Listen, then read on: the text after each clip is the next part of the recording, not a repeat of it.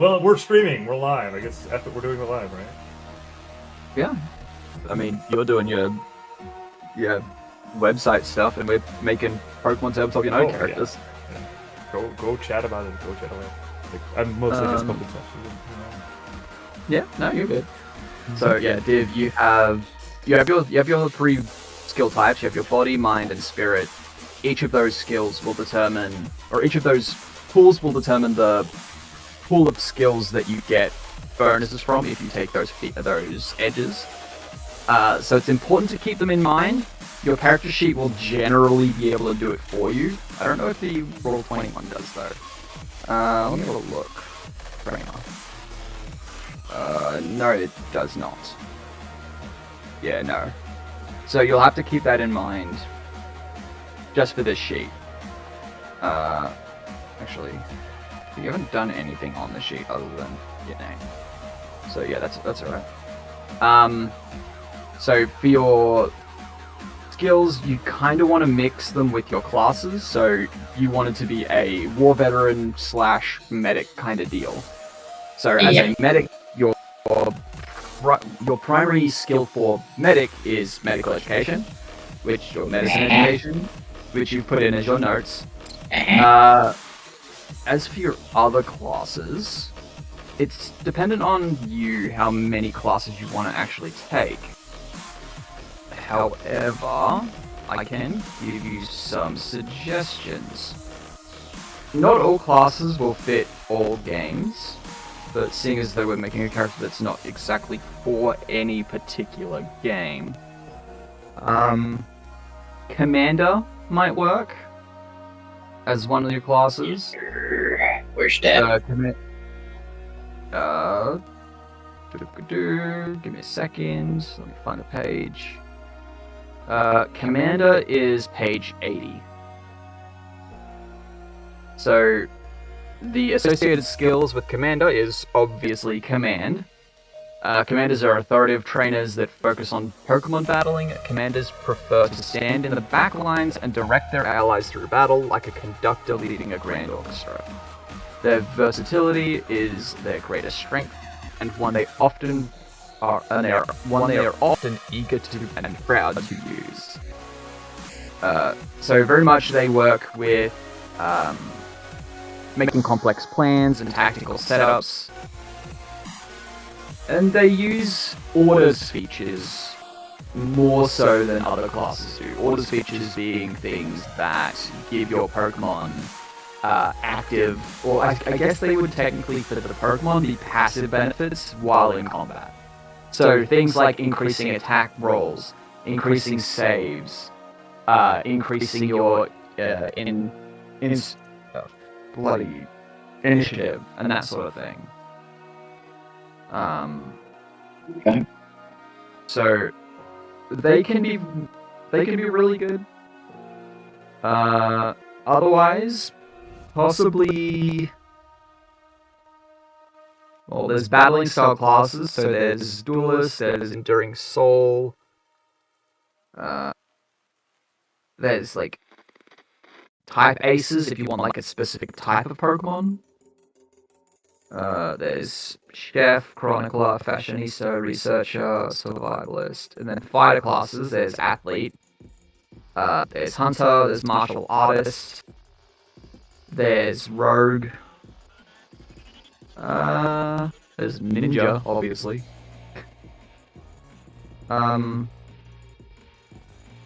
Specifically like a war veteran, there, as far as I can really say, I don't know if there's a class that would really fit that. Maybe. Let me have a look at Hobbyist. Because Hobbyist gives you. I believe it gives you like bonuses with weapons. Or at least one of the features do. I'm not entirely sure though. I see.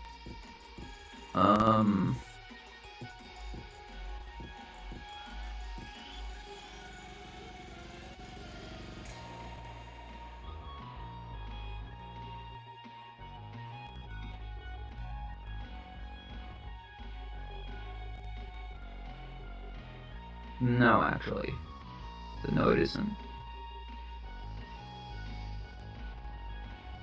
I believe is it Backpacker? That's cheerleader update. I know that there was one that gives you some bonuses to like weapon attack rolls and stuff. Of course, this is like assuming that you're going around beating Pokemon up. Sometimes you gotta do what you gotta do, okay? Don't disagree. Okay, you know, that matchup deserved it. It's a tough fight, but you deserved it. I mean, that bitch just chopping.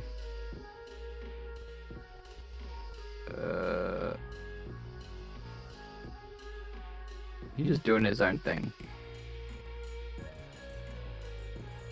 Let's see. Now, was it Backpacker? I don't. It might be, but it might not.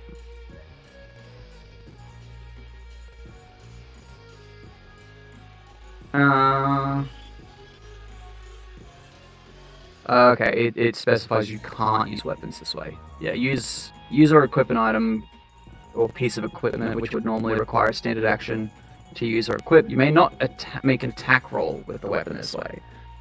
Using other items that require attack rolls, such as cap cannons or pokeballs, is acceptable. Okay, that's what it was with the weapon thing. So yeah, I don't think there is any. It might be Game of Thrones.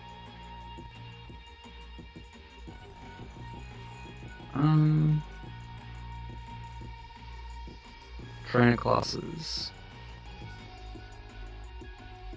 There's Berserker and Skirmisher. I might have a look at those. Yeah, trainer combat.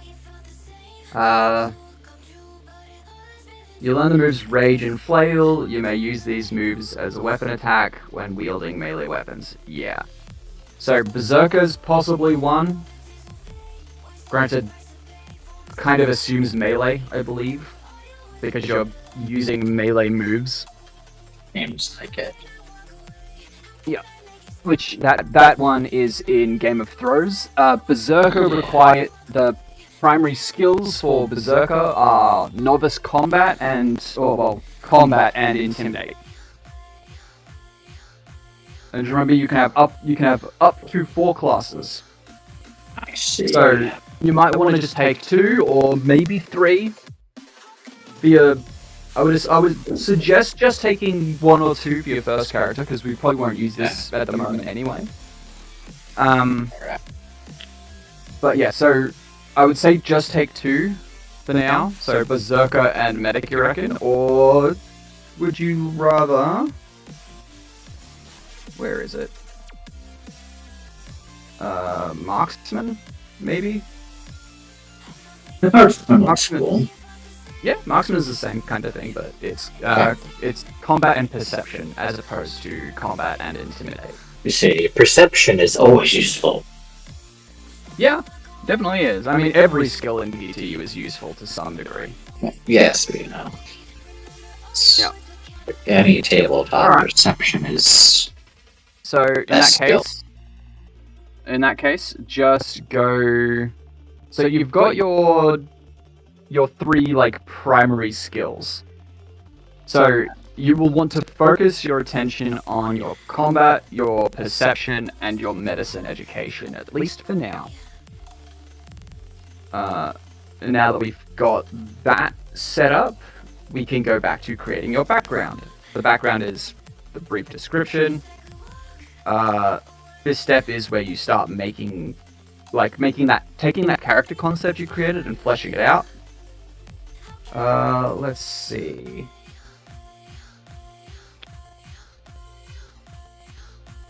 Yeah, there is like some rules to how you can and can't create your character in character creation. For example, any skill modified by your background that reduces a skill. So if a skill is reduced in your background, that skill cannot be improved until you advance 1 level at minimum. So while you're in character creation, you can't improve that skill.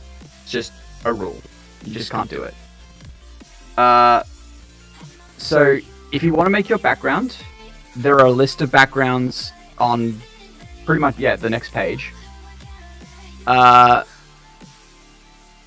The idea is you choose one skill of your choice to raise to Adept.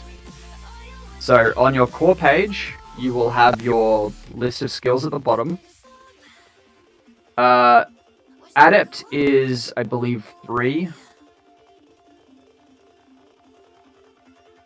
Let me look.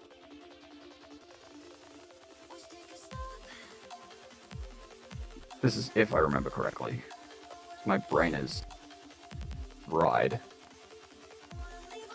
I know that, No. Dylan. Yeah, I know you do. Well, we go with like a combat medic background, be like probably something like I don't know. No. Okay, so so you'll increase one of your skills to 4, which is Adept.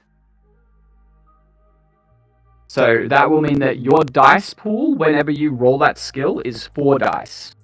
So it's 4d6s. So choose, my suggestion would be choose combat, perception, or medicine education, and change the number of dice in that to 4. So where it says rank, change that number to 4. Nice.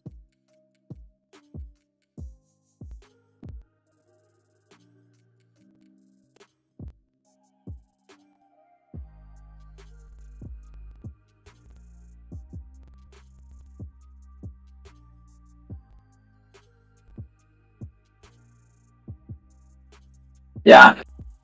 Okay. Now, you've changed that to Adept rank, which means that you will roll 4d6, plus any modifiers and bonuses and whatever. And then choose one other skill to raise to Novice. This is, you will put a 3 in the rank instead of 2. Because every other skill starts out at 2. 3 perception. It's perception. It's 3 a perception? fantastic skill. Alright. Good to know. Now, choose 3 skills to lower by 1 rank down to Pathetic. So you will choose 3 skills and change them to a 1.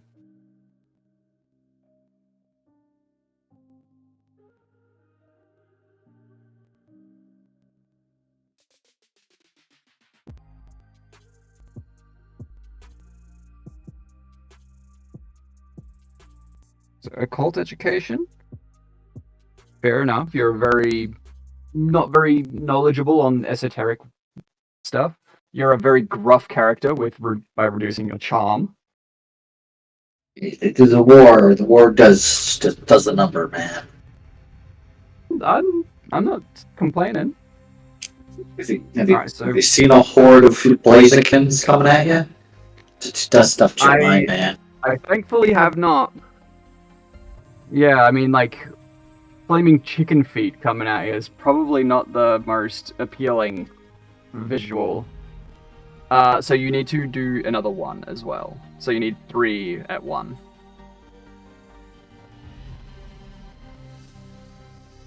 What's Guile?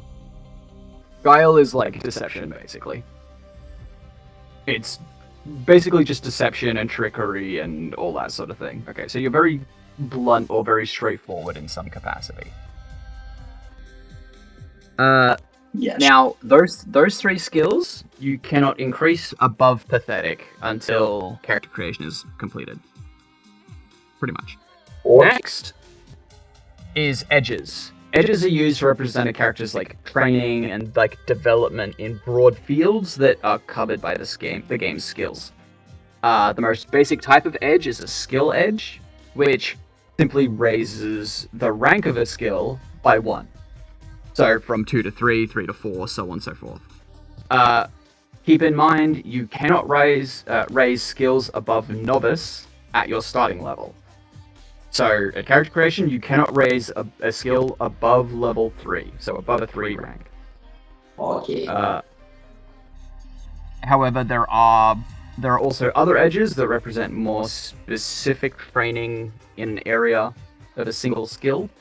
So things like training to be a better swimmer within the athletic skill, or learning to better prepare your Pokemon for contests with the charm skill. There are a number of features that do that.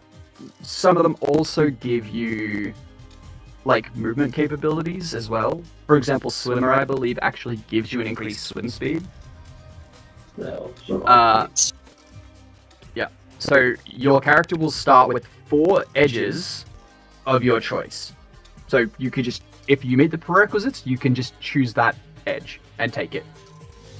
So you'll get 4 of these. First things first, combat. Yep. Edges are on page 52. There are skill edges, crafting edges, Pokemon training edges, combat edges, and other edges, which are things that are just not categorized. What page did you say? 52.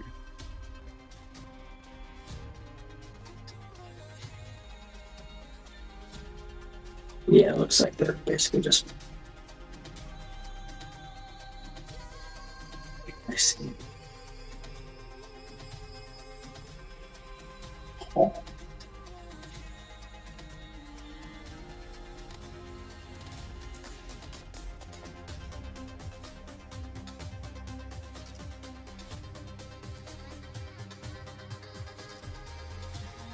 Let's see.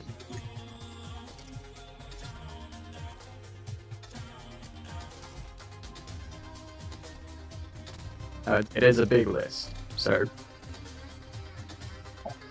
yeah.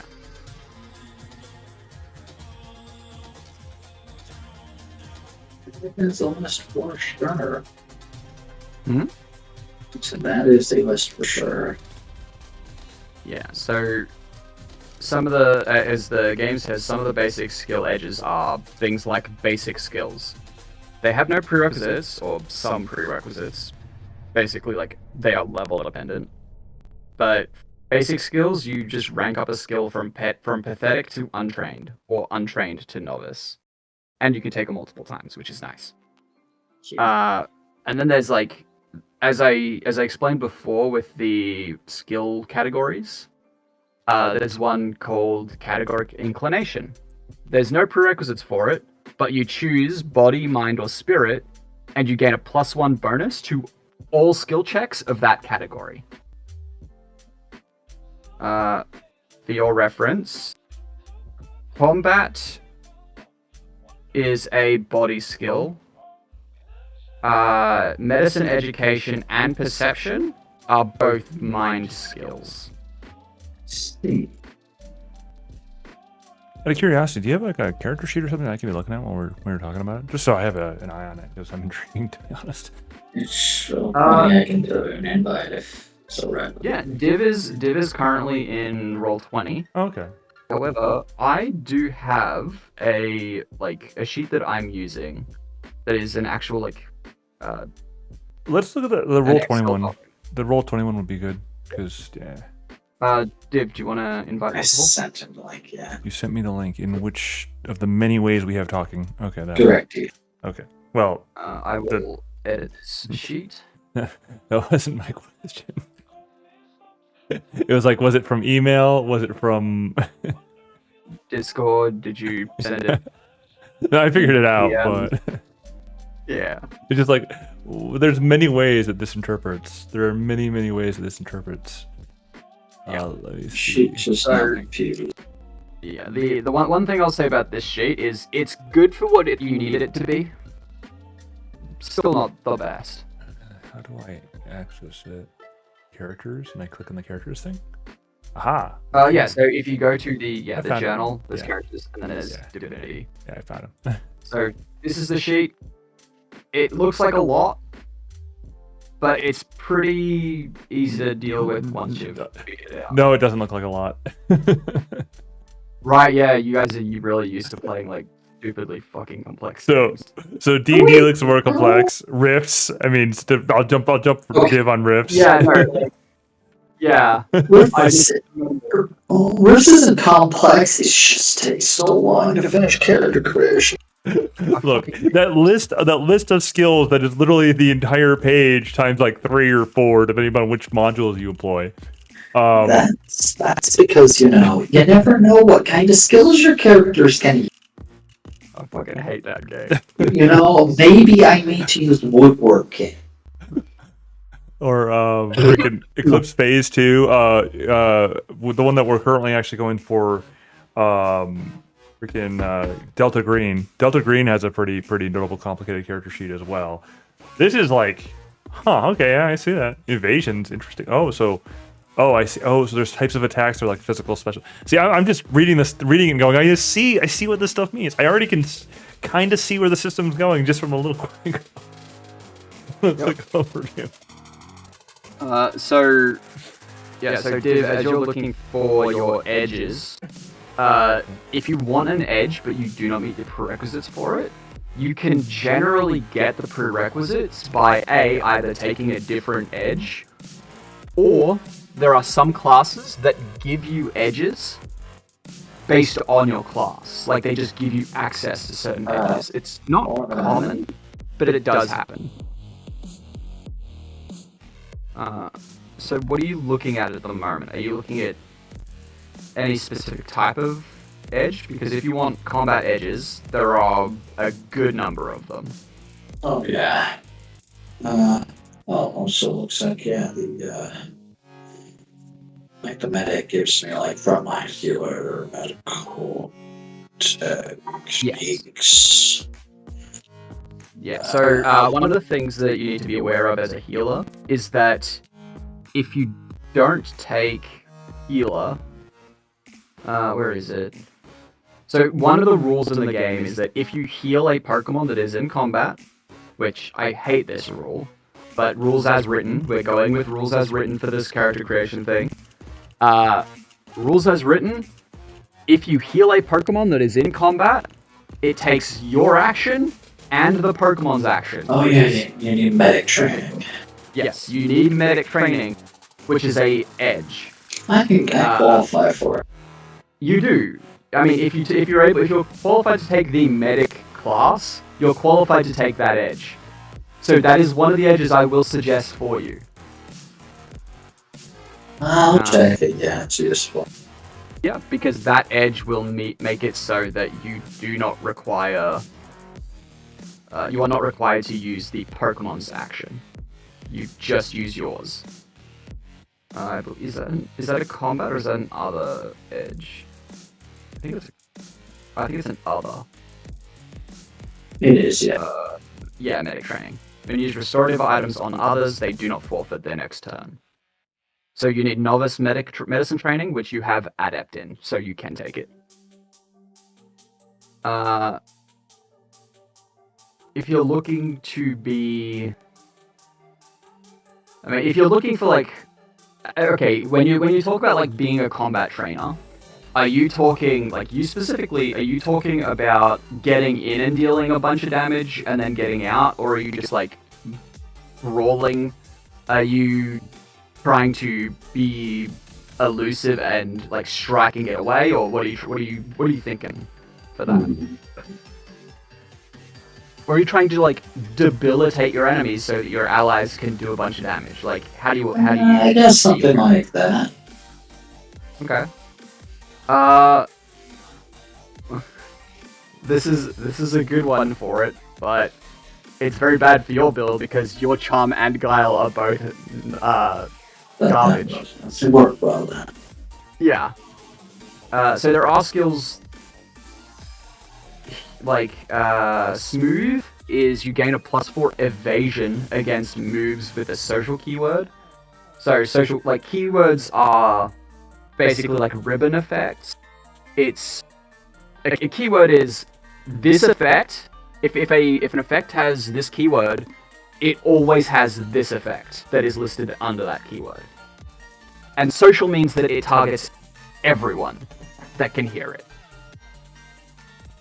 And you get, bonuses to save on checks against, rage and infatuation. Stamina might be useful for you. Whenever you take a breather or take massive damage or a critical hit, you gain temporary hit points equal to your athletics or combat rank after the triggering action is resolved. Let's have a look. I mean, if you want to actually be beating up enemies, weapon of choice works. Just punches a Pokemon. I mean, yeah, you can. Like, you just straight up can. That is the move struggle. He proceeds to just punch, what's his name? Groudon. Just boop his snoot. With I'm trying, okay? yeah, with your current build, there aren't too many combat features you can take. Most of them require, I mean, weirdly enough, most of them require guile or charm, or focus, or stealth, or athletics, or combat. Grab athletics, sort of, probably. I mean, yeah, like, again, if you don't meet the prerequisites, you can take an edge that gives you that prerequisite. Some of them, however, for example, Expert Trickster requires Adept Stealth, which would mean you would need to use 2 of your edges to get it from Novice to, or Untrained to Novice, and then Novice to Adept. So it can be good, but it's one of those things of like, do you want to spend that for it? You have options though.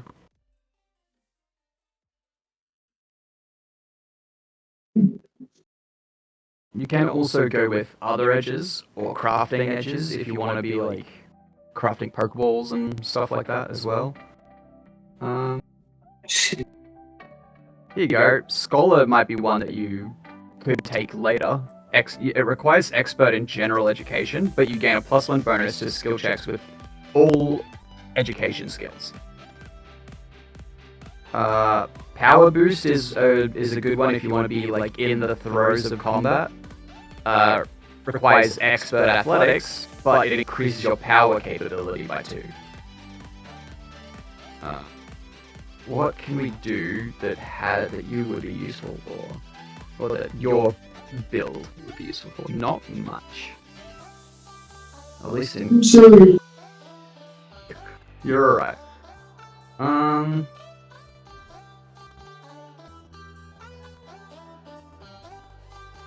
Let's see.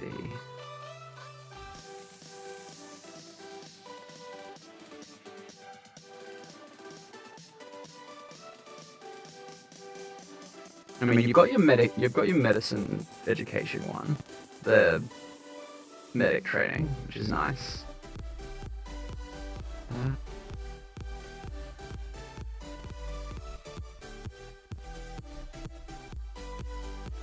I mean, there's Repel Crafter if you want to be able to craft repels, so you can like shoo away Pokemon. But yeah, generally speaking, for your specific build, especially at the moment, you won't really get much use out of edges outside of the basic skill edges. Command, maybe something to command Pokemon. Yeah, I mean, if you want to have a build that focuses on that, yeah, you can.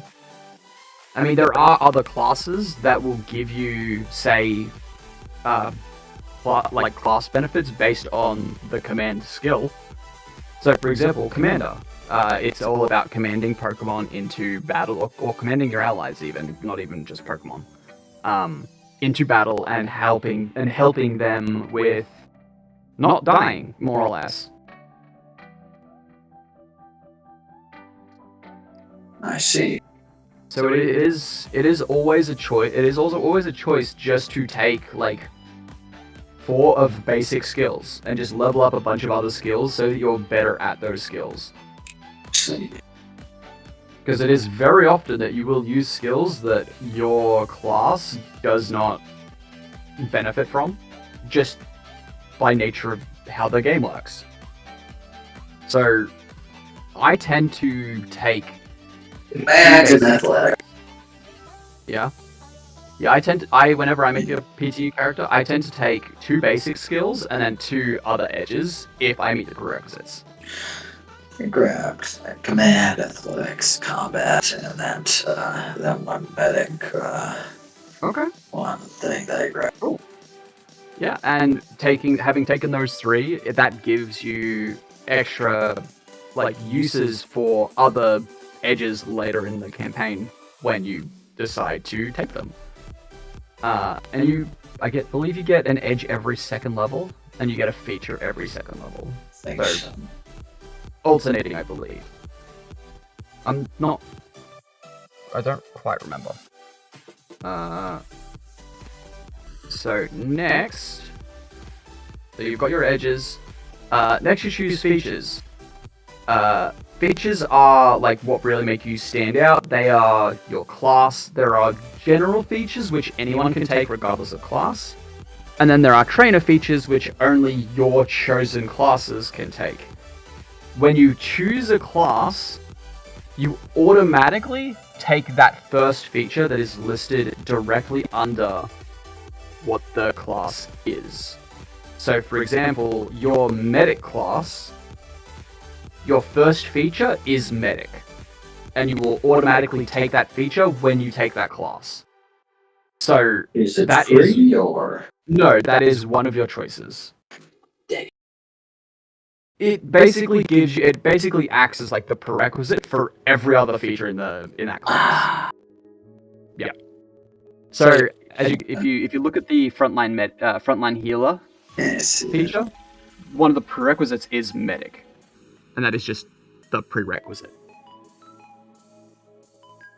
So if you took, say, your class feature is medic, you are always considered to have access to a first aid manual and a combat medic's primer, and are always considered to be binding their rank 1 effects without actually using any AP. So when you heal a target without like actually giving them a potion or anything, you use AP, which is just action points. Action points are consumables that come back every rest, and when you do a particular action that is either time consuming or has some like powerful effect, you can spend AP to reduce the time required to an action, more or less. Not all features or benefits can do it, but there are some that require, and there are some that just cannot be done without spending AP. So binding AP means that you cannot use it again until I believe it's until you stop the effect. I'll need to, because I haven't read this book in almost a year. So I would need It's just done. Yep, so you took medic. That gives you access to frontline healer. Because you have adept medicine education, it also gives you access to medical techniques. It gives you access to I'm a doctor, which has 2 ranks.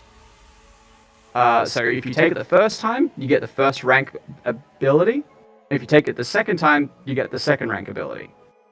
And then for the effect of that one, each rank you gain 1 field clinic or medic training and 1 of nurse or first aid expertise, which is where is it? Yeah, it's an edge. Field clinic is an edge.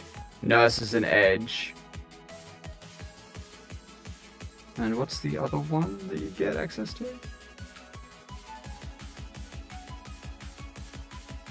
Yeah, so each rank you get one of first field clinic or medic training.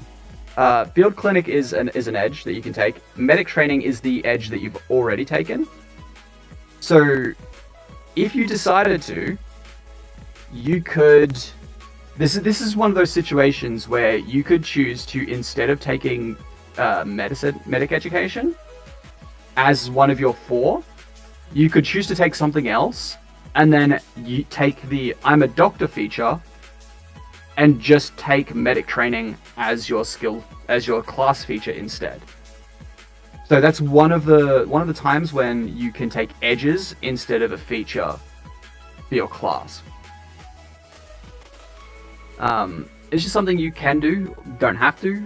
And then there are things like proper care, which have a bunch of prerequisites, but do a much bigger effects. If you can see them there. And then, by the way, at the bottom, that's a lot of effects. Yeah. On the next page, you have the new edges, which is the field clinic. You basically spend some like medical scrap and set up a field clinic, which is just like a little medical shelter while you're camping. Kind of. Yeah.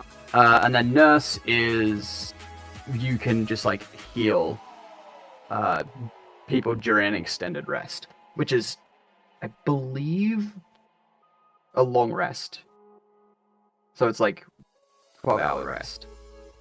I'd have to look that up because I don't remember. I believe that's right though, yeah. And then just remember you've got 4 of these features, so you've then got your marksman class if you want to dip into that. Or, alternatively, you have access to general features, which are on page 57.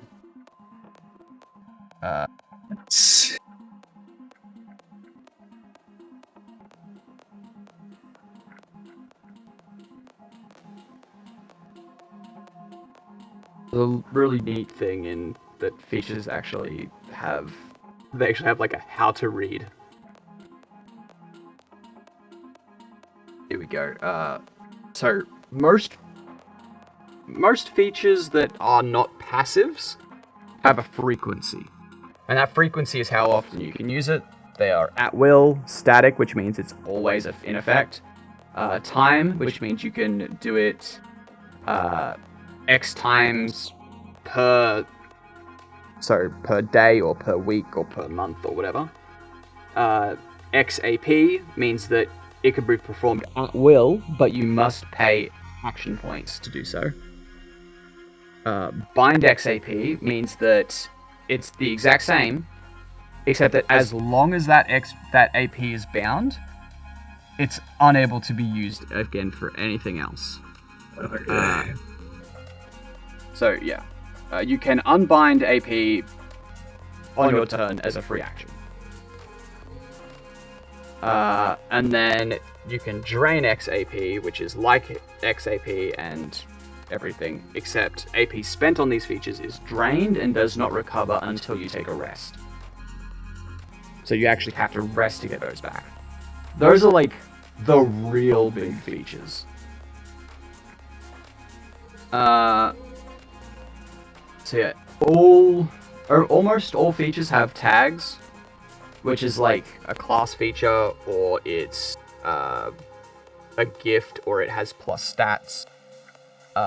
Those just determine like little bonuses you can get from it. Yeah. So yeah. Some features, like crafting features, require like costs or ingredients instead of frequency, which is kind of a neat little thing.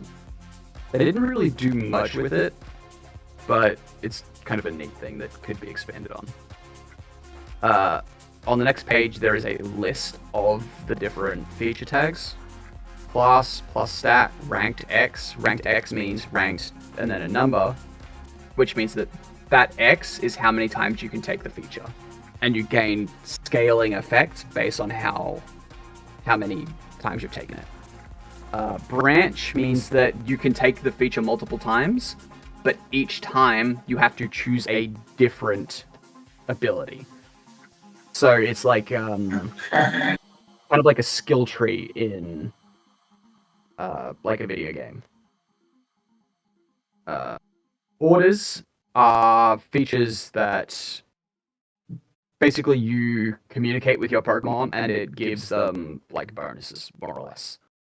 or it gives them like another action point, or Where the it heck gives them is the the ability sniper to. ability? Huh?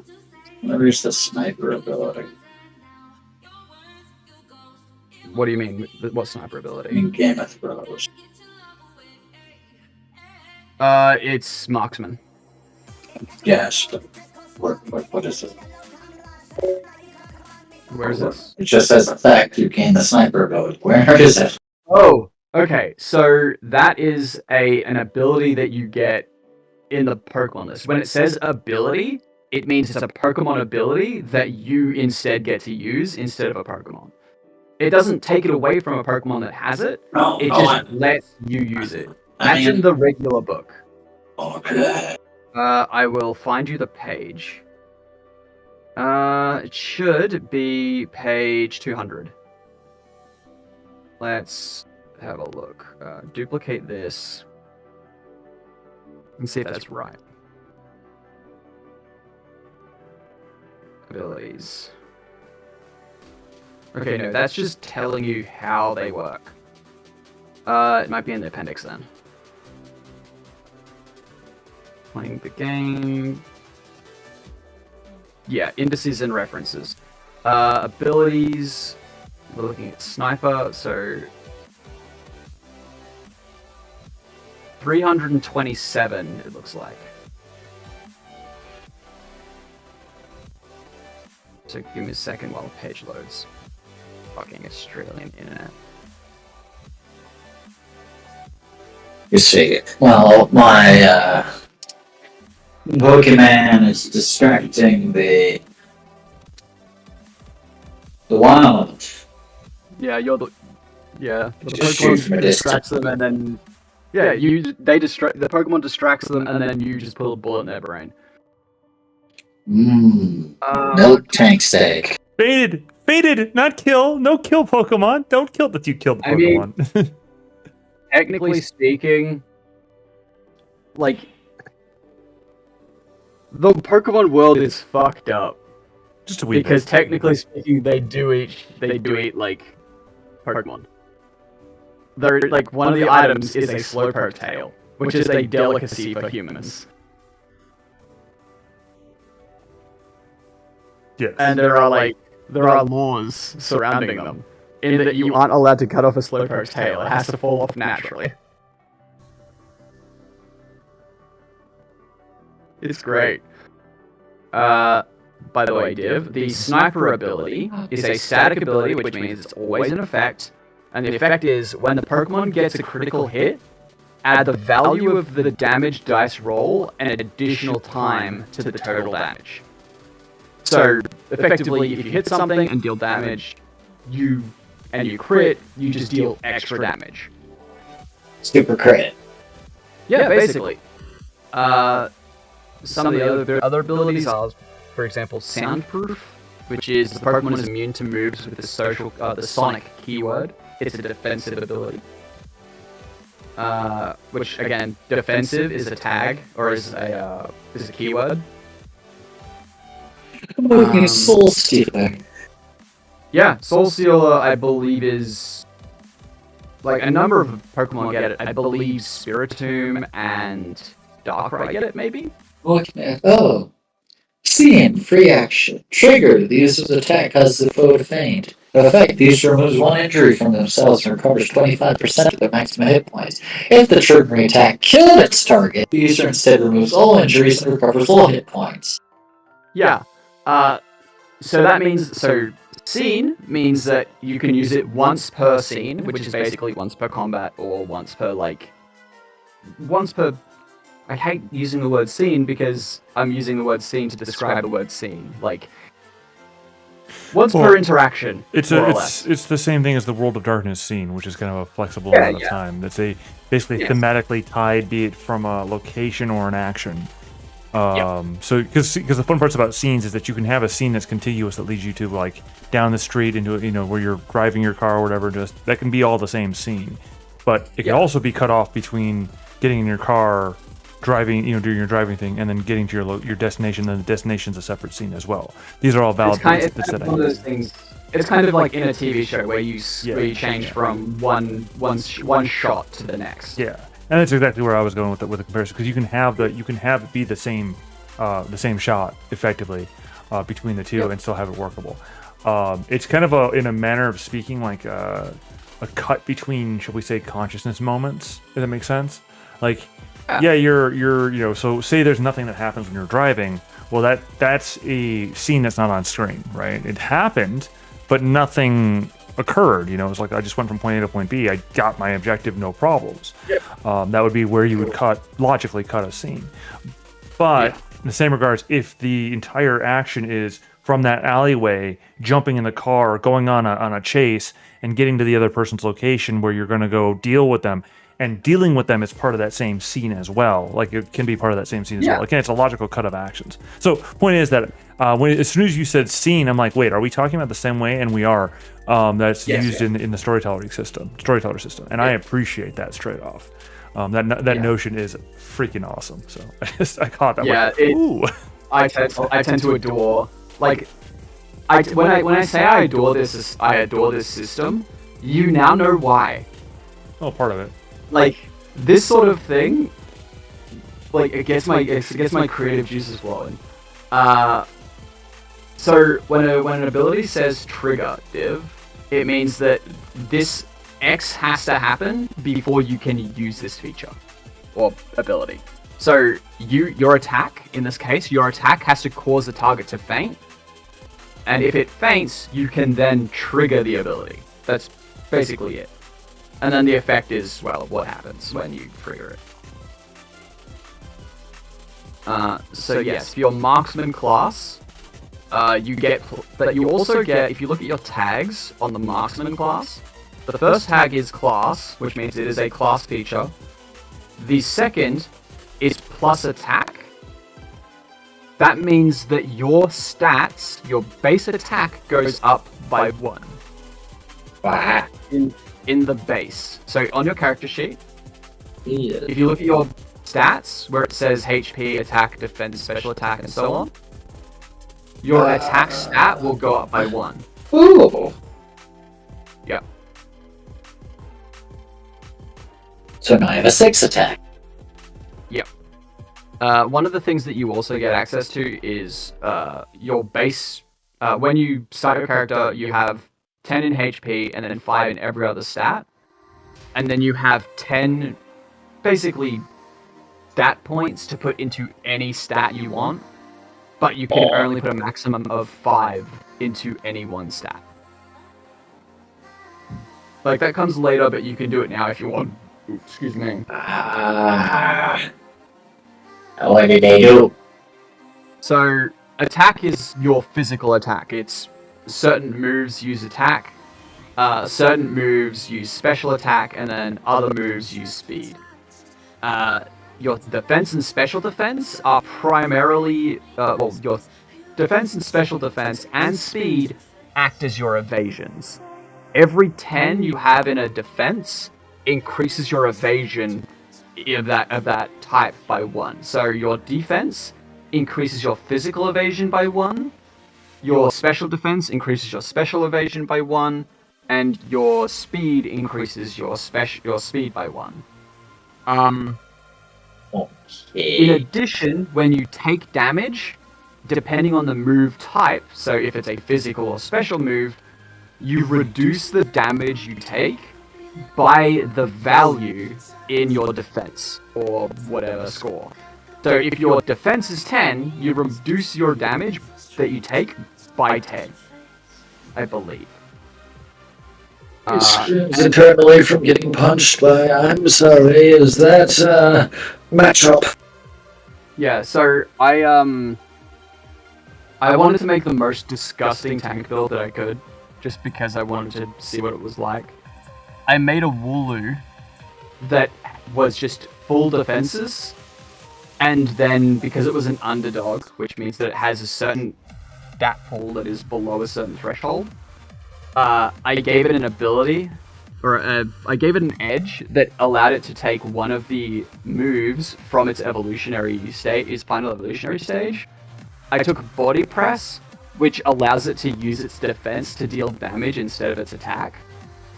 So I was dealing like 180 damage at level 20, just because it was that tanky. That character. Yeah, it was so busted because I took like a whole bunch of things that just fed into that, like, it's like that Pokemon specifically. See, one moment really quick. You're right. Like this game, rules as written, this game has a lot of problems with balance. Glass cannons are obnoxiously strong. But there is like a current project going on that kind of fixes all that, which is really nice to see. Because even after it got shut down, other people are just like, I'm gonna pick this project back up, kind of, and adapt to it. And just fix the things that were wrong and make it better, hopefully. Hopefully. And like, I can quite honestly say I am very excited to see what comes of it. But fuck that math. I'm pretty sure that the people that made this, like the new format for it, are geniuses in how math works, because good God. Look, let's say it this way. So if you have an entire room filled with enough chimps typing away, eventually they'll come up with the works of Shakespeare. Oh yeah, I know. So I'm just saying that it could just be that they put the grind on long enough that they determined how to make basically it into rocket science. And rocket science, by the way, I will say, is not all that complicated. Yeah. So I think that they said... I'm back. Oh man. Welcome back. I think they said it took them like 6 months to figure out the math on how they wanted it to work. Most of that's probably them arguing amongst themselves about, no, it's supposed to be this one. It's too likely to do. Yeah. So what they did was they kind of adapted the formula from the games themselves. Mm-hmm. And made it a little bit more complex in order to facilitate how the game works as it is. So they did like a bunch of friggin' like square root math or some shit. I don't fucking know math. I'm an English major. I don't know what you expect from me. You should be a Renaissance man. Yeah. I'm talking about. Yeah, I am very much a get me a Word document, not a spreadsheet, and I'll be happy. I say yes to both. I'm never happy. Well, that's That's a skill issue. yeah. It's a temperament issue. Well, yeah, but the temperament issue is a skill issue. Yeah. I mean, it's Okay, so... anyway. And one of the other things you need to be aware of, Div, is your marksman class. Yeah. The last tag that it has is weapon.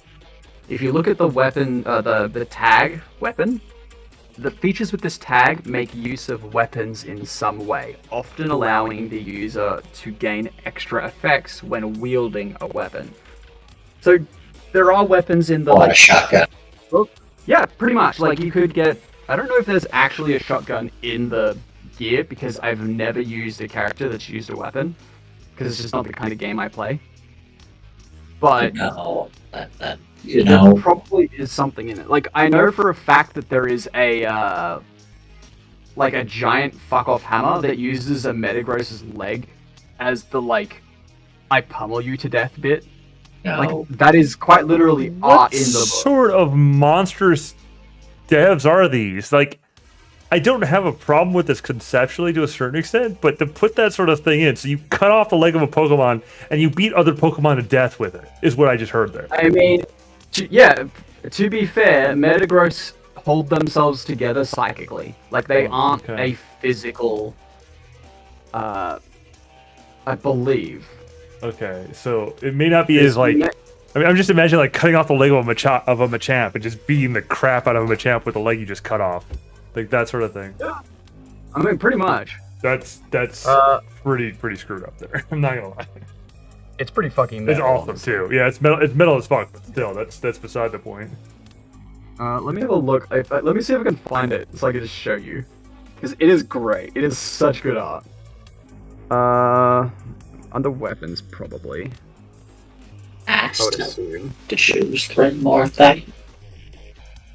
Actually, 2 because I got sniper. Here you go. I found it. Okay. I'm just gonna send it in Discord. Yeah. What's even more terrifying is who's holding it.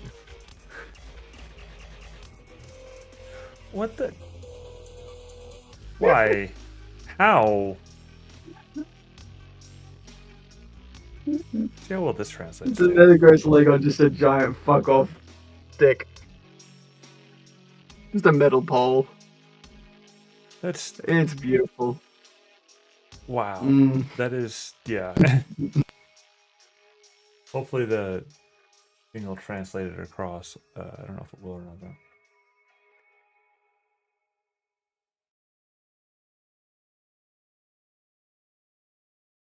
Well, it's on our Discord, so there you go. Yeah. That's insane. That's okay. I think I've seen that too before somewhere. I don't know why. I feel like I've You seen probably it somewhere. have. Yeah. You probably have. It's community artwork. Yeah. I mean, but I'm not really watching the Pokemon scene at this stage, and I haven't for many years. So. I mean, I very much stopped paying attention to it in Sun and Moon, Yeah. and then I kind of just like went through a phase where I was playing Minecraft with Pokemon in it. So I was like, I need to look up this book again. So do you want to know? You want to know the last Pokemon game I played was? Sapphire and Ruby. Nope. Yeah. No. What one? Yellow. Fuck, man. He's a boomer. Yeah, he's a boomer. Like, it's like, huh? I mean, technically speaking, you could argue for like Pokemon Snap, but I think that Yellow came out after Snap, so I think Yellow came out after. No, Snap was after Yellow. Are you sure? Yellow was like the second game they brought out. No, Red and Blue was the first and second game, and then they came up with other games from there. Yellow was like a later on follow-up.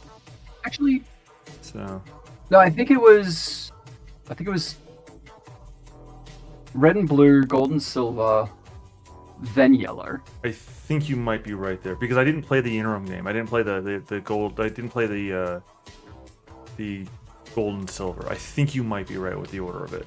But Snap was for the 64, and it was somewhere in between that time as well. So, yeah, like, probably. It's the reason why I would say I think, and again, this is from the big area of memories, having lived through it. I think it was Snap came out and then Yellow came out after, but I don't remember where Gold and Silver came in. I know they were somewhere in the same general time frame, like the same few years, right? But I don't remember for sure, and I don't feel like looking it up either. So it was Red and Green, then Blue, then Stadium in Japan. Red and okay, Japan. We don't care about Japan. I don't care about Japan. Yeah. Then Yellow. So it was Red, Green. Green doesn't. Yellow. Green doesn't exist in the U.S., so I don't care about it. No. Fair enough. Straight off. Yep. America. Then yeah. Then Pokemon Red and Blue, apparently. So.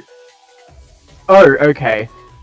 Yeah, that was the original release in Japan. Yeah. The first one. So let's see. I'll do North America. First game was Yellow that came out. No, straight up. No, first game was Yellow. No, yes, it was. No, it was not. Yes. No, I don't. October 18th, send me the link. 1999. That link is wrong. No. It is on Bulbapedia. It is Yellow, on Bulbapedia. I don't care. It's wrong. No, it's wrong because Yellow was followed up. Because the thing is that Yellow had specifically Pikachu falling off of you, and that was a very specific thing that was sold specifically as being amazing about it. Red and Blue came out first. I lived through this time period we're talking about. So unless I'm having some stupid Mandela effect, Yep. It was September. It was like 6 months before. Okay, so Pokemon Red and Blue. Okay. then apparently Super Smash Bros. No. Then Pokemon Pinball, then Pokemon Snap, then Pokemon Yellow, Yeah, okay. then so- Pokemon Stadium, and then the Pokemon Trading Card Game. Yeah, yes, okay. That makes sense. Because it's one of those parts where it's really kind of foggy for me for that point, for like the details of where it came out. But yeah, so like I said Yeah. before, it's around the same general time. Because there was a whole bunch that came out in really rapid succession. But Yeah, I mean, I was like 5 when these came out. Not even kidding. When Red and Blue came out, I was 3. yeah. Thanks for making me feel old. Actually, no. Do it. Damn it. If I was born in December of 1995, and Pokemon Red and Blue came out in September of 1998, how old would I have been? I would have been I would have just turned 3, wouldn't I? Just before. Because if you were born in December and it came out in September, you'd be 2-something, right? Because it's 3 years later, right? It's 3 years Yeah. later, but it hasn't met the 3-year marker yet. So Yeah, it's- no, so I would be about 2 years and 7 or 8 months. Yeah. So it's almost 3, but it's not quite 3. So, yeah. Thanks for making me feel old. Very old. You deserve it. I do. Yeah. I've always been very fond of Pokemon. Well, and I respect Pokemon from the get go. Truth is, it's a very interesting overall world and so on. Oh just- yeah, no, 100%. It just and well, I mean, I have to say that. I mean, I in a manner of speaking, grew up having the theme song stuck on my lips, sort of thing. It was like the every morning before school, for a period of time. Yeah. It was Pokemon. Yeah, it's Pokemon, Dragon Ball Z, and Digimon. DBZ Those didn't are, like- catch me, oddly enough. I mean, so it didn't catch, like, none of them caught me. I was introduced to them by my brother, who basically came in through child services. Oh, gotcha. So he brought them to me, he brought them into our house. Because I was straight up, I was basic as basic kids get. Until he came around. I mean, go play video games. No, not go play video games. Go play outside. Darn it! See, I'm stuck in the thought process. Video games. No. Yeah. Go play outside. If a child should not be sitting on the video game terminal all day, whatever video game terminal, I don't care, or whatever it is. Be it PC, be it your. I was about to date myself again and say a Sega.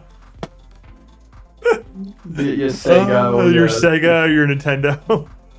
Yeah. Your Oh, regular, God, your Sega Genesis or your Nintendo Entertainment System. Oh, what was Your your Atari?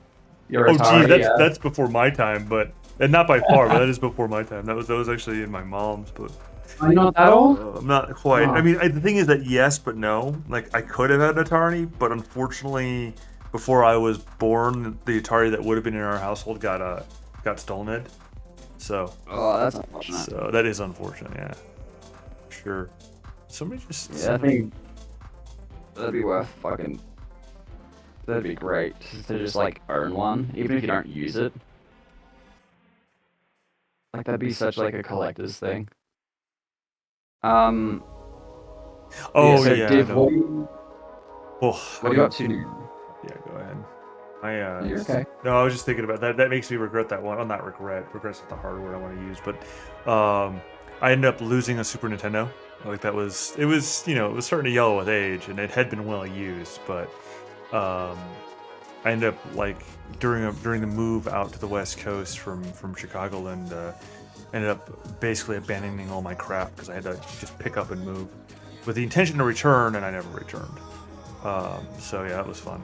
Lost all my freaking truly vintage stuff, including a sizable amount of Magic cards and Pokemon cards too, for that matter, that were by now, heck, even by then they had some value.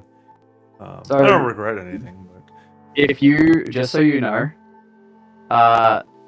some of those really old school Pokemon cards are upwards of $100,000 now. I know. I regret nothing. I would regret a lot. I regret nothing. I did what I did because I had to do it in the time I had to do it. I regret Yeah, nothing. fair enough then. Would it have been wise to be more sage about these things? For sure. Would it have also been wise to be more sage about the entire Bitcoin thing and not doing the valuation call, devaluating it because of the amount of power, the energy cost per unit? Yes. However, I do not regret not doing so because I did not do so for the reasons that I did not do so. Was it unwise to not do so? Yes. Was it obvious as obvious was of what was going to happen with Bitcoin? Yes. But I do not regret not doing so because I did not do so for the reasons I did not do so at the time.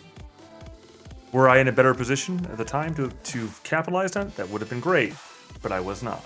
So therefore, no regrets. I do what I gotta do because I do what I gotta do. All right, fair enough. Onward. Yeah, forward. Ranger short circuits. Charge. Attack. Punches his monitor. No, damn it. I can't replace that right now. So Div, you've put in your medic training edge. You probably want to put in And my free ability. Yeah, your free ability. Which means that you need to take. So you get the ability for it, which also means you need to take the marksman feature. So the marksman class, you want to add that as a feature. Okay. Because you need to know where you got the abilities from, otherwise you can't use them.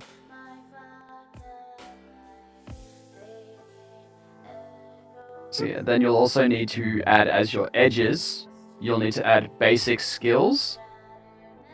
And then for like each of the ones that you took.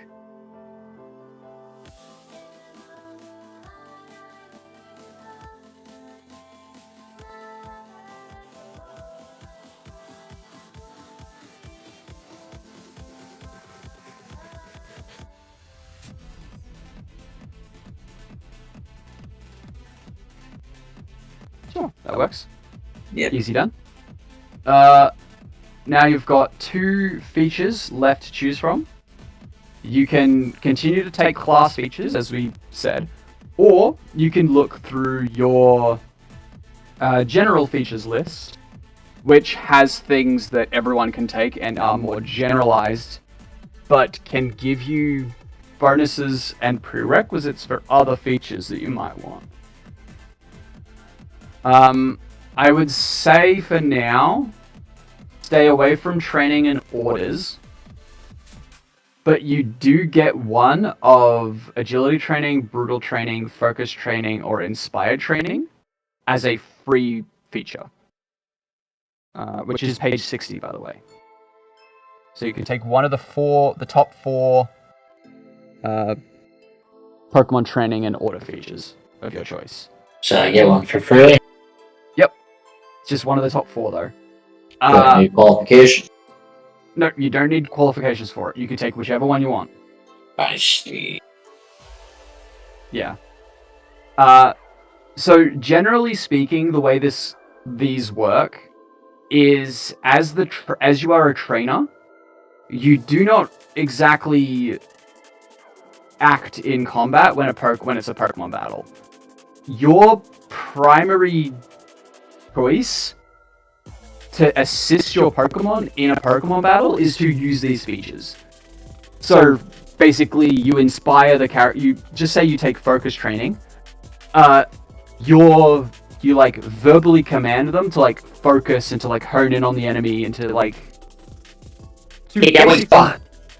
Yeah, and the idea is that until the end of your next turn, until the start of your next turn, sorry, that Pokemon gets that feature, which is that the target becomes focused until the end of the effect duration, which is until the the start of your next turn, and then it focuses with a focused Pokemon gains a +1 bonus to all accuracy rolls and a +2 to skill checks. So that is like the bonus that you give to your Pokemon, and that does use your action, I believe. Yeah, using an order is a standard action. Okay. So yeah, that's one of the primary things you do when you are not actively in combat.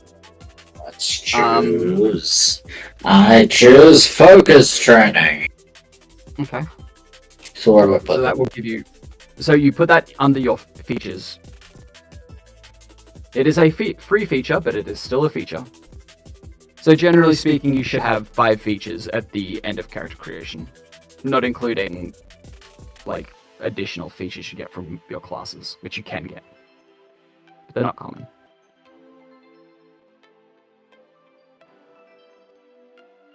Cool. And then on the next page, Yeah, I need the others too. Yeah. yep. And then there are What do you recommend? page 63 are combat features. So with your skills as they are,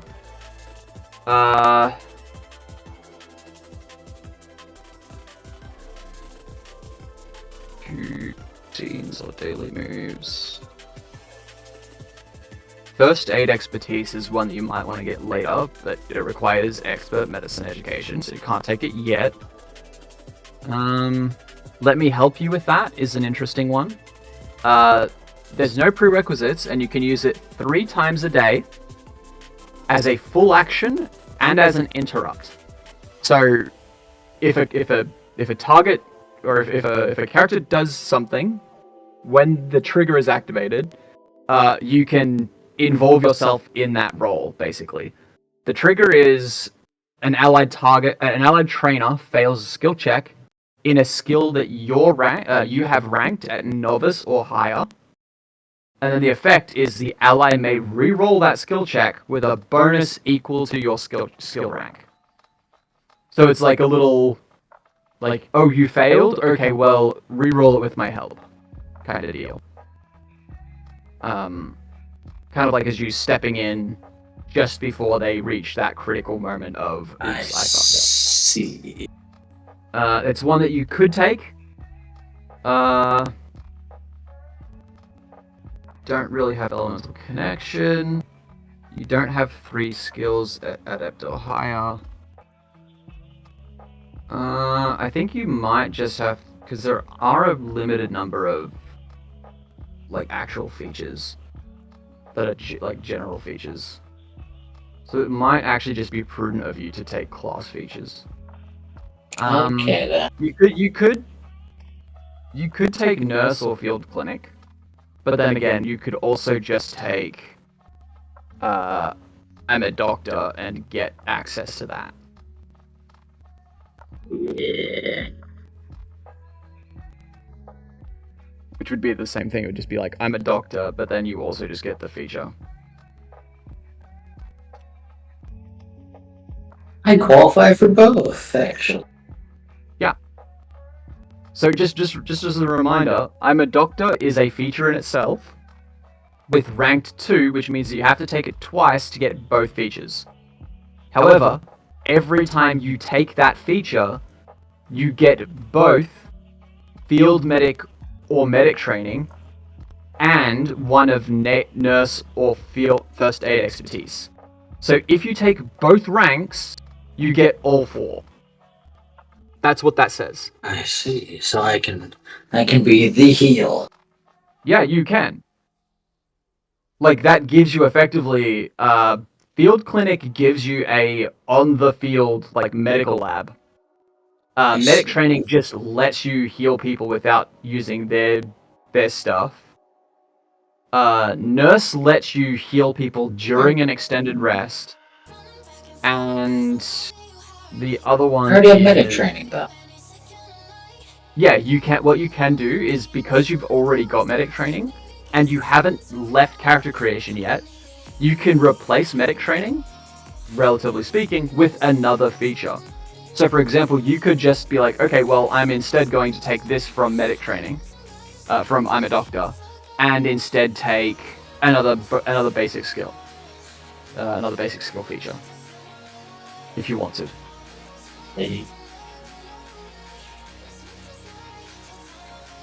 Or another, yeah. So basically, I swap it out for something else. Pretty much, but I mean, even then, you don't have to swap it out because you get it from I'm a Doctor if you take I'm a Doctor. But I mean, like, swap it out from the edges. No, because that's what it does. It gives you, like, I'm a doctor gives you the edge. No, I mean, like, take it out from when it shows it as an edge. And use that edge for something else. Yeah. Oh, sorry. Yeah.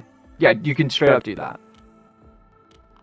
So you basically just have one free edge to choose from, like whatever list you want. Just if you meet the prerequisites for it, you get it. The cool thing about I'm a doctor is that you don't need to meet the prerequisites for the edges or the features that are listed because it is a gift. It has the gift. I'll try it. What? I'm a doctor.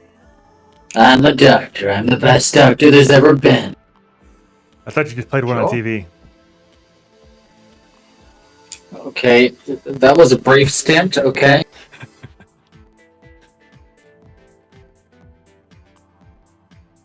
I felt there was more to that. No. Oh. Right. So you are taking I'm a doctor, Yeah.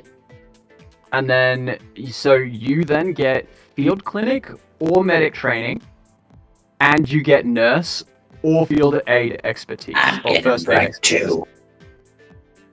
Okay, so you're getting ranked. You're gonna use one feature for medic, one for marksman feature, or one for marksman, and then 2 for I'm a doctor. That's all your features.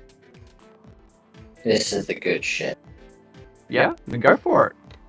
Fantastic. Yeah, so you would just put 2 instances of I'm a doctor, effectively.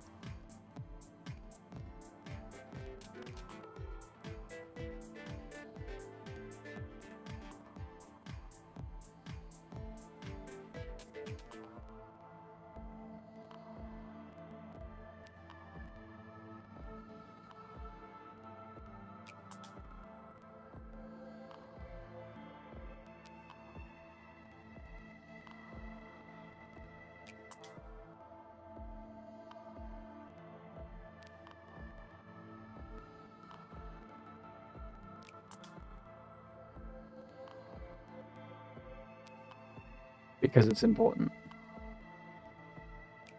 There you go. But I already got medic for free, though. Yes. So now you have medic training, and you also so now you have all 4 of those abilities. Yes. So add all 4 of those abilities to your sheet. Field clinic and nurse are on the next page of the supplement. So the one is a new edge and one is a new feature. Okay. It is the same supplement that the medic is in. It's the same PDF, just on the next page. Alright. So you should see field clinic and I was full of field medic in here. yeah. Field clinic is an edge, so that goes in the edges section, and nurse is a feature, which goes in the features section. So medic is one of the few classes that can actually get more than 5 features starting out.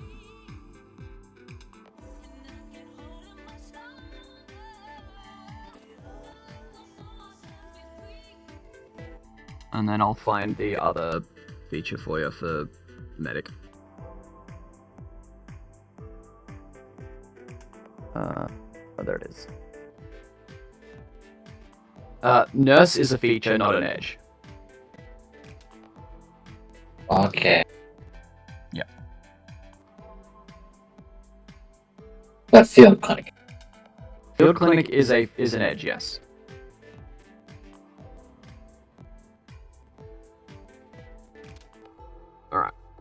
Alright. Page 64. At the very top left is where you'll find first aid expertise, which is another feature.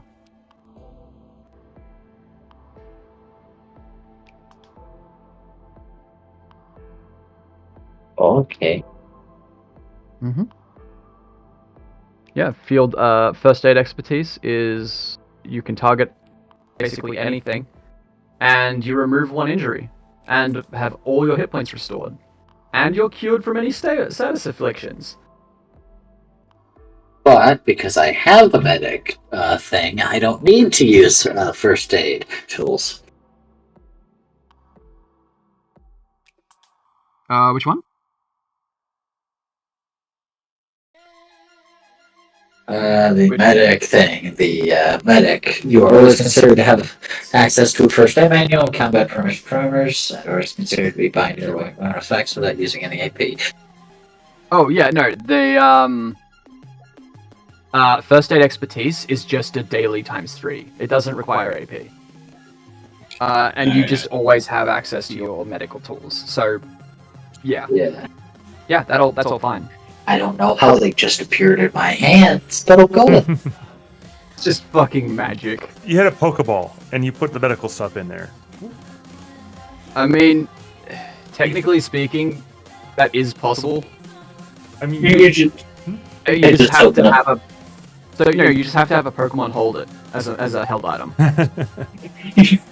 I'm not kidding, because that's how like held items work. What's that one? Great. Like, trying to remember the egg Pokemon. Oh, Chansey, I was thinking the Chansey? same thing, actually. Yeah. I was actually going, I was waiting to say it. I was actually literally waiting to say it.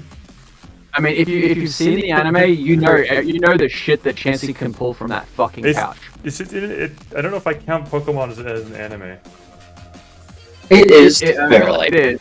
I don't know if I count that. I don't know if I can count that. Already in Japan to It's in count. Japan. I don't know if I can have count to. it though. I don't have to do a damn thing, all right? It's the privilege of getting old. I don't have to do anything.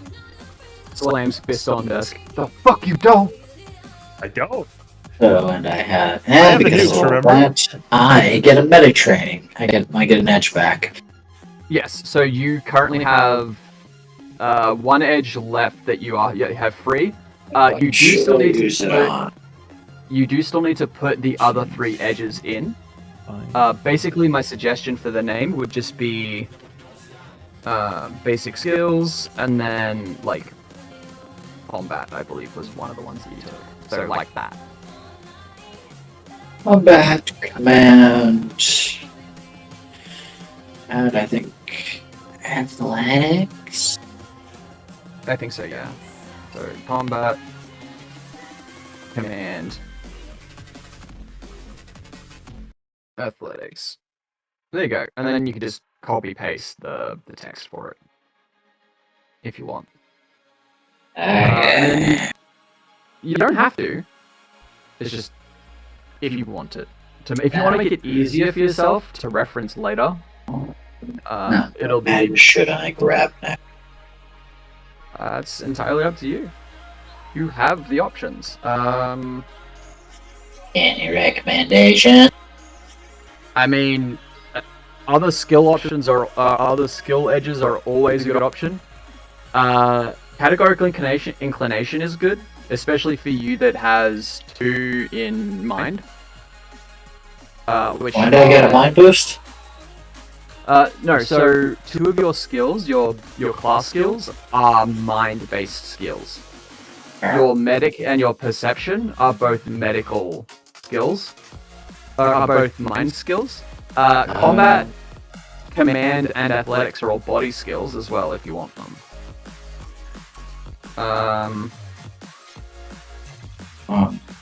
So give me a second. I'll tell you what the skill categories are again. I just gotta scroll up. I'm looking at skill stunt, and I'm like, oh, choose combat. Choose sniping to headshot. Okay, so the body skills for reference are acrobatics, athletics, combat, intimidation, stealth, and survival. The mind skills are generally they're just all the educations, guile, and perception. And the spirit skills are charm, command, focus, and intuition. So if you took categorical inclination for body, you would get a bonus to athletics, command, intimidate, stealth, and survival, as well as acrobatics. So it would be, even if you're not trained in it, you still get the bonus for it, I believe. Careful, leave it. Why Goes did you trained? that knowledge when I get a +1 in perception, medicine, education, and what was the last one? Intuition, I believe. Or was it guile? Ah. Yeah, it's guile. Yeah, D6 +1. Oh. Yeah, I mean, DCs aren't that difficult in PCU.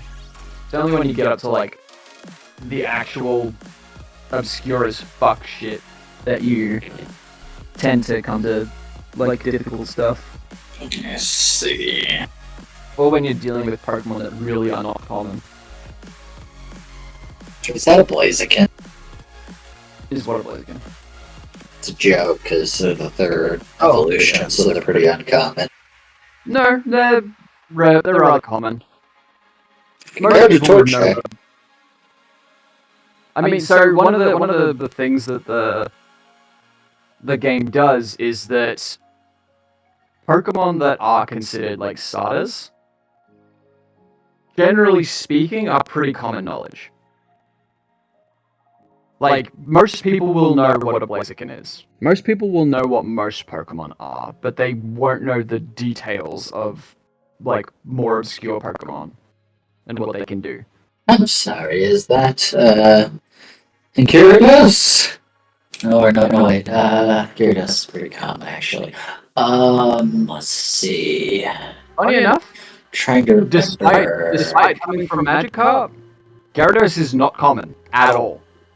But Magikarp is Magikarp is extremely common, though. Like, Kurt. 90% of Magikarps die before they evolve. Which is in turn what makes the Gyarados itself. So it's one of those things where people know about, would definitely know about Gyarados, but in itself, it's like Unless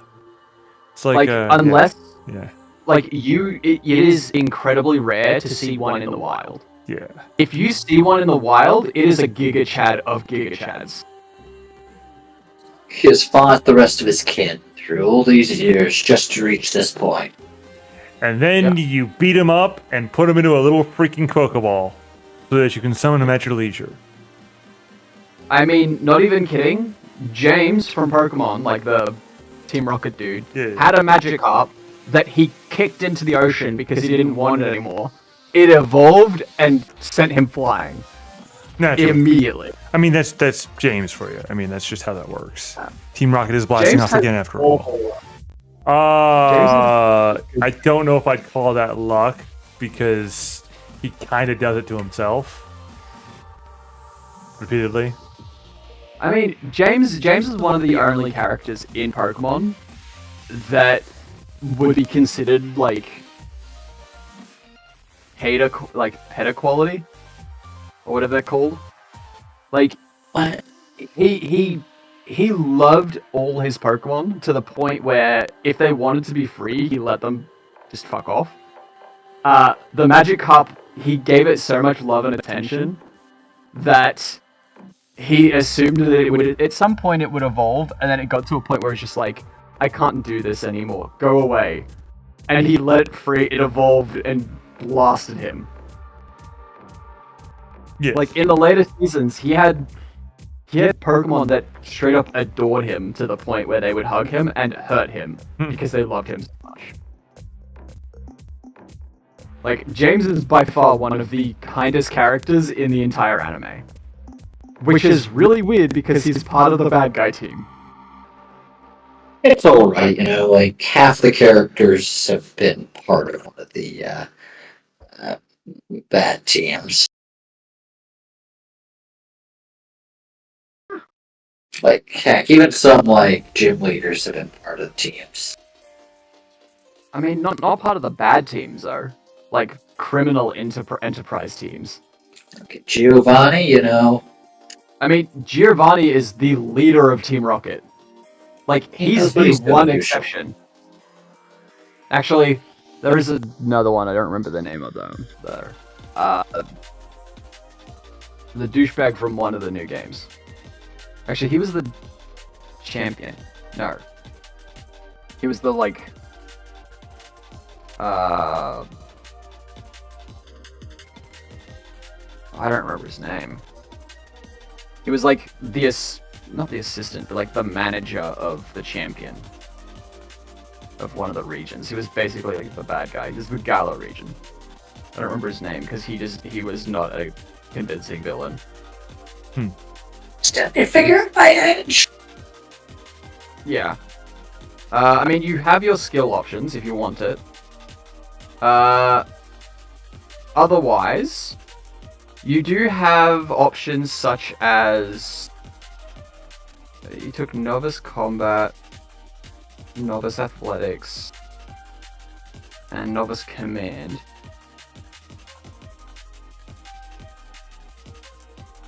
That's Adept Command. Adept Acrobatics, Adept Survival. Most of the skills require Adept.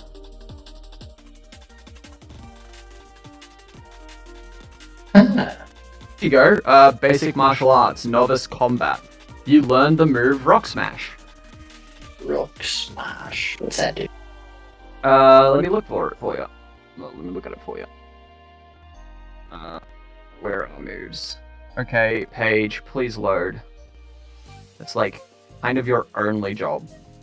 The webpage has one job, to load. The webpage failed to load. Decides not to do it. Let's open you in a new window, or a new tab, I should say. Okay, moves. I need rock type moves. Because I know Rock Smash is a rock move. No, it's a fighting move, isn't it? Yeah. Yeah, it's a fighting move.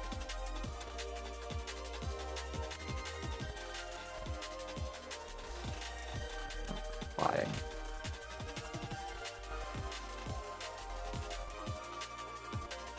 Come on, load, please. Stupid slow ass internet.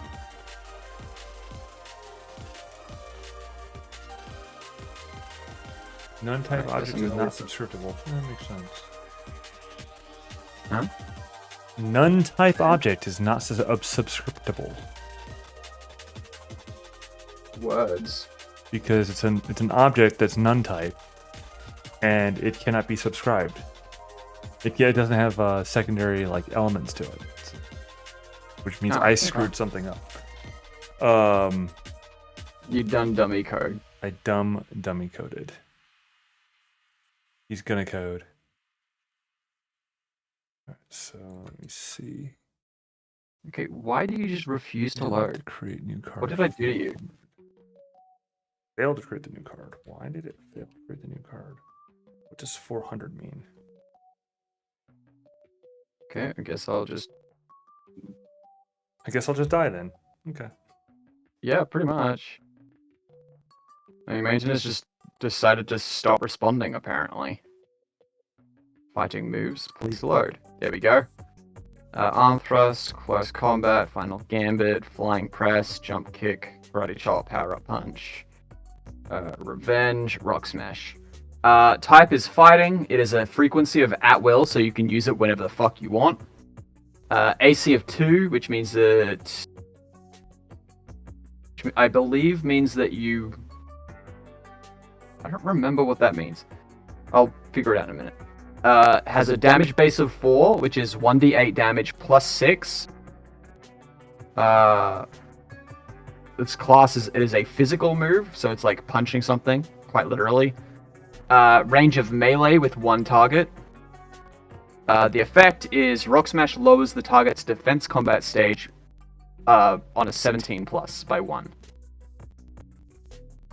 So, just so you know, reducing a target's combat stage reduces its effective defense by 10% per stack. Oh, ouch. Jeez. See. Yep. And a combat stage can be increased or decreased by up to 60%. That's pretty nasty. It has a contest type of tough, and a contest effect of desperation. Those aren't overly needed at the moment, at the very least. I'll be a basic martial artist.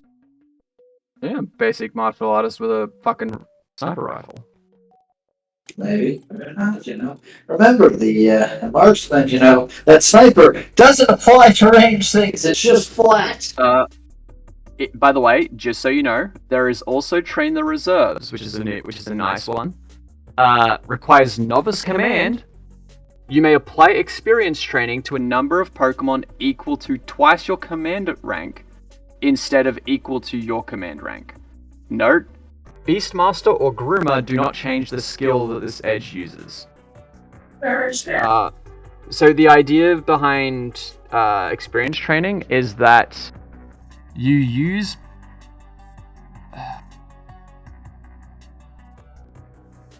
Okay, so there's like a specific skill that you use. I believe it's command. You train a number of Pokemon equal to your command rank, and they gain experience. Like they just gain experience to level up.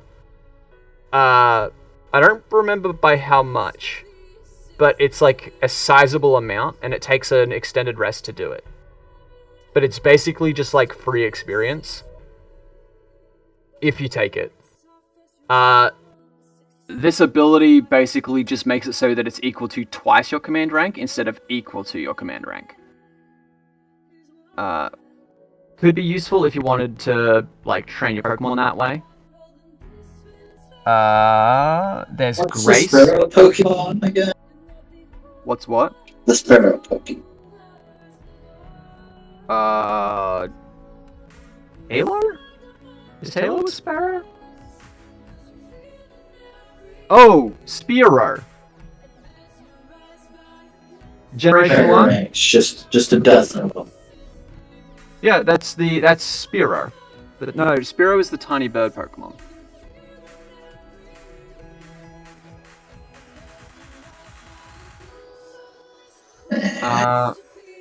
Is it Taylor?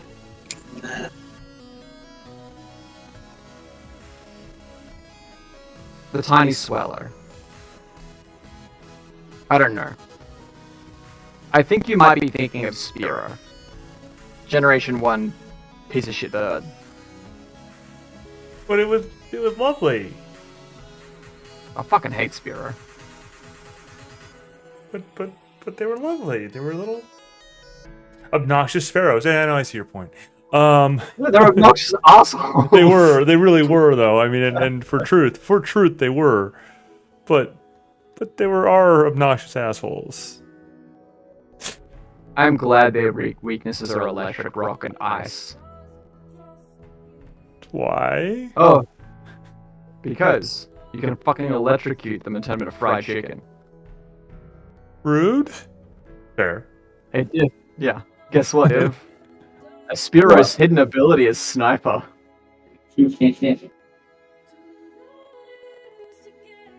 I see, that'd be fun. Yeah. Have you chosen your actual, like, last skill, or last edge, or do you want to see what else you can do? We're just still check again really quick. Yeah, you're alright. Take your time. We're in no rush. Speak for yourself. I'm always in a rush. Until life's no fun. All I gotta do is live and die. And wait, what?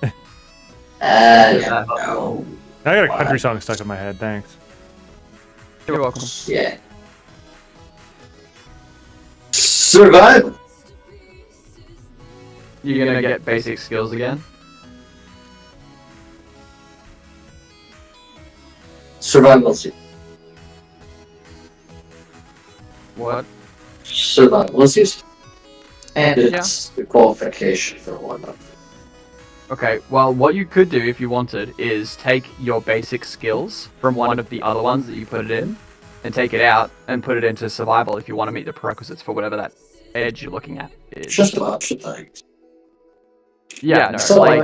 one of these. Yeah, no, there are a lot of edges that are really useful, and like, I mean, looking at the way the game works, just remember you can get up to level 40 in this game as a trainer. So I'll have plenty of time to take the other edges Yeah. that I want from these skills. Yeah. So it's okay. Just upgrade Yeah. them for now. Yep. Then I'll get what I want later. So what are you going to take I took survival. as a basic skill? Yes. Okay, yeah. So you'll have 3 in athletics, combat, survival, and perception. Yes. Oh, and combat. And then you'll have 4 in medicine education. 1 in occult education, guile, and charm, and 2 in everything else. Yes. For now. Okay. I believe that's all we will need that for the moment. What about the 10 points for the stats thing? Yeah. So the next step in character creation is what? Assign combat stats. There are 6 combat stats: HP, attack, defense, special attack, special defense, and speed. The same as in the actual Pokemon games. HP for my determines- human body? Yeah, including with your human body. The 6 combat stats are HP and everything as usual. HP determines your hit points, which represents your ability to take hits and keep going in battle. Attack represents how hard you can hit physically, and it's added to the damage roll of all physical damage a trainer or Pokemon deals.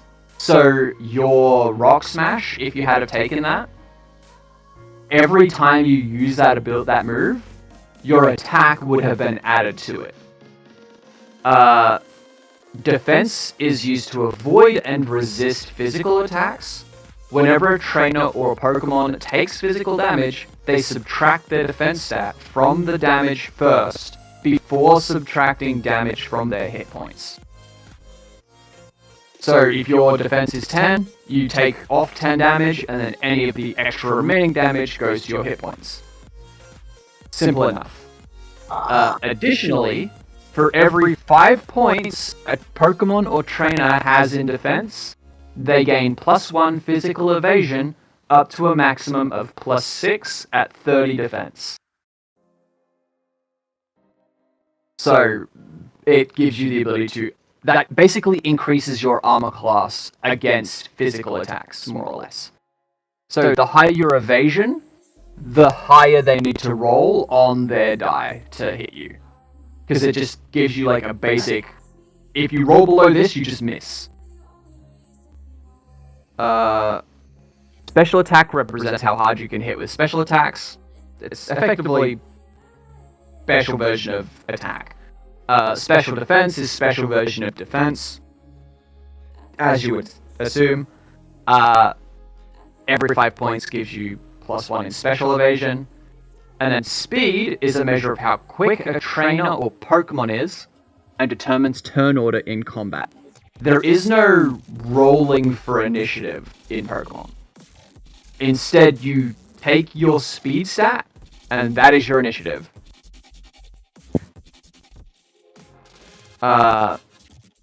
Additionally, for every 5 points in a Pokemon or trainer's speed, they gain +1 speed evasion. And then starting trainers begin with 10 HP and 5 points in each of their combat stats. And you also gain 10 points, 10 additional points to distribute however you see fit, with no more than 5 points being put into a single stat.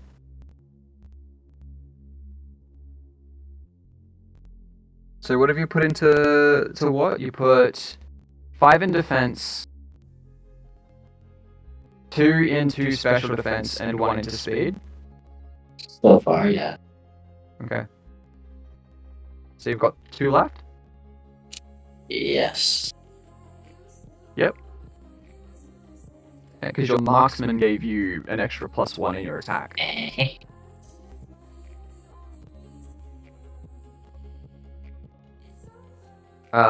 As a note, if you use weapons, your attacks are probably going to be physical. Like, if you use an assault rifle or whatever, it's probably going to be physical. Because you're using actual And bullets. attack. He's got a gun! Mm-hmm. Well, 10 defense. That's pretty good.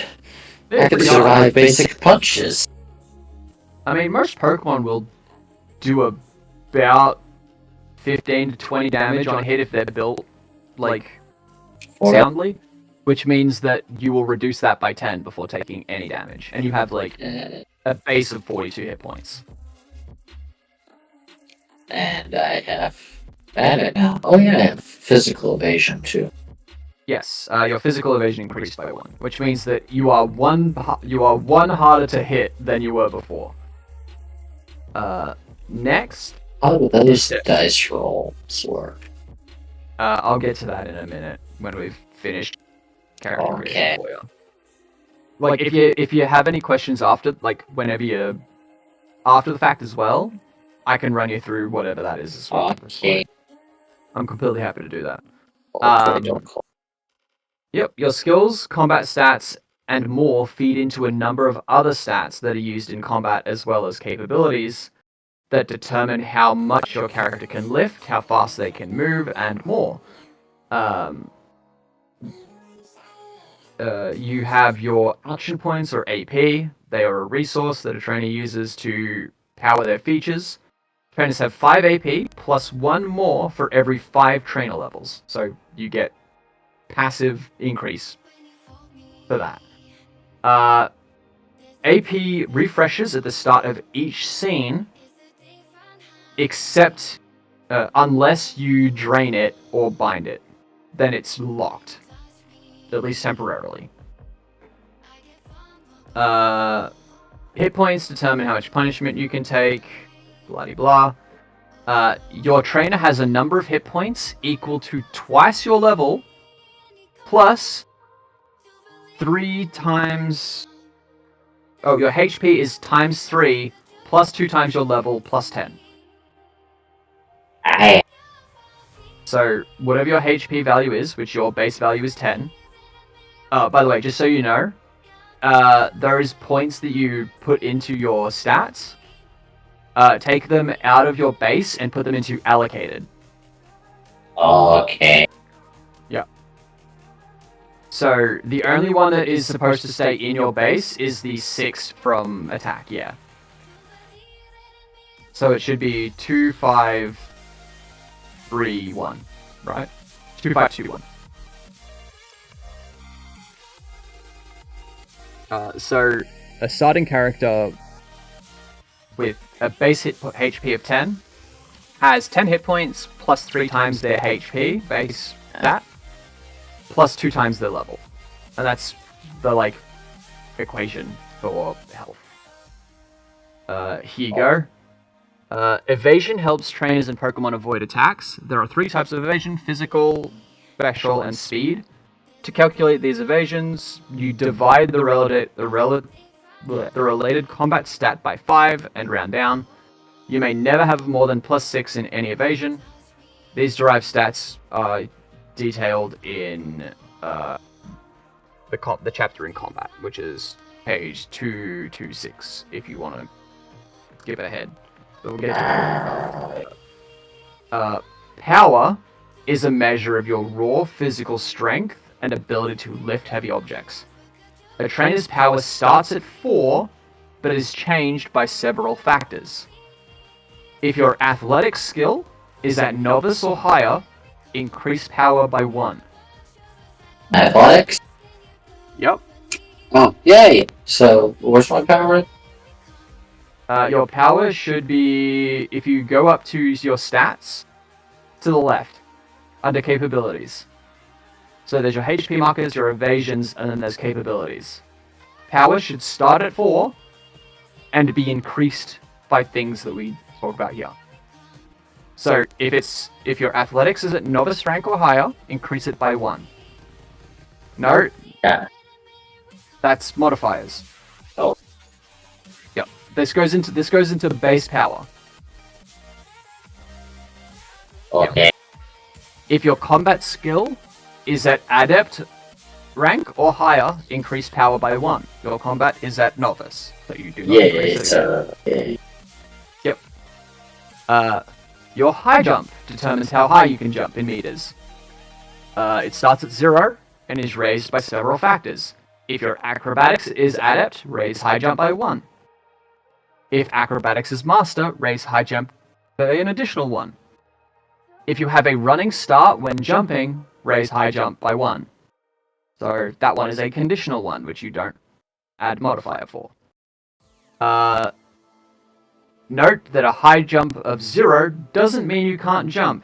It just means you have to make a skill check to determine how high you can jump and whether you breach 1 meter.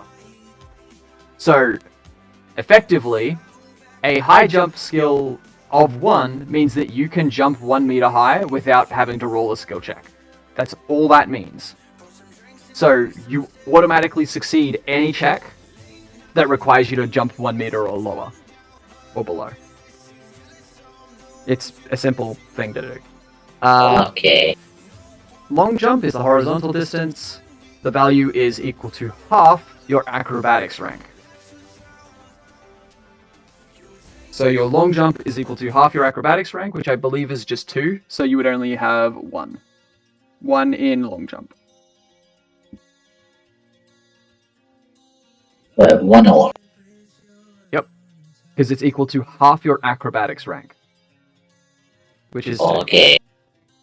Yep. Your overland movement speed is how quickly your Pokemon move on flat land. For trainers, the value For trainers, the value is equal to 3 plus half the sum of your athletics and acrobatics rank. By default, this value is 5. So 3 plus. Does it round up or down? Everything rounds down. So 3 plus 2 then. Yep.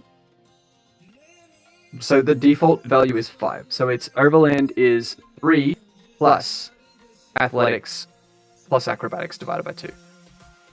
So it's athletics and acrobatics is what? 5. It's 3, yeah. No, it's 2.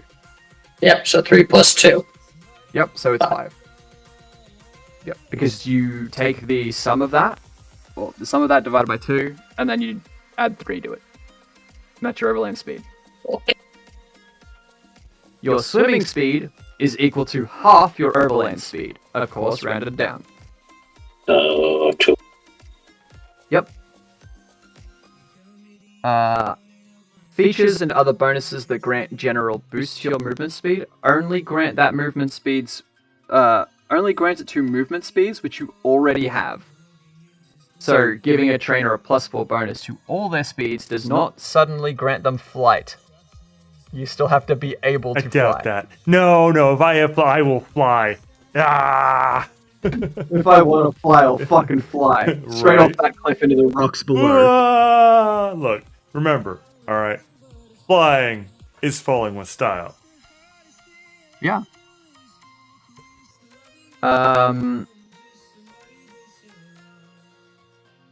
Yeah, however, features and abilities that grant specific movement boosts do grant you that, like, special flight. So you need So to if there is a feature that grants you flight, but only flight, you get flight. Yeah, and It's then awesome. Yeah. And then if you have those standing +4s, your example, that's across the board, you now have an additional +4 to flight, and you can now fly, have fun, and then you lost your ability to fly, and you were about 500 meters up. Fuck. Yep. Ah! Yeah, a feature that grants +4 levitate speed causes that trainer to have a levitate speed of 4. Well, If they do not already have levitate speed. it probably depends upon the effect that caused it to fail. Would be Yes. how you would fall. Like that would probably. Yeah. So generally speaking, the way this game works is that if you get a benefit, it's permanent. So it stays on you. There is no like I temporarily give myself flight. But if you do end up with an ability like that, such as like a class ability, that's like I activate this, I bind AP, and then I can fly. That will generally last for the entire scene. And most effects can't really get rid of that. Gotcha. Because there's just like there's no real counterspell-esque types of effects in Pokemon. Of course there is. It's called blow it up. I mean, kinda. But that's also called terrorism. That's only if you lose. Yeah. Well, there's your moral ambiguity right there. I mean, earlier we were extolling the virtues of oh geez, I just had a brain fart of the fella from Team Rocket, and now James, and now we're saying that it's only terrorism if you lose. All right, well, I guess I'm gonna have a knock on my door. I mean, look, technically speaking, James was a terrorist. That's what I'm saying. He was part of, yeah, That's like what I'm saying. he was a good person. He was just in a really bad community. Just because you're a bad guy doesn't mean you're a bad guy. Is the moral of the story with James? Yeah, basically. Now Jessie, that woman, she's gonna shake my head at her. But yeah, she was a piece of work. Put it that way. Jessie. Yeah, she was a piece of work for sure. Okay, next. The next capability is your throw. Your throwing range is how far you can throw Pokeballs and rocks and other items like that. I was thinking like a Machamp, how far you could throw. And Machamp sometimes in a Pokemon. Yeah, no, straight up is a Machamp. It's how far you can shot put your trainer. You get out of danger by going into this danger I threw you into. You want to go save that Pokemon in the fire? Here, I'll toss you up. Let me help you with that.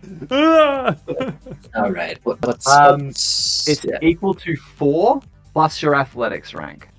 So 4 7. plus. So pretty good. Yeah, I mean that's 7 meters. Like that is. I use freedom minutes. I'm sorry. Yeah, generally speaking, that's outside of most Pokemon's like not actively looking perception radius. So, Like, you most just Pokemon need have to pull out a rock and throw it at that fucking bird. Yeah, just knocks it the fuck out. Like most Pokemon that aren't actively looking for threats will generally have like a perception skill of 3, if not less. Because Pokemon tend to only have like certain skills that they're like familiar with using. And it's always based on their species as well. So a bulky Pokemon like Onix is going to have a lot of athletics or combat, but is probably not going to be as good with, say, Command or Charm. Granted, most Pokemon aren't. I see. Next is your size. Size is how big you are. Trainers are medium by default. Your trainer's weight matters too. A trainer between 55 and 110 pounds is weight class 3. Between 111 and 220 is weight class 4. And higher is weight class 5. Or But we just switched unit. My head hurts now. Ow. I was expecting to hear kilograms, and I heard pounds. You have a size of medium. No, I get which that. is like I get that. size. I get that. Yeah. But I'm saying is, you were talking distance in meters, and you're talking weight in pounds. Now, I think in pounds and feet for the measurements I use. It doesn't say anything about meters. It just says your size is equal. No. Let me back that up a little bit. So earlier we were talking about ranges, like throwing ranges, using meters. You said 7 meters, perception ranges, using meters. Yeah. So distance is meters, metric system, right? Okay. Now you're talking about weight using pounds, U.S. customary system. I don't know why they- I guess it. Yeah. I don't know. I don't know why they did that. I'm not saying it's. I'm not saying you're inaccurate. I'm just saying you just changed. I know. Yeah. Yeah. No, they changed the metric. I didn't even notice that because I'm so used to dealing with Americans. Oh well. All right. Fair enough. I didn't even notice that. Wow. My mum wants me, so I'm gonna be right back. Also, it's Fair. like 1 o'clock. I should probably start being a little quieter. Oh, fair. Oh, in the morning. Jeez. Yeah, 1 a.m. Yeah. Yeah. But yeah, no, that threw me for, because like the thing is, I can do the mental like gymnastics of playing with metrics and go, okay, it's about this far. Humans are on the tall side, you know, a little bit over 1.5, maybe closer to 2 on the super tall side, and so I can kind of like get it into the relativistic sort of positions, and then I'm starting, and so therefore I can like the kilograms, the weight stuff, I have a little bit more of a difficulty translating to. But then when we go to like jumping between the two like that, my head just goes, ow.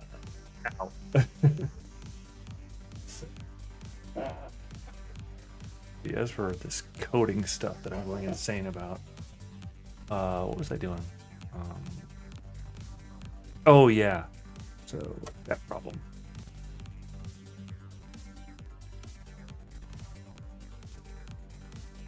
Because the problem is it works, but the fields between the two don't match. So, and if I modify this, if I modify the sheet field, I'm gonna have to modify a bunch of other things. If I modify the Trello field, I'm gonna have to modify a bunch of other things.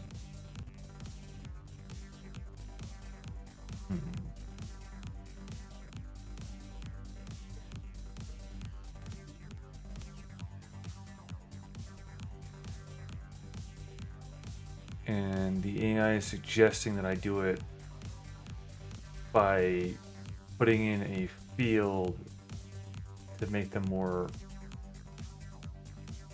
custom, the custom field and the custom location.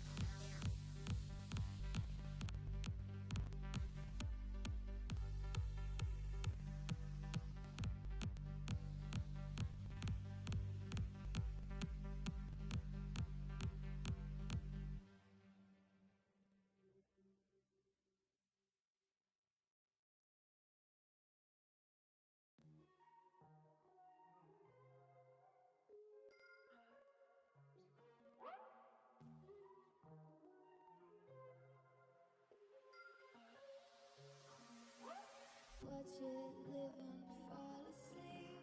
Let it be just a dream. In the morning it'll be gone. Only remain the memories. We are meant to be nothing but a dream. Nothing but a dream. We are meant to be. See though.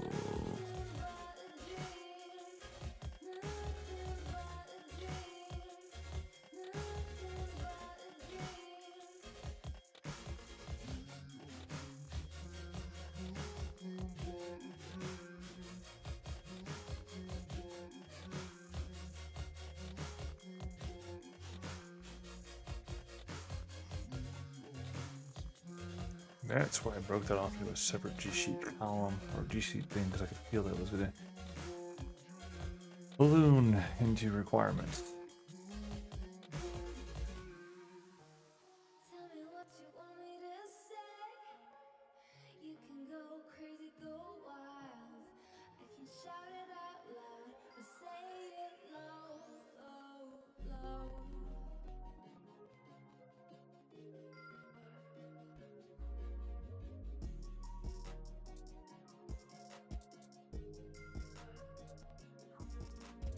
Watch it live and fall asleep. Oh, there's this. Be just a dream. Watch it live and fall asleep. Oh, Let it be just a dream. Watch it live and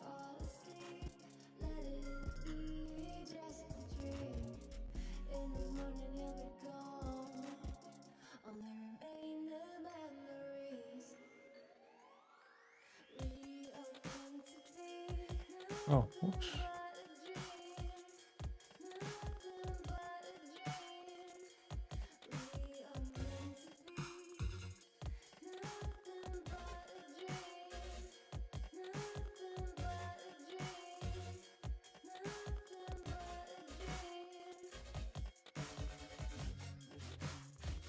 Oh, shoot.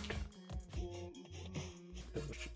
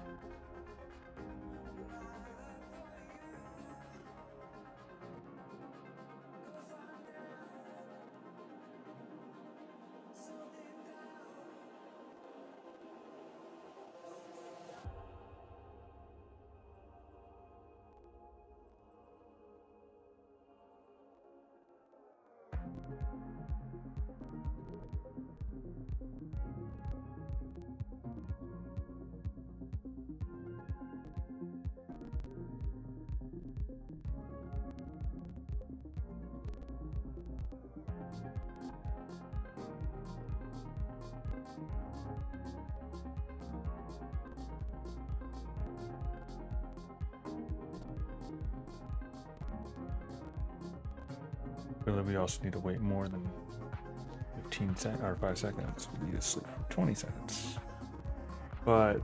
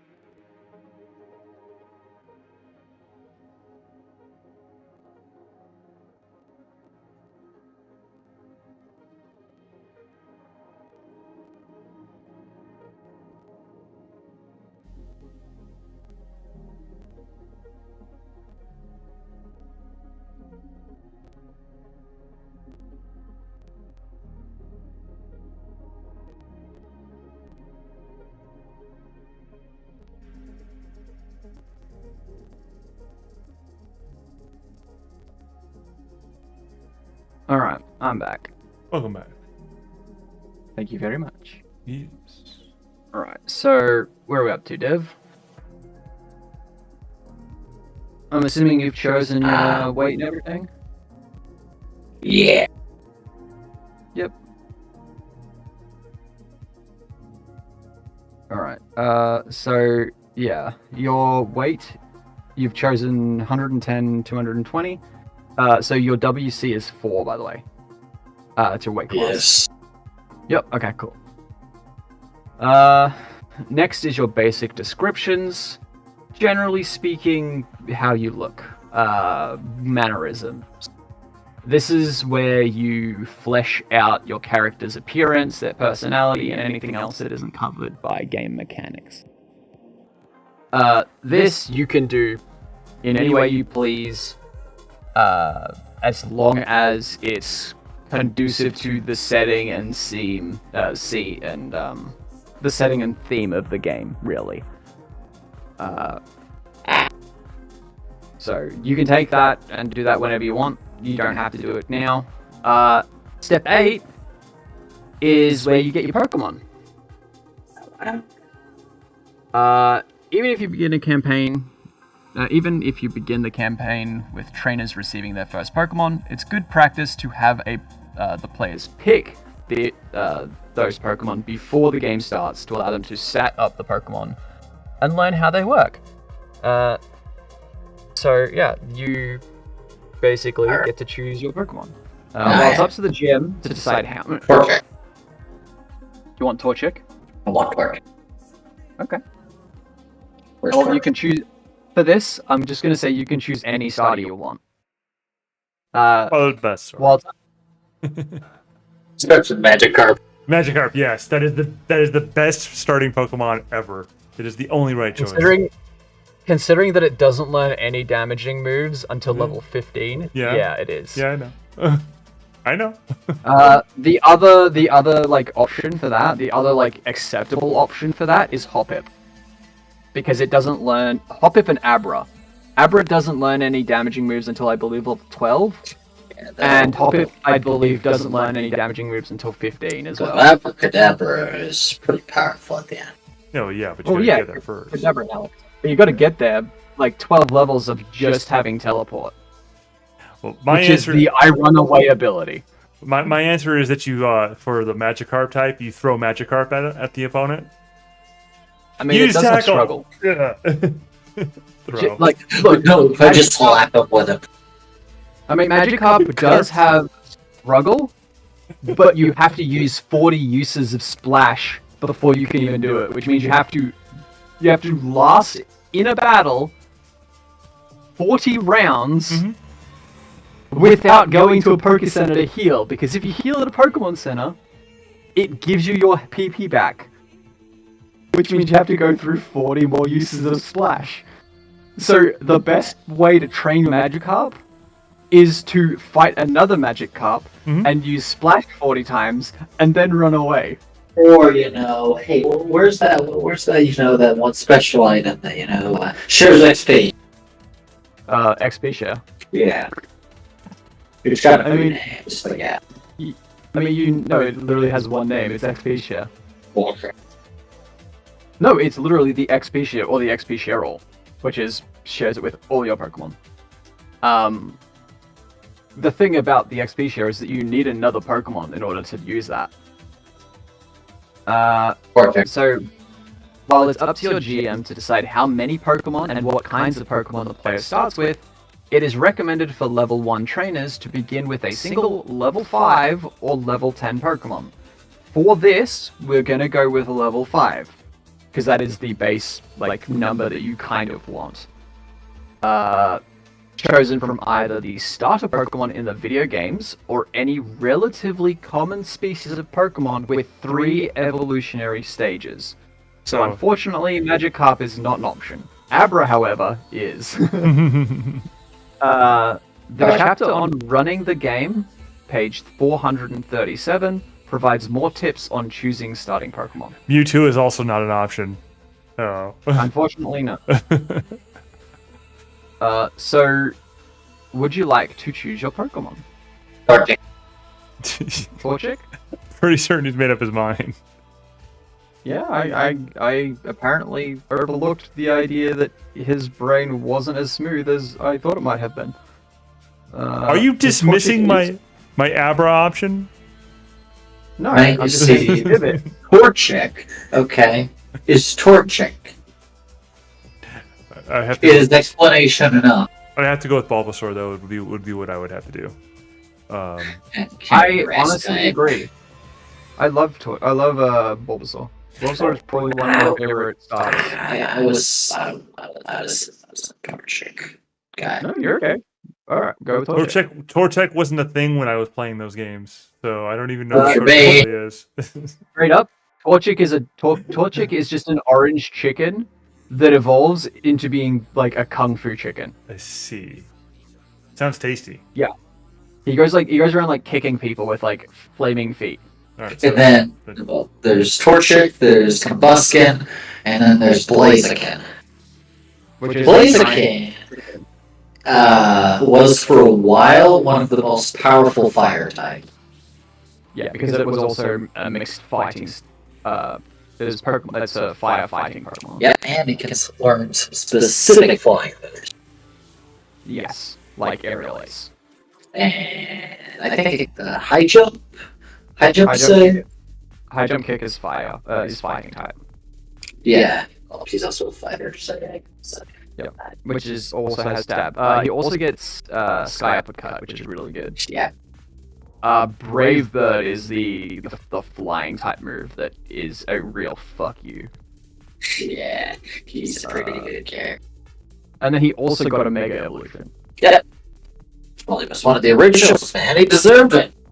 No, he wasn't one of the originals. He was the original. He was the first Mega Evolution that they showed. Really? Yes. Because he was in the anime. True. You were. Alright, Okay, where the heck is I need page 196. But you need to go into the Pokedex now.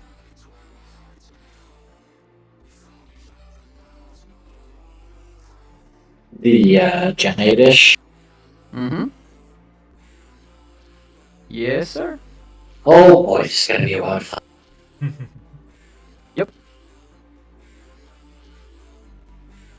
So he is on page 46. I've already found it. My burp! He's literally just a chick. He's literally just a chicken. Baby burp. Baby bird. There's a chicken. It's just a chicken with a big head. It's like a bobblehead. Yes, but this thing can, basically blaze. Yeah. It ups fire moves in a pinch. When it is below half health, it doesn't. I don't believe it doubles, but I believe it's like 25% increase in damage. Yeah. I'm not sure. Alright. So And he's an herbivore, so pretty easy to feed.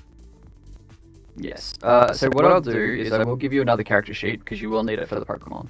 Oh, this sheet actually has the Pokemon side too. Yes, but it's a single Pokemon. I only have a single Pokemon to start with. I mean, yeah, if you wanted it that way, you can. Go for it. So let's do that then. I mean, so if you look at the things, Yeah. gender is dude.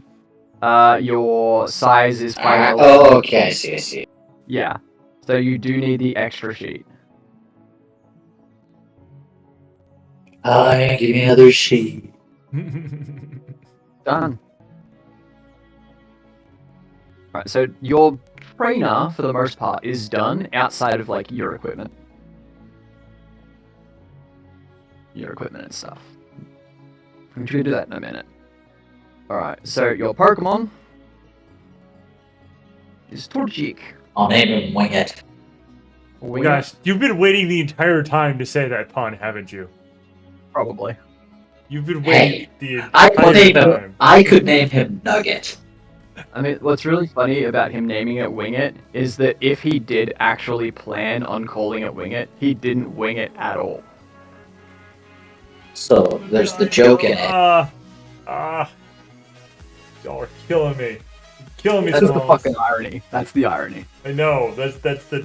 That irony is so raw It's that it might as well still be in its beef. It's ending. It's literally ending the world. It's the salmonella of rawness. Oh, fuck you two. We're all doing it now. Alright, then my base stat. Alright, so your Torchic's base stats are 5 for HP, 6 for attack, 4 for defense, 7 for special attack, 5 for special defense, and 5 for speed. Yeah. Damn it. No, HP is 5. Yeah. Yep. Okay. So, your basic information is things like your type, your ability, your advanced abilities, and your high abilities. The difference between your abilities are basic abilities are abilities you can get before 20th level. Advanced abilities are from level 20 to 40, and then high abilities you can only get from special features or edges, or once you hit level 60. I see. believe. There, it's like the tier of play, I guess. Your evolutions, obviously, Torchic, Combuskin, and Blaziken shows you the minimum level that you can evolve them at. The thing about this game is that you don't actually get to choose when the Pokemon levels are evolves, I should say. Chance. Not really. It's not chance. It's kind of when the GM feels like it. Most of the time, the GM's just going to be like, yeah, it levels up at whatever level that it says it does. But sometimes there might be a story reason for it not to evolve. But generally speaking, the GM will just be like, yeah, fuck it, go ahead, I don't care. Like, it's very rare that they won't let you evolve a Pokemon. Especially if it's just starter. Why if do you're I have a level 100 Torchic? Yeah, I mean, straight up, if you're a prick to your Pokemon, the GM might just be like, yeah, no. Ooh, excuse me. Yeah, straight up, your Pokemon just refuses to do what you tell it to do. And because it knows you want it to evolve so it'll get stronger, it's refusing to do it just out of spite. Like, It's level 100. you can do that. Yeah, it's a level 100 Pokemon. It can never evolve. Well, technically it can still evolve, it just can't get stronger. Because there's nothing stating that a Pokemon has to evolve when it levels up. That's just the mechanic they use in the games. That's the cool thing about it being a tabletop. It might be level 100, but it can evolve whenever the fuck it wants. Though I can't imagine it'd be very funny. You're like walking into a starter town with your Torchic. Nobody notices that your Torchic's level 100 until it's too fucking late. It's already burned down 3 buildings. It killed the local gym leader. Yeah. Didn't just, it killed the local gym. It just straight out just murked the. You were like off like at the Poke Center buying some, I don't know, hyper spray or something like that. And you're like, all right, yeah. What's Torchic? really funny is fuck, not again. Yeah, what's amazing is that Torchic could actually do that because at level 46 it learns Flamethrower, so it could just burn a building down. And then it also learns Slash at 37, so it just comes up, like, guillotines the dude's throat. Just like, blood splurts out. At that point, she could be a must. I'm just imagining. So you're in the shop. You're like doing the thing. Like, all right, yeah, cool, whatever. You're screaming in the background. You're like, not again. Every town, Torchic, stop. I didn't tell you to burn the. Look, I know they laughed at you when we first got here, like 6 months ago or a year ago or whatever it was. Stop it, dude, man. This is why you'll never evolve, asshole. Like, it's not that in this case, it's not the trainer that's the ass. It's the Pokemon. So at that point, you might not want him to evolve because they'll be more dangerous. Yeah. You're like every time it's like, it's evolving. No. Stop. I feel like it's at that point when it actually does evolve that it's like it's time to take it out back with the shotgun. Except if it hits like a best level and it's level 100, that shotgun's not gonna kill it. Yeah. You're like, boom, oof, no, keep back. Shit. Yeah. This is why Pokemon doesn't make any sense. Yeah. Because honestly, how many of the Pokemon who've been slightly mistreated would just go on rampages and just murder everybody? Well, some of them do. There are plot points. Isn't that actually, I mentioned YouTube? Mewtwo. Isn't that one of the plot points with Mewtwo? I actually don't remember the movie. Yeah, no, straight up. It was Team Rocket. Team Rocket basically like imprisoned it in like a vat. Did like a bunch of experiments on it, and then like that injured it and shit like that. It broke out, murdered a bunch of people, burned down a building, and then kidnapped a bunch of people. Yeah. That's like the entirety of the first Pokemon movie. And then started, like this false tournament. Yeah, it started a false tournament so that it could just kidnap Pokemon and like clone them into better versions of themselves, and then take over the world. That was straight up his goal Because from, Team like, Rocket had day tortured him. one. Yeah, because Team Rocket They also fucking tortured made him. Yeah, they made him, and then they tortured him. It's a reasonable Okay, I reason can't to say be Oh, kind yeah. of pissy It's about that. scandalous. What's that? I keep saying it's a him, but I can't call it a him because it's genderless. I'm gonna call it a him. It Yeah. was voiced by a dude. Well, actually, it was voiced by both a man and a woman. I'm still Yes, gonna call but it. as an American, you know, it was a dude. Yeah. Yes. No, I mean, what I mean, Div, is the first Pokemon movie, they voiced him as a male. But in one of the newer movies, it was voiced by a female. Both English voice actors. Well, or I'm American gonna voice go with what I know him as a male, and I'm Yeah. gonna stick with that actors. Go for it. because Yeah, that's go for what I'm doing. All right. So, Yeah. Oh, and yeah, wait, Blaziken, yeah, it has the Mega Evolution. That's which can make him even more terrifying. so the way it works, Div, is you have your species, which is obviously Torchic. Your base stats, you have your type, which is among the 18 types, which is fire in this case. Your abilities. Abilities are special gifts separate from the moves that the Pokemon can use. So, in this case, you have your Torchic gets either Blaze or Klutz. There are a few ways that you can determine which ability it gets, because it only gets one. You get either Blaze or Klutz. As the GM, you get to decide which way you want to do it. The default way is either they get Blaze, or they can let the player choose. My preferred way of doing it is, depending on how you distribute your stats, you get whichever ability works best. In the sense that your HP, defense, and special defense, you get, if they are highest, you get the basic ability 2. If your attack, special attack, and speed are highest, like combined, you get your first ability. If you have 3 abilities, it's HP and speed, attack and special attack, and then defense and speed. For this, take whichever one you want. I don't care. Blaze, because he's got shit health, so Blaze will kick him fairly quickly. Okay. For reference, I should actually look up what those abilities are. Those are moves, abilities. Okay. So, let's look for Blaze. Blaze is the user gains last chance with fire. Last chance is a keyword. Now I need to find what the keywords are, because I legitimately don't remember what last chance is. Control F. Keyword.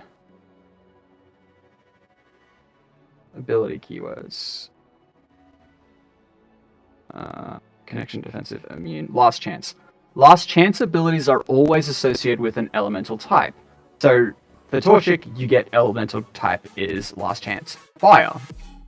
The user gains a +5 bonus to damage rolls when using an attack of that type. This bonus increases to +10 when the user is under 1/3 their maximum hit points. So, you automatically gain +5 damage on all fire type attacks. Just permanently. Pretty Forever. damn good. Yeah. And then that increases further to +10 when you're under 1/3 of your hit points. Gives him fire kick. Which is 8 for Torchic, by the way. Huh? If you look at your HP markers, Yeah. 1/3 is 8.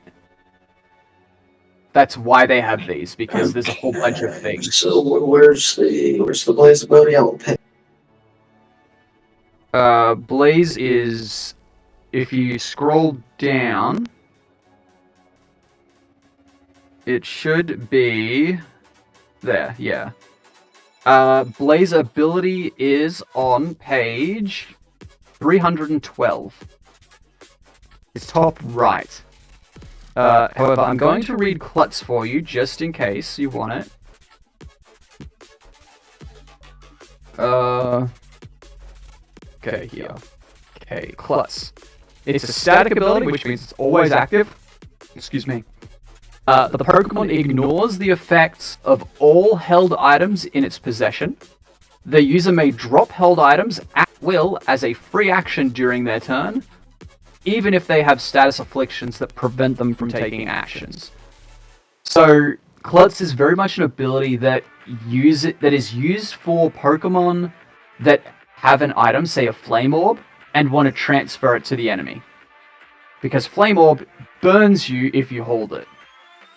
So it can just choose to not get affected by it, and then if it has a move such as Fling, it flings the Flame Orb at them, deals damage, and then the Pokemon also holds the Flame Orb and gets set on fire. So it forces them to hold. Yes, it forces them to hold the item, I believe. Hey, hold this up too.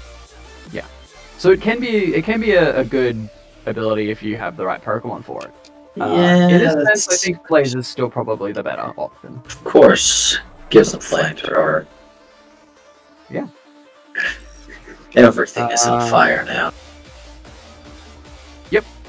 Alright, so next is your size, and so your height is 1 foot 4 inches or 0.4 meters tall, and your size is small. Where's last chance? Where's it? What's a Last chance keyword is on page 310. So Okay. what I would do is I would say put it on Blaze, where Blaze is, and then just put like note, and then last chance, and then put the effect at the end of that. I did. It's in there now. Good. Cool. Okay, what's next? Okay.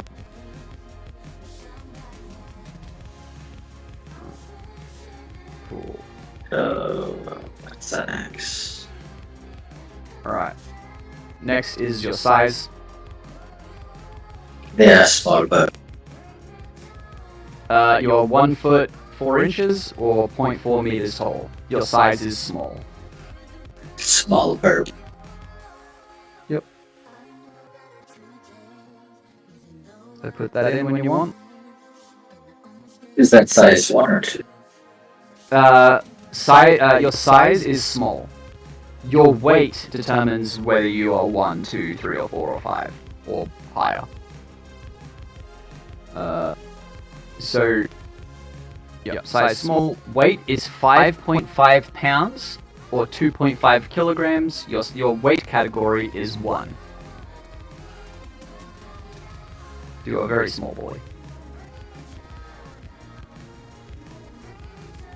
The gender ratio is 87.5% male, 12.5% female. So I don't give a fuck if you choose female, but I'm assuming you want to be a male. Yeah. Yep, dude bub. Your egg group is field.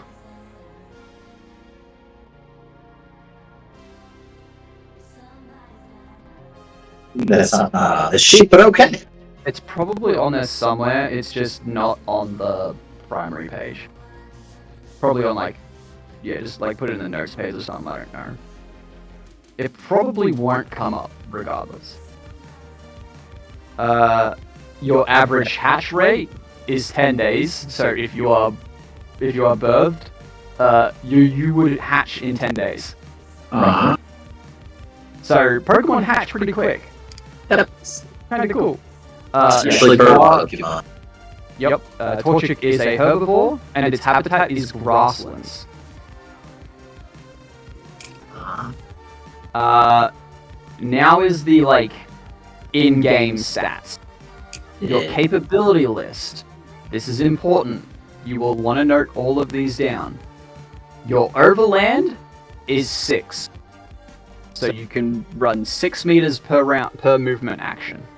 He is a fast small burp. Oh yeah, no, they're fucking speedy. They have a swim speed of 3.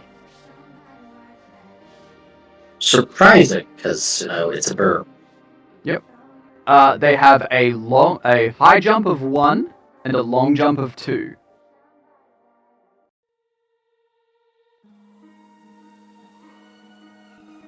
I believe. Actually, I should check before I cement that. How to read Pokédex entries. I need page 8. No, it's high and long. It's high then long. So high jump is 1, long jump is 2. So they can jump pretty high. I mean, No, he's other a way around. Burb, so Yeah, other way around. High jump is 1, long jump is 2. So I was right the first time. Torchic's power is 1. It has it has the heater capability, which means it can keep you warm in the winter. If you hug it. You just see me, my character walking through the snow. Just see a bird head poking out of the jacket. Yeah, straight up. That's straight up what you can do. Like I had a Pokemon called a Snorunt, which has the freezer capability, and it's just like constantly cold. The Pokemon itself is always shivering. Like it is just a trait. It is just a trait of the Pokemon, is that its body is always frigid cold. Even though it looks like an Eskimo, kind of like it has like a cloak covering it, like most of its body, and it looks like it has its arms over like the front of it, where the cloak would like go into sleeves. So it always looks like it's huddling itself, and it's really cold. But it's like a little triangle teepee dude, and he's so cute. Kevin, and always miserable. It's always miserable. Just like me. Oh jeez. Yep. Oh jeez. Your Torchic has Nature Walk Grasslands, which I believe that means that it ignores difficult terrain when in that like area, but I can't be sure. I will need to look that up because I genuinely don't remember. I will look that up right now, actually.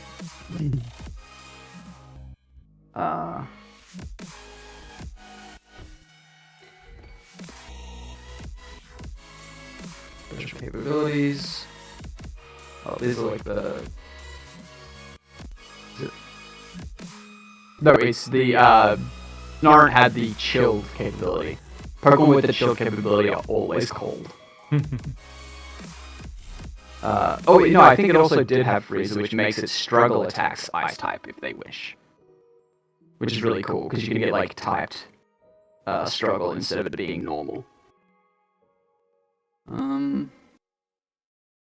Pokemon capabilities here.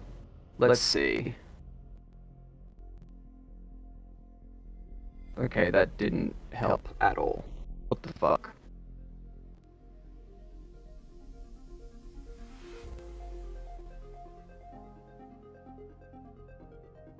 Okay, game. Why are you not telling me what capabilities do? So I'm obviously missing something.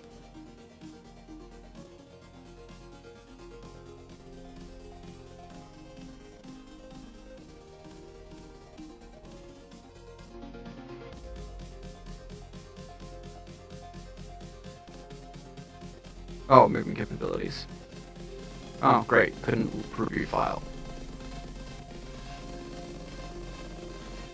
Wait, is it seriously the... Okay, so it's just decided not to load the one page that I actually needed it to load.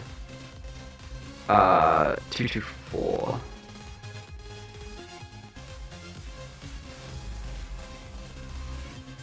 Two, two, four.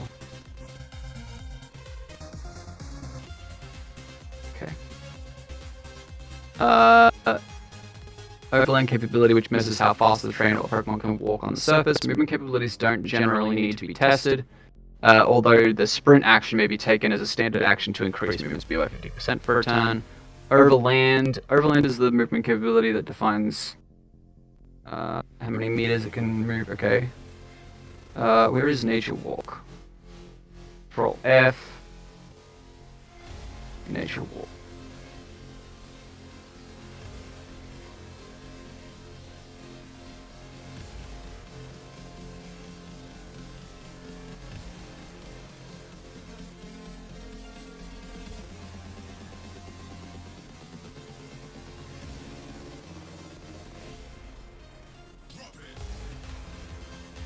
Okay. A Pokemon that has Nature Walk isn't hindered by, like, terrain of that kind when they move. Is effectively what that means. So it's great in grassland. Yep. I can so just imagine. I can imagine like throwing him into a grasslands, like in that scene in the Jurassic Park with the raptors. Yeah. So effectively, it is, as I said, it just ignores difficult terrain while in that area.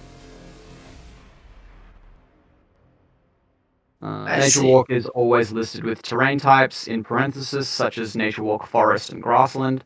Pokemon with Nature Walk treat all listed terrains as basic terrain. So basic terrain is just like a Pokemon battlefield from like the show. This is like a flat dirt track, basically. That's what they treat it as, which is really cool. Alright. So next is the last capability that they have. By the way, you're supposed to be adding these. So under your capabilities, there's a little plus add button.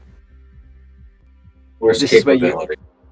Capabilities is to the right of notes, and just up a little bit. It's where your overland, swim, long jump, high jump, power, and throw are. So just at the bottom of that one, there's a little plus add. You'll add Heater, Nature Walk, Grasslands, and Underdog as individual entries. Even after character creation, Pokemon can learn different capabilities, which is really cool. And you usually get them from abilities and from... As well as evolutions. Yes, you usually get them from evolutions, abilities, or from Poke Edges, which are like talents for Pokemon that make them individuals. Next is your skill list. If you go down to your skills, Torchic has athletics at 2d6. So for a Pokemon, I believe everything is 1d6. However, I will check just to make sure. Duplicate this tab.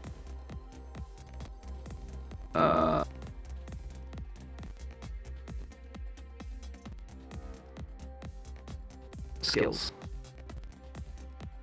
Pokemon skills have skills as well, but unlike trainers, most of a Pokemon's skills are determined by their species, and they have predetermined modifiers to their skill roll values.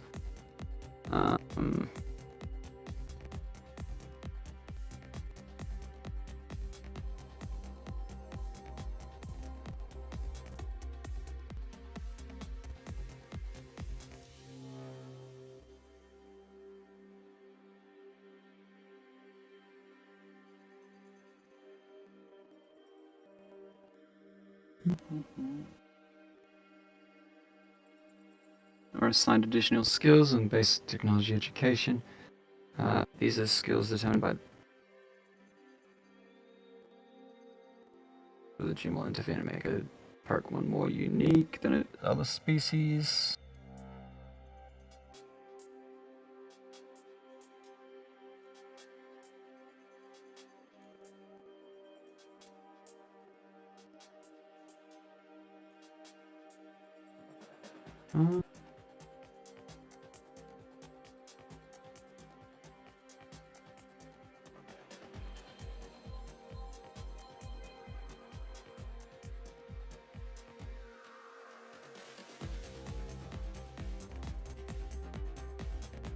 I think they're just. I think they're just 2d6.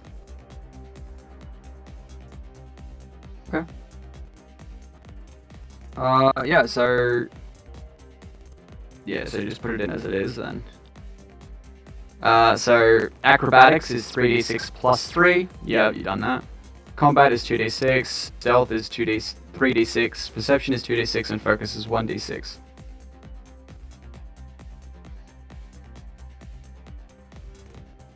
So I genuinely think that all the other skills are 0.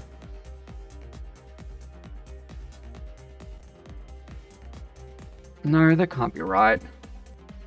No, it is. It's straight up. It is right. I believe that is right. I'll have to properly look into that and try and figure out whether that's right or not. Ah, yes. My Torchic has a cult education. Yeah, like, I believe that's the idea. Is that it's a 0 unless the GM specifies otherwise. Because there are some Pokemon, for example, Porygon, genuinely have a like higher technology education skill because it is a technologically advanced Pokemon. Like that's why they're kind of all based on the species itself. And like another example is Jigglypuff is a cute Pokemon that would have a high charm as opposed to like combat or intimidation.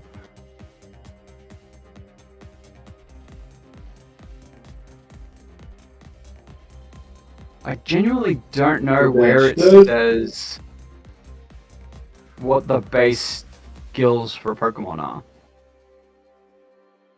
Because like it doesn't say it in the actual skills section for Pokemon.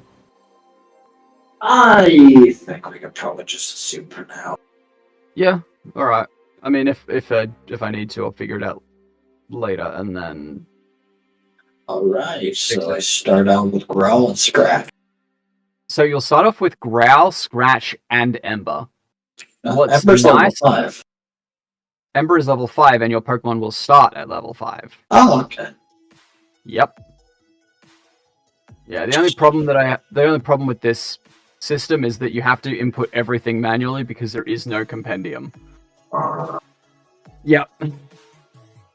I will tell you your moves when you're at them.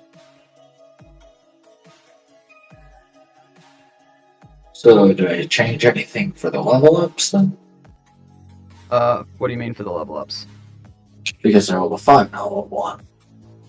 I mean, yeah, you change them to level 5. That's it? No speed changes or anything?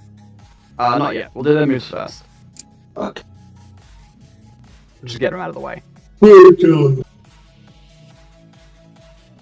Okay, so moves are on page 337. And we will need both fire and normal type moves. Which means I need fire and normal. Alright. So you get what? Scratch and Growl? Scratch and Growl to start with, yeah. Okay, I'll look for Growl. Let me see, D, E, F, G. Foresight, Fury Attack, Guillotine, Growl. Okay, so Growl is a normal type move. So just add another move to the move list. Because you always keep struggle. That is your like, if shit has gone bad, that's the thing you use to get out of the situation. I see. Alright, Mum wants me, so I'll just be right back real quick.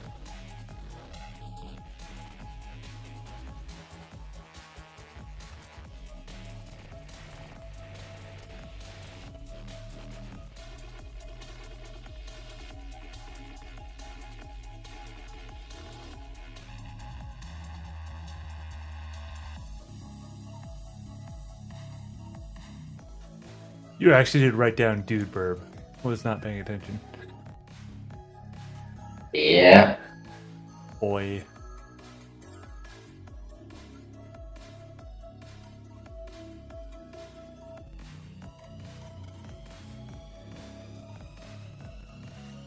I mean, fair enough, but still, boy.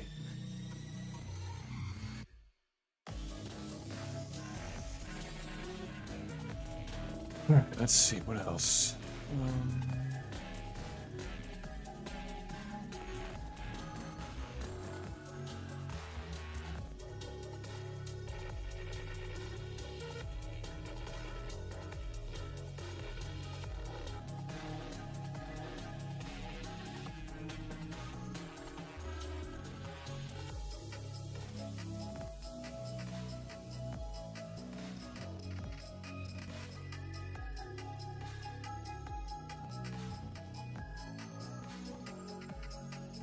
Okay, that's not good.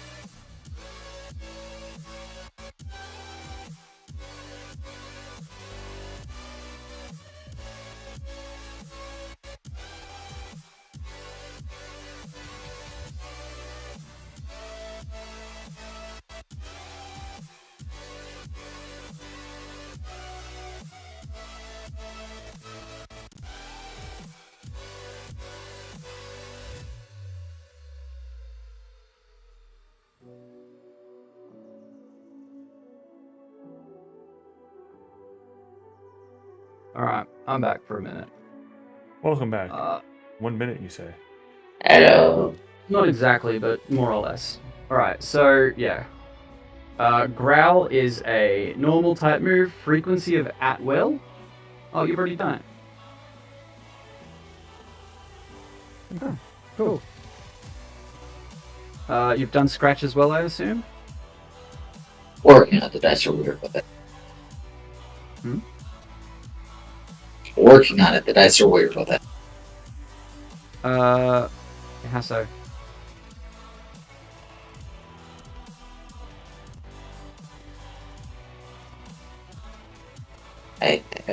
Let's see here. So your damage base is 4. So where it says DB is 4. And then the plus is 0. Yep.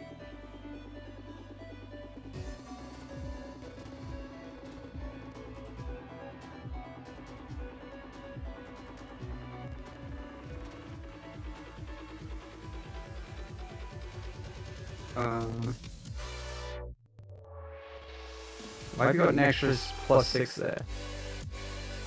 Oh right, yeah, because your strength is, your power is 6. Why is your power 6? Torchic's power is 6, yeah? Yeah. Or its attack is 6. So yeah. So as you can see from your dice roll, there's D8 plus 6, which is the damage base for Torchic. Yeah. And then the additional plus 6 is its attack. So that's So your 1d8 plus 6 plus 6.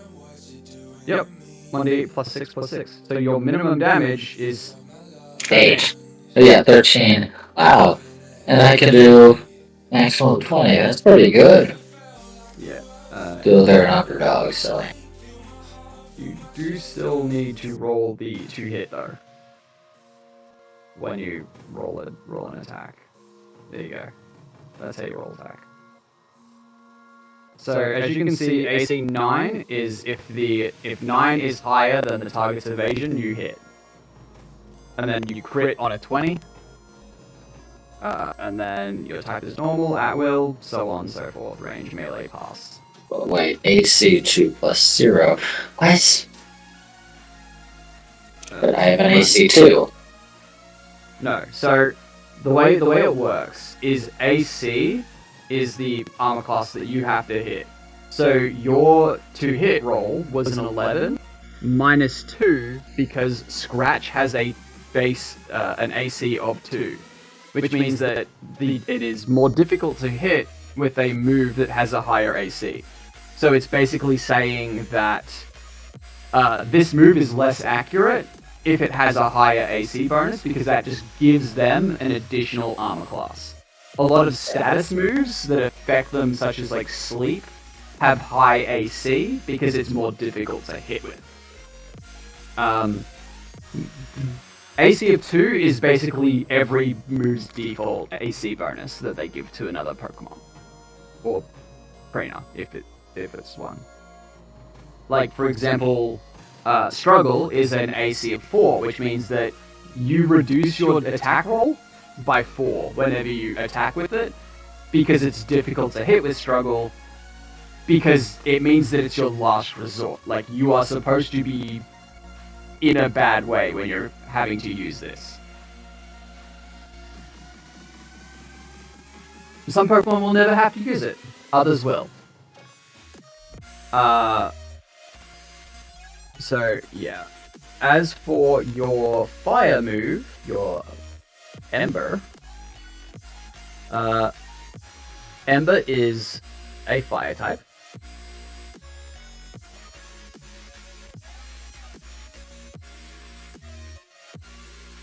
I do like what they did with the moves in how they work. If you change the type to fire, it'll change the background for the actual, like, move itself as well. Yeah, it's a pretty cute little detail that they did. It has a frequency of at will. It has an AC of 2, a damage base of 4, so it's the same damage as Scratch, just fire type. It has a class of special, however. Range of 4, target of 1.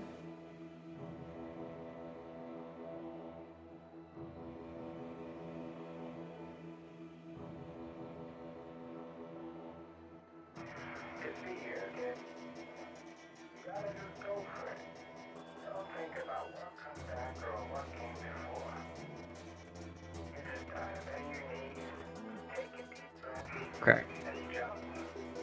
It has Ember burns the target on an 18 plus. Yep, there you go. And because Torchic is a fire type, do you see that little thing that says stab? There's a little box next to that. Little white box. Tick that. Because this is a stab move. You share the same type as that move, therefore it does additional damage when you use it. Yep. So. Oh, and it grants Fire Starter. Yes, and it grants Fire Starter. Fire Starter means that at any point in time, when you use the move Struggle, you can use it as a fire type move instead of as a normal type move, I believe. Control F. Fire Starter. I'm pretty sure that's what it means. Like, almost certain. Yeah. The user's struggle attacks may be fire typed if they wish. They may also add their special attack bonus instead of their attack. They may add their special attack instead of their attack and have the attack deal special damage if they wish. Multiple fire type moves grant fire starter. So yeah, it's effectively just you can choose whether it's physical or special, Okay. and it can be normal or fire type when you use it. I had roughly a 50-50 chance of setting someone on bloody fire. How so? On a... because I gotta get at least, I have to roll 18 damage in order to get the burn. No, so it's you have to roll 18 to hit. An 18 plus to hit on the die. Oh,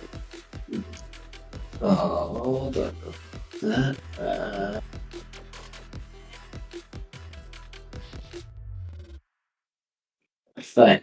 That's whatever, okay.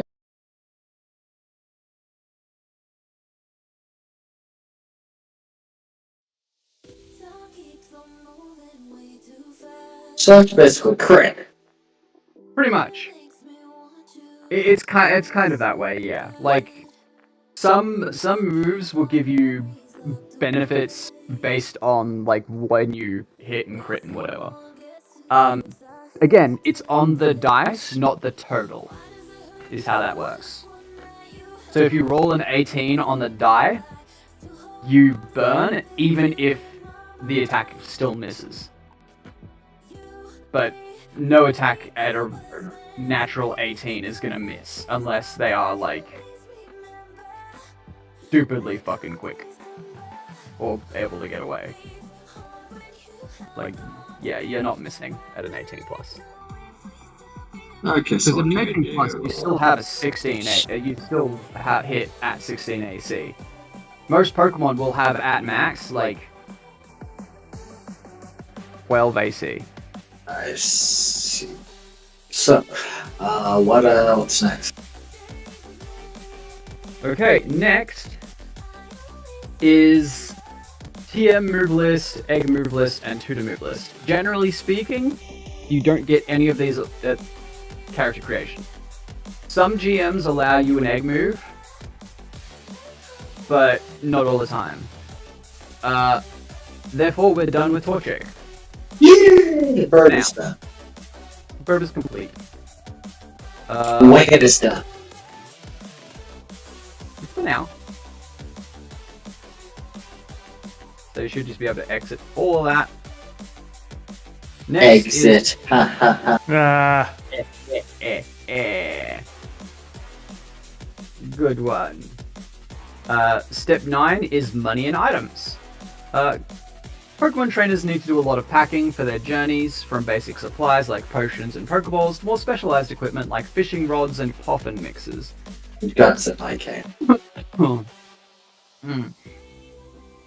Well, it's ultimately up to your GM how much money trainers will start with in their campaigns and what items are available for purchase. We recommend all starting trainers begin with a Pokedex and 5,000 Pokédollars to split between spending on supplies and keeping as cash. So, generally speaking, go ham, have fun. I don't know where shit any of that is. Yeah, that's why you've got a table of contents. It is on page... gear and items starts at page 271. 271 through 272 is trainer essentials, so things like Pokeballs, the Pokedex, and that sort of thing. 274 is travel gear, things like medicines, bandages and poultices, food items, refreshment items, apricorns and berries and herbs and whatever. 284 and 285 is crafting kits. And then, like, actual equipment, so like held items and weapons, 286 through to 295. And then Pokemon held items are 296 to... or like, just Pokemon items in general are 296 to 302. Oh, sorry, 301, and then combat items are 302. So you just get to have fun with picking up some items. I see. For the Pokeballs, by the way, the modifier is the like modifier on the does this item catch roll. So, for example, a Master Ball has a minus 100, which means that when you roll to catch the Pokemon, it has a difficulty. You just reduce that difficulty by 100. Yeah. For reference, some Pokemon have, like, stupidly high things where even a Master Ball won't catch them. So you have to do things that will drop it, like paralysis and stuff like that too. Yeah. Most legendaries have, like, plus 150. So paralyze them first. So, paralyze them first, reduce them to 1 hit point using False Swipe. On top of that, they also have, like, auras. Basically, like, legendary effects that are just fuck off and leave me alone abilities. That are completely debilitating. They are basically the I cheat because I fucking can abilities. I will catch that Like- Groudon. Yeah, no, straight up. Pokemon, like, PTU is probably the only game that I've ever seen the game just be like, yeah, just fuck the players. Like, these things are gods. Like, they don't get to just catch them because they can. Ultra Ball. Yeah, like, I don't the care. thing about the Pokemon is that, like, they don't give a fuck, the legendaries anyway, is they don't give a fuck. They'll do what the hell they want, but you can also kind of, like, get on their good side and get, like, boons and gifts from them. Like, basically superpowers. Mhm. Yeah, it's Catch really his cool. Groudon. Yeah, you can certainly try. It's possible. Yeah, no, it definitely is. It'll be definitely quite interesting to, walk into the starting town. It's like, oh, Some Groudon in the attack mode. yes, it's like everyone's like, hey, have your adventures been? What have you caught? Pulls out the God Leader of Pokemon Groudon. Oh, Yeah. Okay. You can construct it.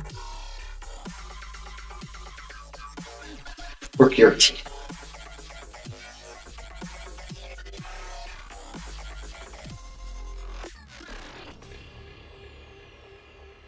Alright, so now I have my thing working. It just took me most of the morning to get this thing to work. Geologist, what is this thing? So what are you working on? Oh, so basically the long and short is that I was able to use a premium thing with the Zapier for a time being that would do stuff pretty much automated, where it would create a card when I checked a box in a Google Sheet, and it would update all the stuff according to my needs. Well, unfortunately, that was part of a premium process where I had to put a third item in there that would rate limit it, because otherwise Trello's API wouldn't work with it. So I had to kind of shrug and go, okay, well, I need to make my own. So I made my own. And with hookers and blow. Nice. So it now automatically, well, on run, it now does a run through the items that are in this list. When I hit X, or when I type a big X in the column, and then it will in turn update all those cards, or make all those cards, and then update those cards with the required information, and then finish the run. Now, one thing I need to do is I need to, well, I just saw an error, but that's a different error. One thing I need to do is I need to make it where it clears out my my checkbox, so that when I run it again, I don't run the same things. So, Okay. but yeah, that's what I've been up to all Alright, so- freaking morning. Some pretty fucking technical shit then. Well, that is me in a nutshell, yes. Yeah, If you hadn't okay. realized this yet. Oh no, it completely bypassed me. Yeah, I'm. I am Simple Boy from Simple Hick, Australia. I mean, that's only because you choose to be. Yeah, I suppose. Resources Skyline has an extra space. Oh, here you go. That's just Legendary auras. All living things possess an aura, though that of a god is a much more powerful thing. All legendary Pokemon possess at least 3 domains. These domains correlate to the essence of their auras and have powerful effects on the world around them. The following are basic guidelines of these auras. For each aura a legendary Pokemon has active, they gain +1 to each of their combat stages. Because fuck you, that's why. A legendary Pokemon may only have 3 auras active at any time, even if they possess more than that. While a legendary Pokemon has an aura active, they may diminish the effectiveness of a single super effective attack to become a neutral resistance once a round for each aura activated. So in most cases, 3 per round. When facing another legendary Pokemon, if they share an aura, neither is affected by that particular aura. So a Mew's life aura has no effect on Ho-Oh, because both of them share the aura. If an aura is disabled by any means, and a legendary Pokemon possesses more than just those 3, they may activate a remaining one instantly. So, no action required. Arceus has access to every legendary aura except for Glitch, Rivalry, and Symbiotic. So Arceus just doesn't give a fuck. You have to, and what's really cool is if you don't remove a Pokemon, like I believe there's a bonus against being caught for every aura a legendary Pokemon has active. So if you try to catch Arceus, you have to get rid of every single legendary aura in the game, except for those 3, in order to like have any semblance of a chance at catching it. You're saying it's possible. It is definitely possible. Probable? No. Yeah, a captured legendary might not have access to all, if any, of its auras. For some reason. I believe there is a, like, lore reason, but I don't remember what it is, like, at all. A legendary Pokemon may extend their aura to an ally, empowering them. This may be a permanent or temporary blessing. That's the, like, if you ally yourself with a legendary Pokemon, they can give you boons. Which is really cool. Yeah.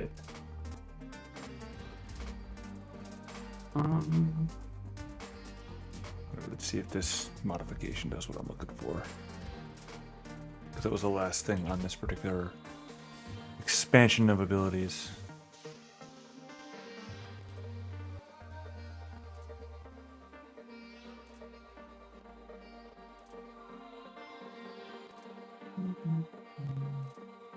Yeah, there's like a bunch of like actual like abilities that are features that you can get from the GM by like contracting yourself to a god, which is really interesting. Terrible idea. Don't do it.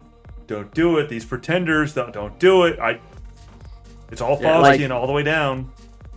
Yeah, you can straight up like make a pact with Giratina and get their gifts. Yeah, so it's all their Faustian. legendary orders, you can get them. Don't do it. Don't do it. I know it's tempting. I know it's tempting. Don't do it. Yeah. Make a pact with Mew. Make a pact with Mew. Yes. What are Mew's domains? Because Mew has life, I know that.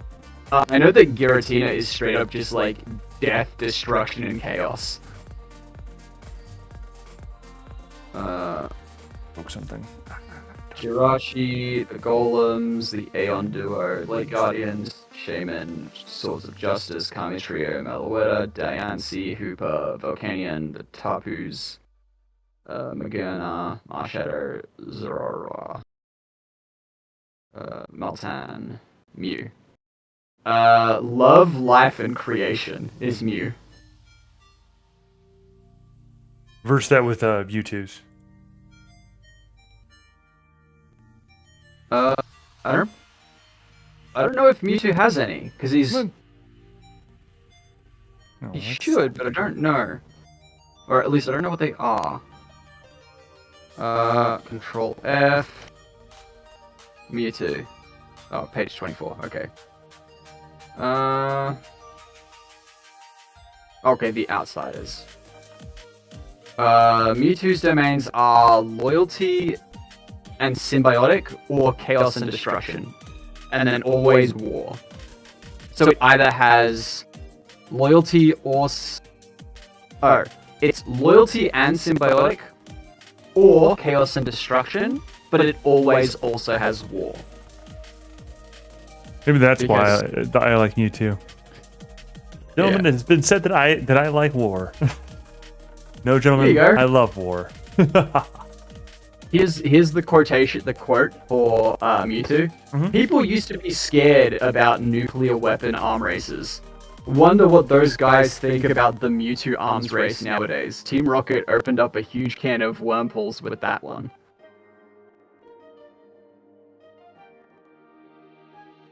Because Mewtwo is basically a fucking warhead.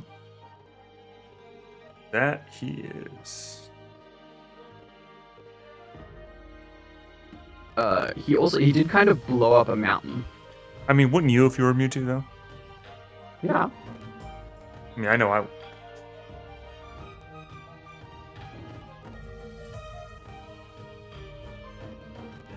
Find the row with a specific stream. Well, then I'm not actually trying to use this one. No, this is update. I already know which row I'm modifying. Search string, team targets, search sheet, find, that find, search string is what?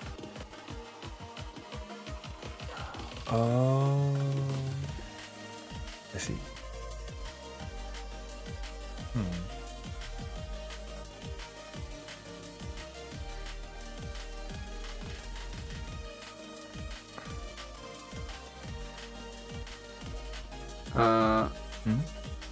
Alright. Anyway, Div, yeah, so you have 5,000 Poké-Dollars to spend on whatever the fuck you want from the money and items list. Do you have anything you found so far?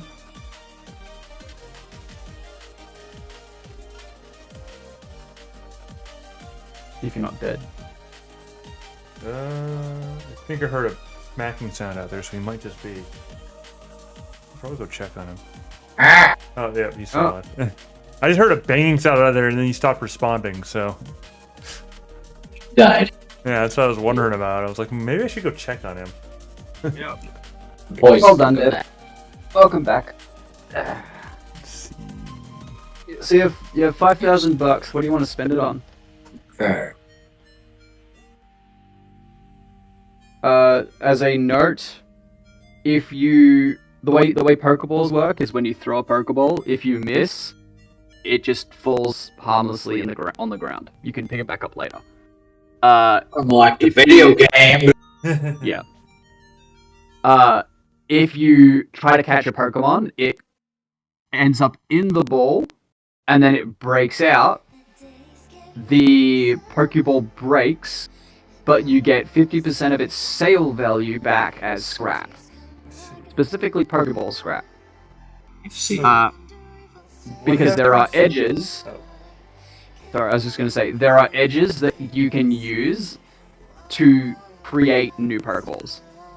What happens if I whip the Pokeball at the Pokemon and I did enough damage to cause the Pokemon to faint by hitting the Pokeball? So, generally speaking, if you throw the Pokeball hits them and then just makes them stable. Like, there is no damage from throwing a Pokeball. There should No, there should be damage from throwing a Pokeball. I want to be able to use, like, oh, hey, you think I'm trying to capture you? Whack, whack, whack.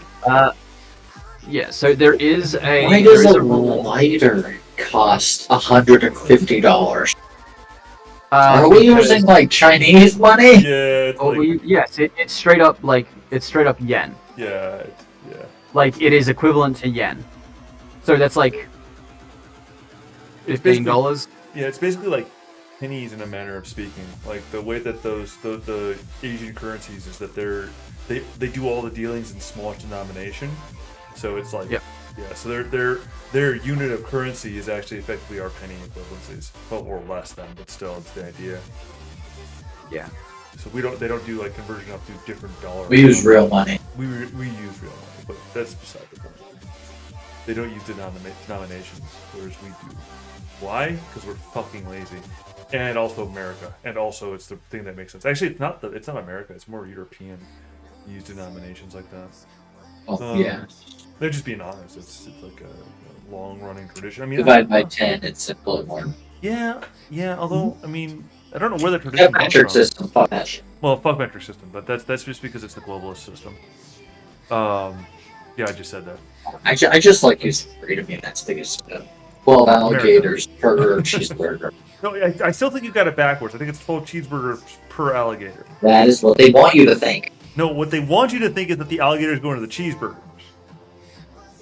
You have been tricked. My friend, you have been tricked. It's whatever seems logical, reverse it. There you go.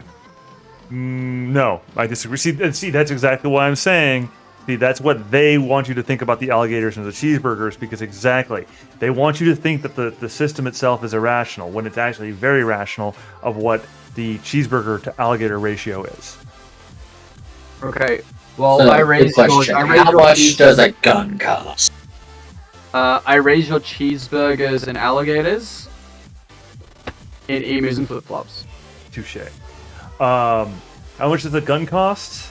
Let's see. How many tyrants do you have to deal with, as it were? I have no idea how much a gun costs because I don't believe they're actually in the system. I have no idea. That needs to be fixed. That does need to be fixed. That's a shame. Can we get a catapult for Pokeballs? Yes, there is like an actual cannon. Sweet. Because the thing is okay. So like, look at that. Pokeballs like do that shrink down thing, right? Like, Yeah. You understand how much relatively heavy ammunition you can get in a bandolier of Pokeballs, and you like load it into a cannon or into a rapid fire. You get what I'm saying though. Like, Yeah, I get what you're saying. you can do some massive damage. Like you can, because it's made out of metal, right? And the technology they have available, you could probably get a railgun set up. So the way the weapons seem to work is that they give you a move. So when you use a weapon, it gives you a move, Okay. and that move is dependent on what the weapon is, kind of. So, for example, a simple weapon, for like a survival knife, gives you cheap shot. A quarterstaff gives you backswing, but it also has like reach. Throwing hammers gives you bash. Hunting bow gives you pierce. So, whatever gun would probably give you pierce.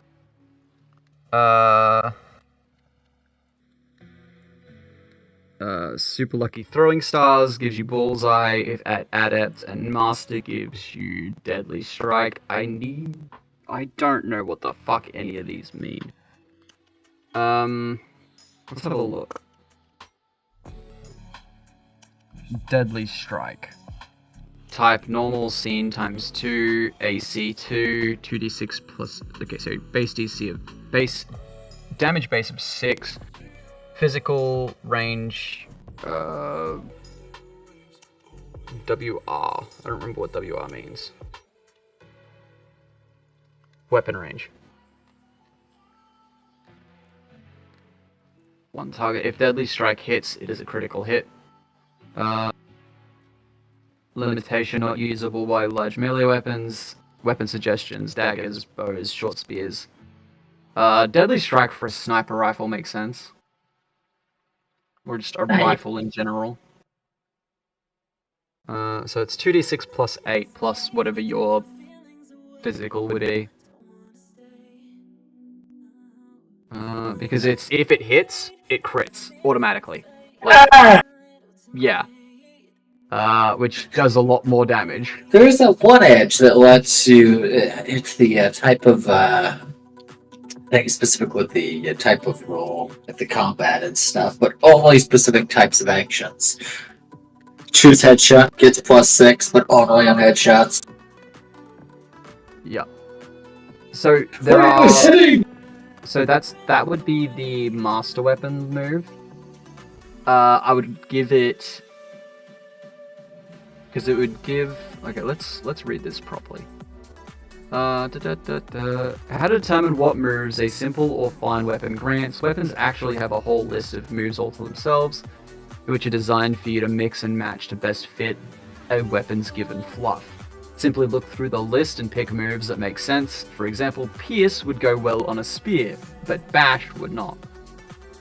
Weapon moves are read in the same format as regular moves, though there are a bit of extra notation for them. WR is short for weapon range, refers to the weapon's innate range, that is melee for large and small melee weapons, 4 meters for short range, and 12 meters for long range weapons, with a restriction that they can't target anyone closer than 4 meters.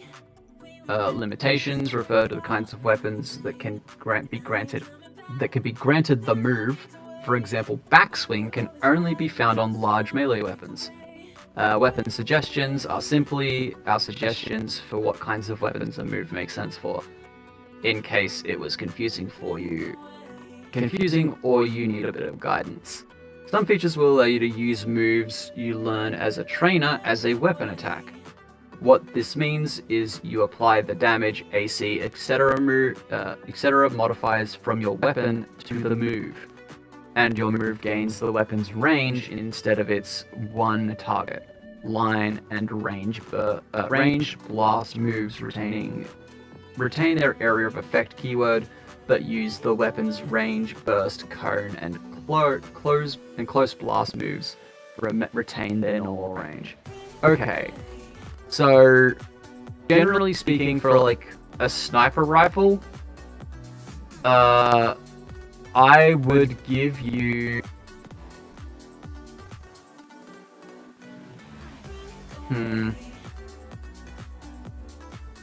Okay. Scoped or no, not scoped? See, we're hunting Pokemon, not people today. That life is behind me. Plus, it's, cooler, more Oh, wait, no. professional, non-scoped. Bullseye is actually useless for a fucking sniper rifle. You would get the move Pierce, which is an adept move. So base damage 7, 2d6 plus 10. Physical. Pierce deals an additional plus 10 damage against targets with damage reduction. Alright. First things first. Price. I don't fucking know.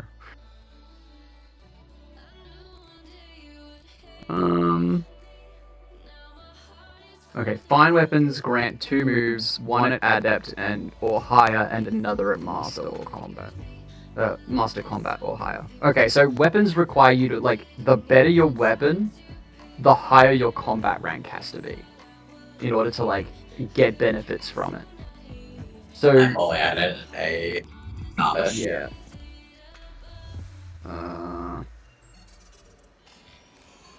There are 4 kinds of weapons.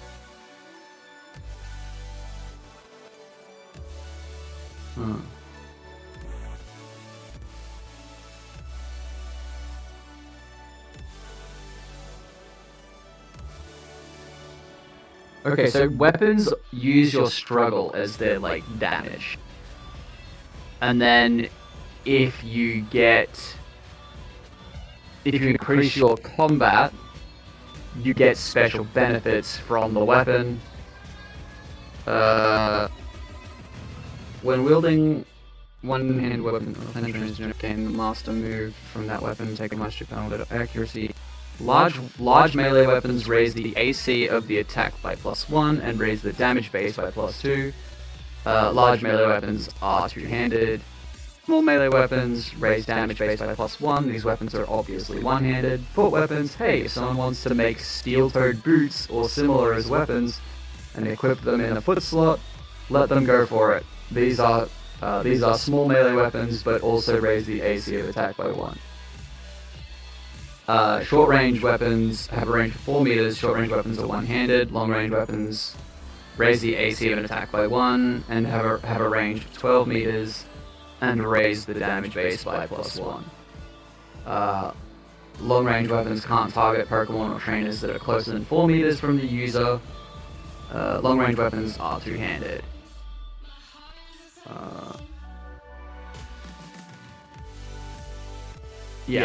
All modifications that a weapon makes to struggle attacks also apply to the moves they grant and to moves granted. Okay, so when you make an attack roll with a weapon, it uses your struggle value. So whatever your struggle value, it uses that. If your combat becomes adept or higher, it gains benefits that are like special moves that are exclusive to whatever weapon you're using. In this case, for like a gun, especially a high-powered sniper rifle of some kind, you would get Pierce, which is when you deal damage, additional damage to armored targets or targets with damage reduction. And then you would also get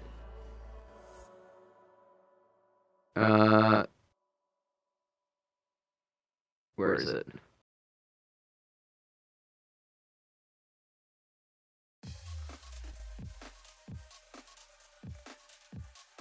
Yeah, I would say that you get take aim as well.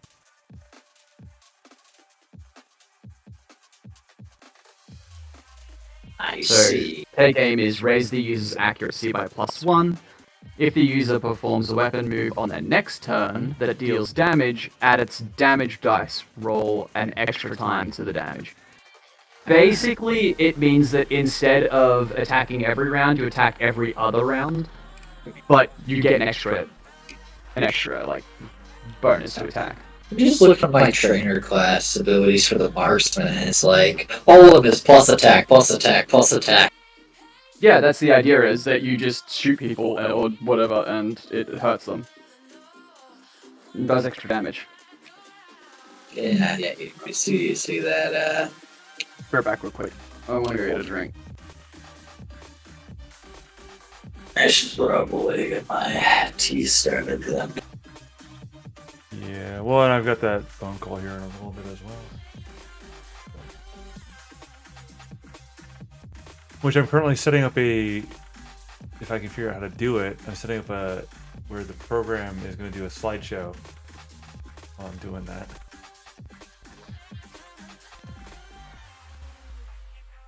Because long and short is that I won't be gone that long.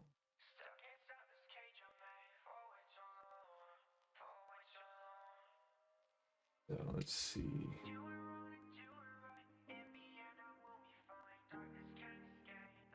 Let's mess with this. Because I did get my objective mostly.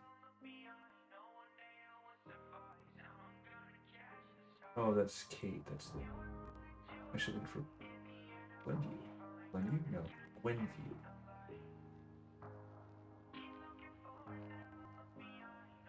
We have lots and lots of pictures.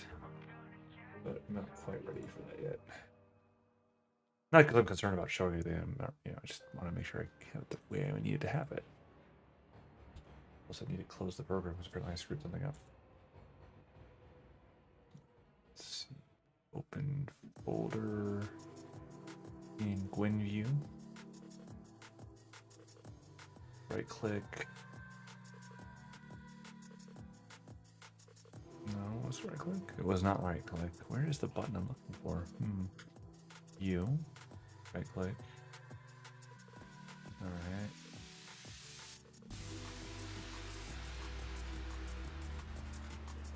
No. I saw it. I know I had to do it for a moment. I just didn't do the slideshow thing right. Don't show the editing tools.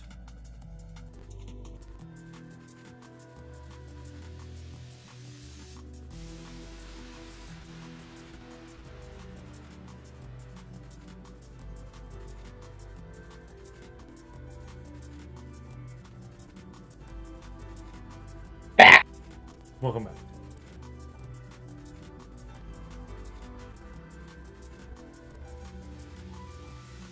Full screen.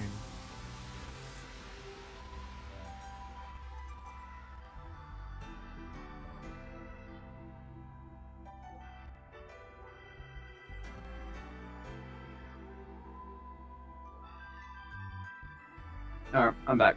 Welcome back. Alright. So, in regards to price for your weapon, let's have a look. The cost of weapons should be very dependent on the region. However, crude weapons are universally cheap and can be bought for 500p or less. Assuming one doesn't simply go into the kitchen and grab a knife there, or take a crowbar from a toolbox.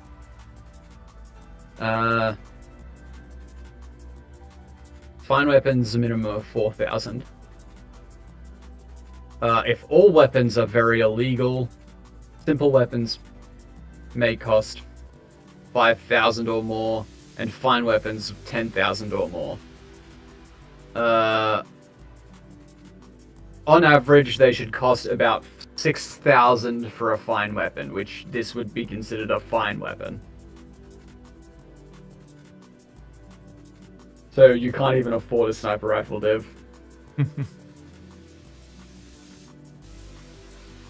Although I think he might be away from your keyboard. He was there for a second, but... Yeah, fair enough. But so here's the thing: is that how could he have the team, whatever team he's part of, support his weapons habit? Full resources. I mean, it's part of the military, so you wouldn't be able to. Are you allowed to take your weapons away from the military? As a general rule, absolutely not. They're issued and they're very specifically controlled. As a general rule. Now, I have heard of special operators that have been able to do such a thing, but as a general rule, no.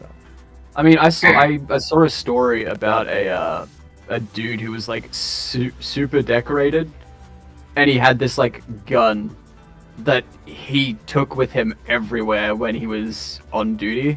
Yeah.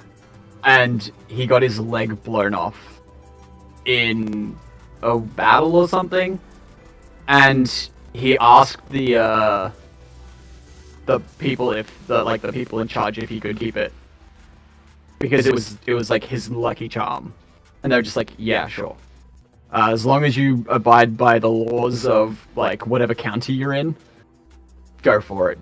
Like, we give that to you. He eventually got it like pulled apart and had part of the gun like put into his leg. Okay. Like, so he had like the gun. I think it was the gun barrel was made into like a prosthetic for him, so he could always have his gun with him.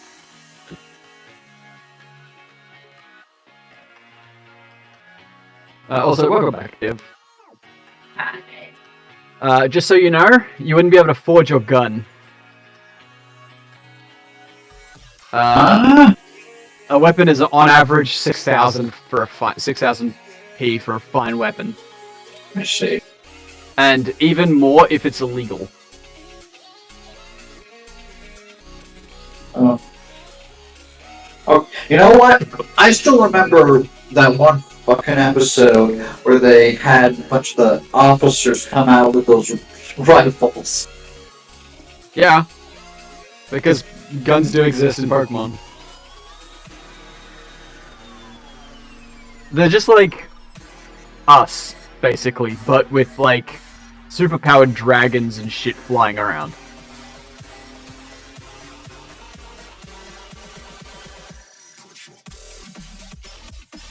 I mean, the funny thing is, throw a gun at shoot a Metagross in the head, it's gonna fucking look at you and then just crush your skull with psychic powers. Like, a gun doesn't mean shit in Pokemon. Nah, against most of the fleshy Pokemon, on the other hand. Yeah. I mean, even then, humans are close to the bottom of the food chain in Pokemon. And yet we dominate and control the Pokemon. If the Pokemon ever rise against us, You're fucked. yeah, we're fucked. Did they win that war though? Yes, they did. Well, humanity. With the No. help of that fucking weapon, but still. Yeah, like the only reason they used that weapon was because of the fact that the humans were losing. We won. It's good enough. Yeah, some guy got cursed to become immortal forever, but as a side effect. But hey, whatever. Yeah. These things happen. Kane incident 101. Like there are some like morbid as fuck Pokedex entries as well. One of the legendary Pokemon called Yveltal, if it ever dies, it will take the life of every single person or every single thing on the planet with it, and then it will turn into a cocoon and hatch eventually. So it will kill everyone on the planet just to come back to life. Just because fuck you, that's why. I believe that's in Sun and Moon? The Sun and Moon decks? Unless it's it's straight up just in the X and Y decks, I believe.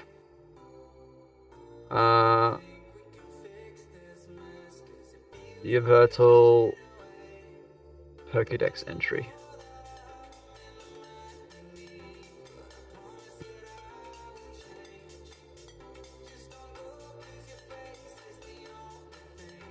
I believe it's the planet. Ah, well, survival knife, I guess.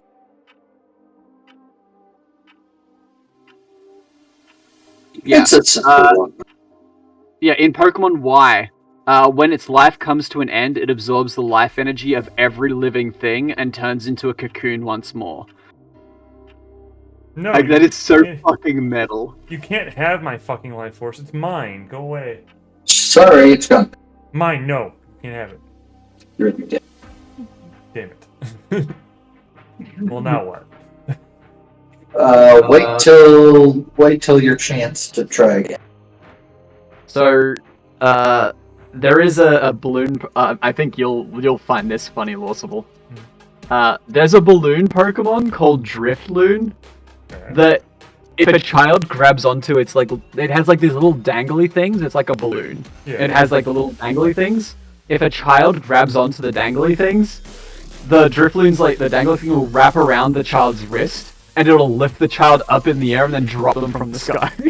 Alright, so Pokemon clearly became a horror show when I wasn't paying attention. I mean, Pokemon has been around for that Pokemon's been around since like 2006. Yeah, I stopped paying attention to Pokemon when I got out of high school. Yep. Yeah. There's I mean, Gengar is another one that's like really Gengar- fucking morbid. Gengar's old. Gengar's for the Dude, first Gengar is cohort. first generation. Yeah. And I'm familiar with Gengar, and Gengar is indeed fairly horror show. I'll give you that. I will give you that. Okay. Gengar is fairly horror show. Do you want to know what one of his dex entries is? Yeah, go ahead. If I probably remember it vaguely, but yeah. I need to find which one it is, because he's got a dex entry in literally every single mainline game. Mm-hmm.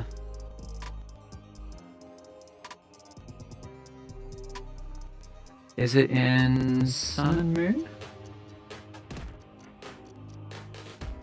No.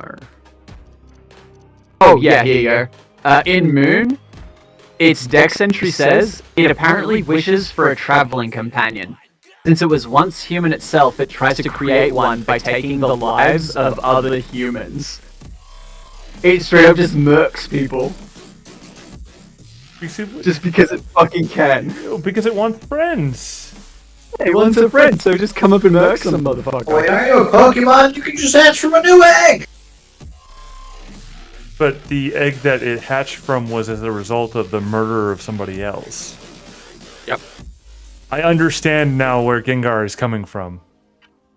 I don't feel like I should identify with Gengar in the manner that I now do. Yeah. That's an odd Okay, sense. All right, go the ahead. Legends Arceus Dex entry is kind of menacing as fuck. Possesses potential victims shadows in an effort to steal away the victim's life. If your shadow begins to laugh, you must take hold of a protective charm post haste. That is like metal as fuck. Straight up, just like your fucking shadow begins to laugh, and you're fucking dead, man. Hmm. My shadow lasts all the time, though. Oh boy, that sounds like a you problem. I mean, it lasts with me. I don't know. I am my shadow. Oh no. You are the edge. Yes. What's another like really fucking morbid one? I think Shadow Shedinja has a pretty morbid dex entry. Hmm.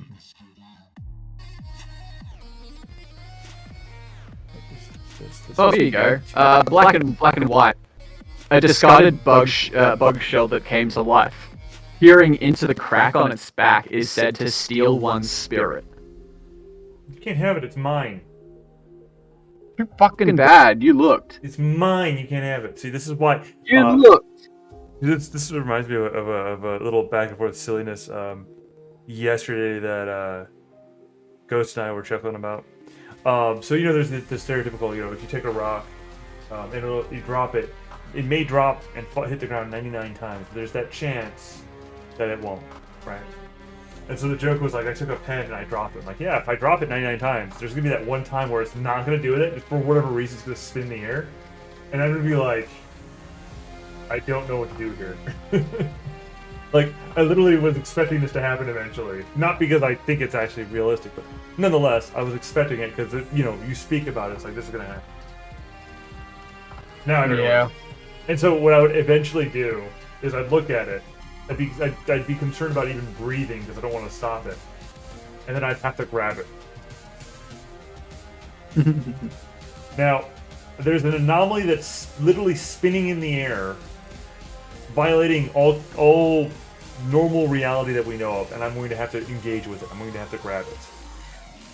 That is the opening to all sorts of horrible stories, terror stories, horror stories. And I know it is, too. But I would be compelled to grab it eventually, like in relatively short order. Though, still not scary, some of the shit that's in one. It's still not scary, some of the shit that's in real life. Well, yes, one's a bit closer to real life. Also, the random thing that's spinning in the air, in the case of WAD, or the case of this hypothetical, we're talking about some sort of massive reality anomaly that engaging with it brings you in fold of that anomaly, which means you could accidentally touch the outer darkness. Or it's just a marauder having a fun day. Could be, but you don't know, and then you touched it and you became part of whatever it was. Oh, here you go, Lawsol. Here's a fun one. Go ahead. It's a stuffed toy that was thrown away and became possessed, ever searching for the one who threw it away so it can exact its revenge. That's taken from, if I remember correctly, it's a Japanese yokai. Yeah, it's a Bennett. The Pokemon is Bennett. So the first ones were those dolls, but now they don't have to be made from dolls. Yeah, there's in Secret World Legends, there's a area that involves those things. Is it in Transylvania? No, it's in Japan. It's a Tsukumogami. An idea rooted in Shinto's animism. Its appearance and habit of sticking itself with pins is also a reference to the popular concept of a voodoo doll. That's the origin of it. Fair enough. But yeah, so there's the it may not be that exact one because obviously there's a lot of derivatives off of the general concept. But Yeah, there's obviously. there's the one in Secret World Legends I'm talking about. It's a little girl, and when you blink, well, guess what happens? Bad shit. Bad shit. If you're not looking at her, yeah. Oh fuck. Here's probably my favorite ghost type. Like my favorite ghost type Pokédex entry. Dusclops's body is completely hollow. There is nothing at all inside. It is said it is said that its body is like a black hole, and it will. Where is it actually? Yeah, this Pokemon will absorb anything into its body, but nothing will ever come back out. There's another one that's like super cool.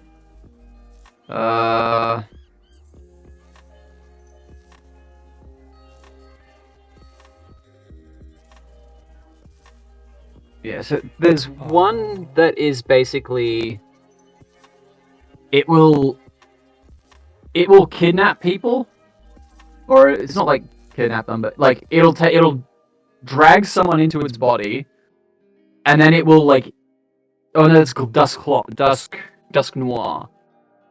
Dusk Noir is the one that I'm thinking of.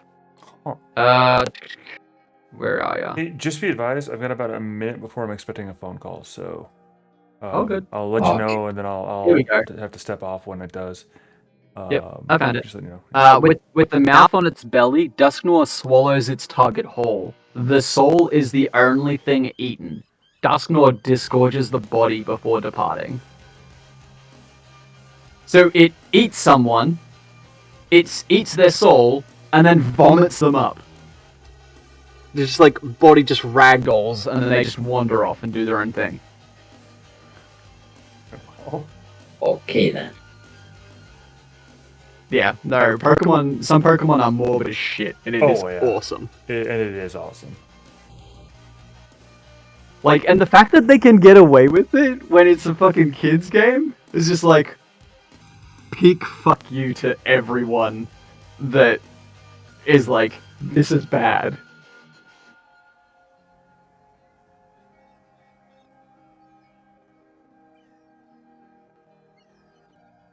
I'm like, even some of the like the cutest Pokemon have some of like the most grim things as well.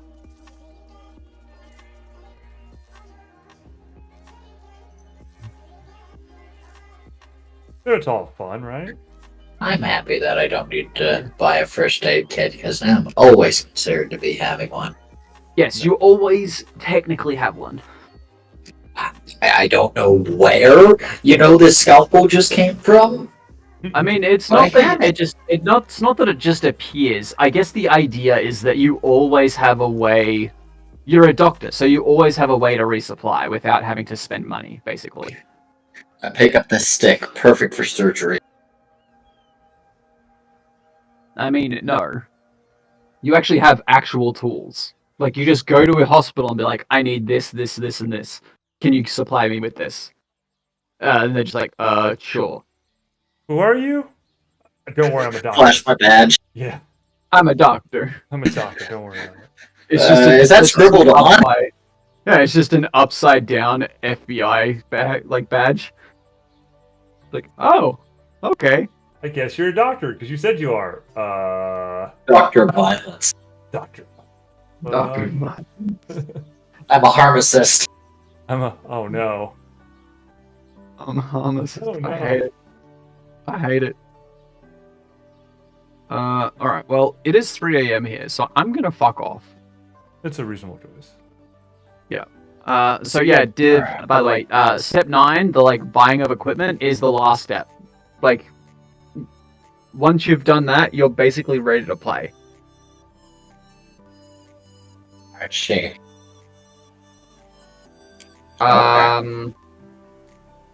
Yeah, let me. After creation, after character creation. I'll be back later. I'll be here enough to, I guess, then. Whenever you level up, your character may advance in certain ways, depending on the level. Trainers have a maximum of level 50, so you can get to level 50, not 40. Generally, your character will level up upon receiving a milestone, such as gaining a gym badge, or by collecting 10 trainer experience. GMC page 461 for details. Every level, you gain a stat point. Trainers don't follow base relations, so feel free to spend these freely. Every odd level, you gain a feature. Every even level, you gain an edge. Unless a feature or edge explicitly says that you can take it multiple times, such as a ranked feature, then you can only take it once. And you get like additional stuff at certain levels. So at level 2, you can you gain 1 skill edge for which you qualify. It may not be used to rank a skill up to adept rank. So you do get like extra free skills and stuff like that as well, which is really nice. And then, there is one more thing with Pokemon specifically.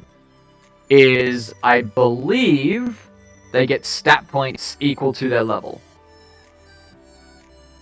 So you'll be able to like give your Pokemon some extra stats. So wait, my character still has 5 more. I think so. I will check. Pokemon combat stats. Just like trainers, they have stats. We also need to do its nature. When first caught, assigns the stat points up to their current level. So yeah. Start by checking the Pokédex to see the Pokemon's base stats. Okay, so there is something you need to be aware of when dealing with Pokemon's stats. There is a thing called base stat relation. The higher the ability, the higher the rest of those abilities have to be. So, for example, your attack is 6, but your special attack is 7. That means that your special attack can never be lower than your attack. The same as your special defense and speed can never be higher than your attack. And your defense can never be higher than any of your other ability scores. Okay. The only exception to this is your HP doesn't count towards attribute relations. Okay. So that can be as high or as low as you want it to be. Or 50 points into HP later. Yeah, you can. Why won't he die? Yep. So, so you will always have.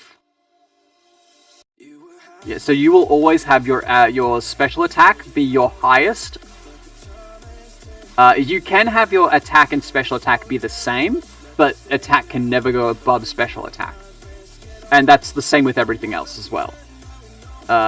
If it's lower, it has to stay even or lower than the next highest score.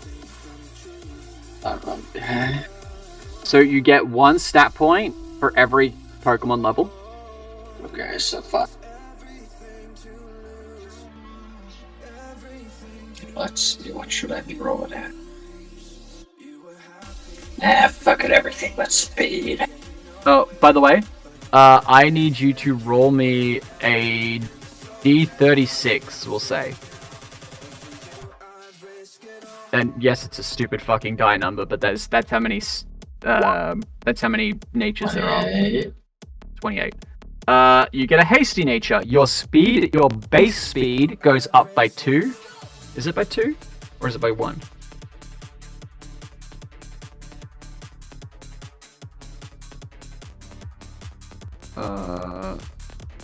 So simply raise 1 stat and lower another stat. Oh, HP is only ever lowered by 1, but all other stats are raised or lowered by 2, respectively, to a minimum of 1. Okay, so increase your speed by 2, and your defense, and reduce your defense by 2. This is the base skill. The base stat. So speed becomes 7, and defense becomes 2.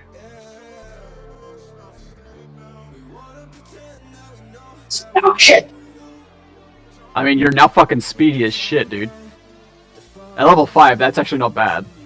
Because if you get your special attack high enough and your speed high enough, you should never really have to worry about defense. And you can always put points into defense, it's just that they can't go higher than the base attributes. So, for example, you could put three allocated points into defense and just get that to 5. Because it would then be equal to your special defense, which is your next lowest stat.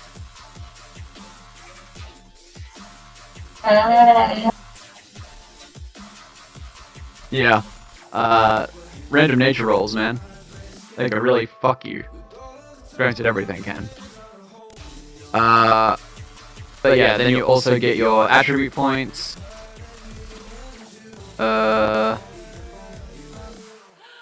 Next, add X stat points, where X is the Pokemon's level plus 10. However, when adding stat points, you must understand the base relations rules. So yeah, you have an additional 10 on top of your 5 that you've put in.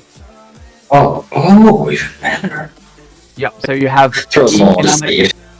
Yeah. So you have a number equal to 10 plus your Pokemon level, and because your special attack and speed are the same, you could do that.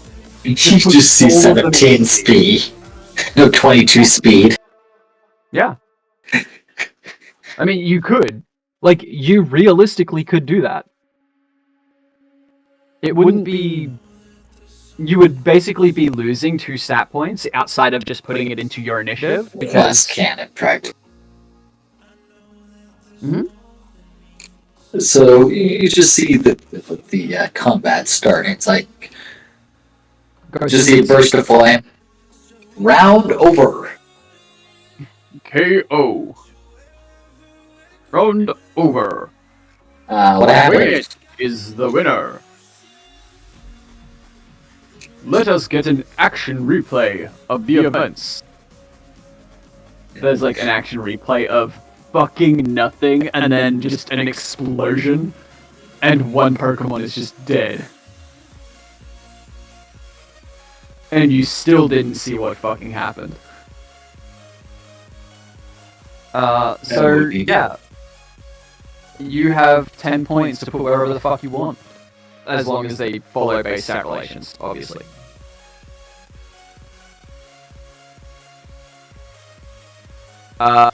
As a reminder, every 5 points you have in a stat increases the possible evasions by 1. So keep that in mind. Because that does make you harder to hit by moves of that type.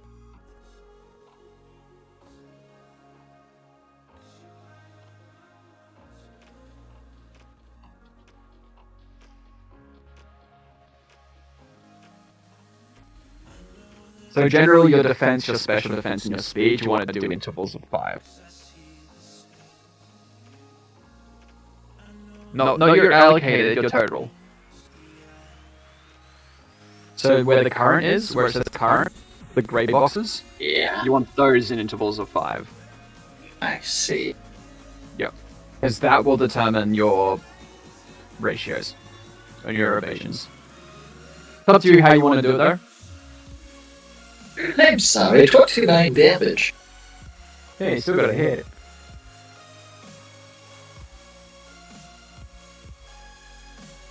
So you see how it says with Ember, it says AC 2 and then above target evasion, or AC 7 above target evasion. If your target's evasion against special attacks was 7 or higher, you would miss.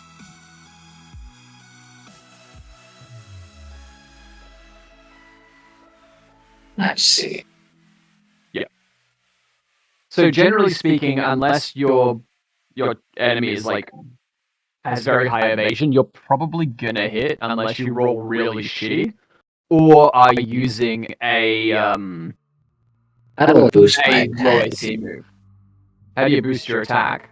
Yeah. I mean, the same way you do with your other stats.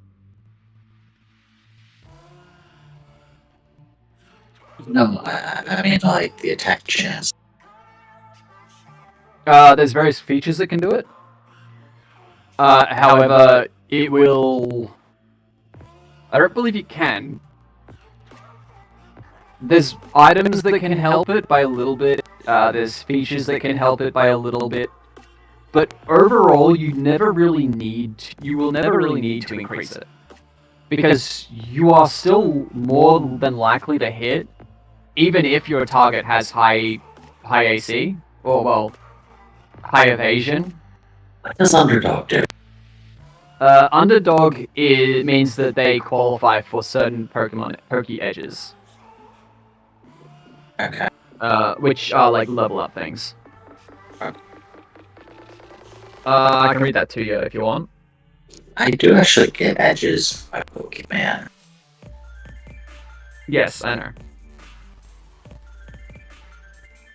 Poke Edges. Okay, while many features allow tutor points to be spent to improve your Pokemon, that does not mean tutor points need to sit idly if you don't have access to those features. After an hour of training, Pokemon may spend tutor points to gain any of the Poke Edges listed below, provided they meet all the prerequisites. If a Pokemon ever loses prerequisites for a Poke Edge they have, it is removed and the tutor points refunded. Stat and skill Poke Edges. Pokemon do not need to be limited by their natural inclinations. Trainers can use these Poke Edges to allow their Pokemon to excel in unexpected ways. So the first underdog feature is underdog strength. Prerequisites is the Pokemon needs to be level 15, and the Pokemon is an underdog Pokemon. The cost is 1 tutor point, and the user has each of its base stats increased by +1. The user may no longer undergo evolution. If you take it, your Pokemon cannot evolve. That is what it does. I'm sorry, what? Where is this? Page 204. Then there's realized potential. Pokemon requires to be level 30. The user is an underdog Pokemon. Requires 2 tutor points, and subtract the user's species base stat total from 45. By the way, 45 is the number of stat points that it requires for a Pokemon to be considered an underdog. So if it has fewer than 45 stat points, it's an underdog. If it has more, it's not. The user gains bonus stat points equal to the remainder. These stat points must follow base stat relations as normal. If the user evolves into a species with a base stat total higher than 45 or higher, realized potential is removed and the tutor points refunded. One of the probably the best Pokemon to give this to is Diggersby. Actually, no, Underdog Strength is the Diggersby. Because it's a fully evolved Pokemon that is still an underdog. And by quite literally 1 point, so your base stats all just increase by 1. And you can't evolve anyway. So Underdog Strength is really good for Diggersby. I know because I did a normal type ace with a Diggersby as part of my team, and he was a monster. Because he's also a ground type. Then there's Underdog's Lessons. Requires Underdog Strength as a prerequisite. Costs 1 tutor point. Choose a level up move from one of the user's final evolutions that it can learn at or below its current level. The user learns that move as if it were a level up move and can now learn moves and from TMs, HMs, and tutoring from the lists of that final evolution. Underdog's Lessons may be taken up to 3 times, but must use the same final evolution each time in the case of Pokemon with multiple final evolutions. That is the feature, or the Poke-Edge, that made my Wooloo a fucking god that could crit people for 180 damage at level 20. That's a lot of damage. And just one die too. Yeah. So that was with body press, a bunch of like damage reduction from like defense curl and stuff like that. That was from it being a normal type, what is it called? A normal type thing. I had one of the classes I had gave me additional stuff for being an underdog, and I had the realized potential and underdog strength after a while. So I had underdog strength at that time, and then I got realized potential after. So it was even worse. Okay, just underdog strength. So, nice.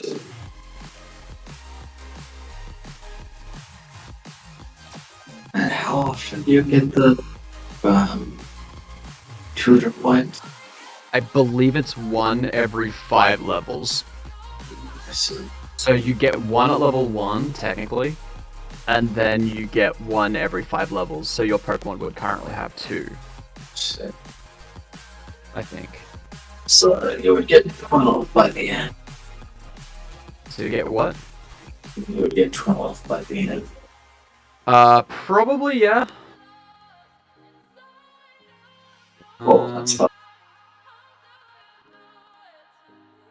Nature, abilities, capabilities, moves, skills, assigning other skills, Pokemon backgrounds, leveling up, tutor points. Upon gaining up level 5, at every other level evenly divisible by 5. So 5, 10, 15, 20, etc. The Pokemon gains another tutor point. So yeah, it's one for every level up to 100.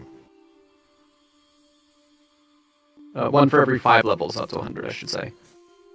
I actually didn't apply it. I qualify for maybe sleeper. That's like the level requirement. Mixed Sweeper is, I believe, one of the Poke Edges that they removed in PTR because it just broke the game. But we're doing PTU for now until I properly read through PTR. So, if I hit level 10, I could gain 3 stem points to distribute freely between HP, defense, special defense, or speed. Well, that's to get faster. Yeah, go zoomies.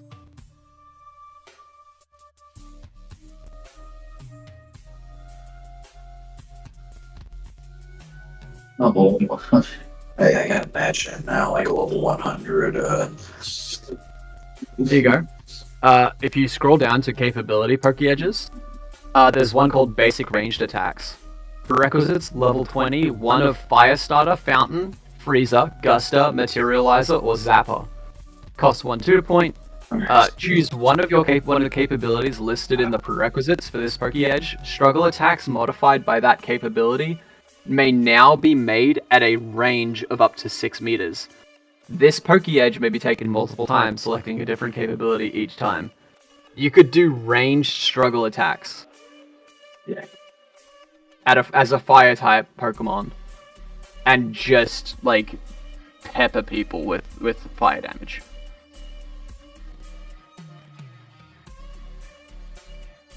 That's probably best if you don't want to have a fire type attack on your Pokemon. Because it would still get stabbed. And that's the thing, is you probably want to always be doing fire type struggle because you get stabbed on fire type struggle.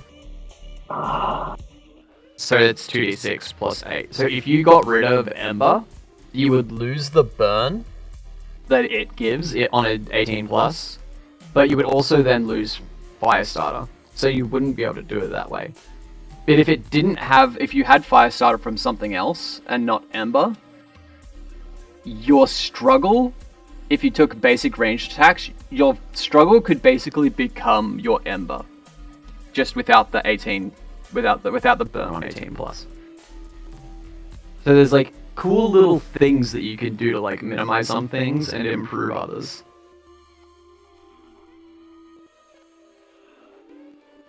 It's just if you meet the prerequisites for it anyway. But yeah, I think that's pretty much it.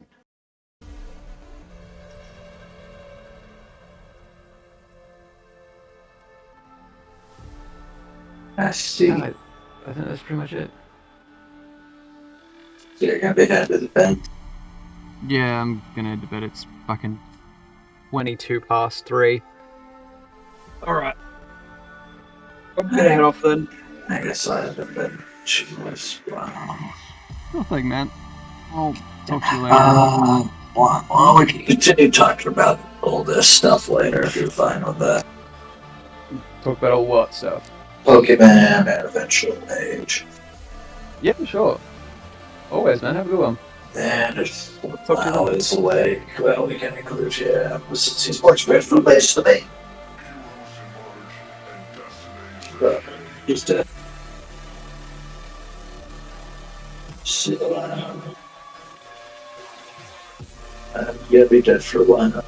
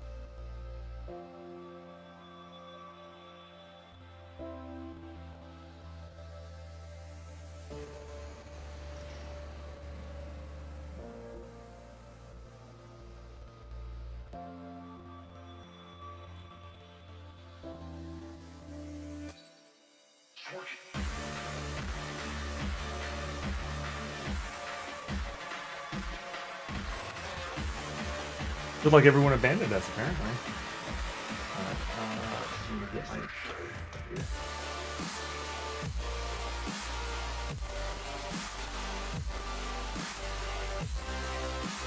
Oscilloscopes, that's what I was just talking about.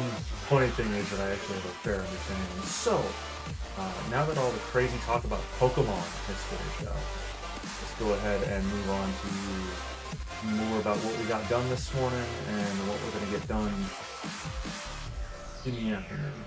Although I'm probably going to have to call it here soon for the sake of sleep. I got stuff to do in the evening. But for the moment, if I can remember to find the button I'm looking for, which I don't remember what I'm looking for because apparently, yeah, there we go. I am back? Question mark? Button. Oh. There we go. I'm back now. Haha. Hello. All right. So, like I was saying before I got interrupted by other business that required a phone call and a nice little slideshow of things that aren't quite to where we need to be, but hey, they're at least pretty pictures, right? So, what we're looking at here, we're no longer looking at the Pokemons, the Pocket Monsters.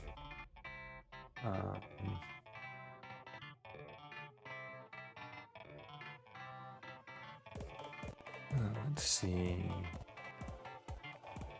I need to drag open because now the Pokemonsters. Yes, the Pokemonsters. Now I'm just mixing the two. The Pocket Monsters, the Pokemons. or not what we're talking about anymore. We're now talking back fully on our coding stuff and this craziness. All right, so the gist is that we have the situation where we have managed to get where the cards automatically hit the X button on those, where they'll update the cards from the Trellos. But I just realized a problem that I set myself up for, a point of failure. So before with the Zap, and this is some severe deja vu for some reason for me. Anyway, the Zap doesn't actually do the thing. The Zaps no longer work, right? Because the reasons that they require a specific thing that I don't have the access to. They require signing or pay for, and I don't have the money to pay for it. It's as simple as that. I would, because of the amount of effort they were saving me, and I didn't even know it. But now I have to come through with a solution and figure out, utilizing and leveraging tools available to me, like GPT, and kind of work through those problems. How to get to where it'll update the sheets in the manner that I want them to, or rather, in this case, I misspoke. The Trello in the manner that I want them to.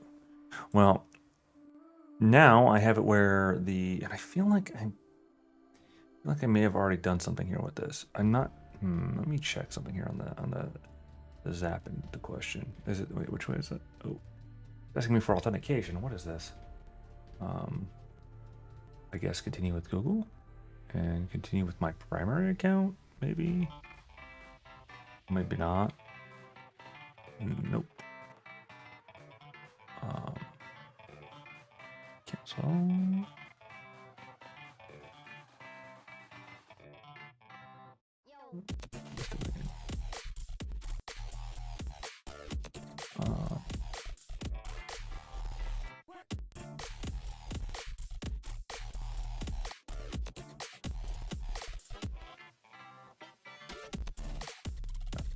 Out of it.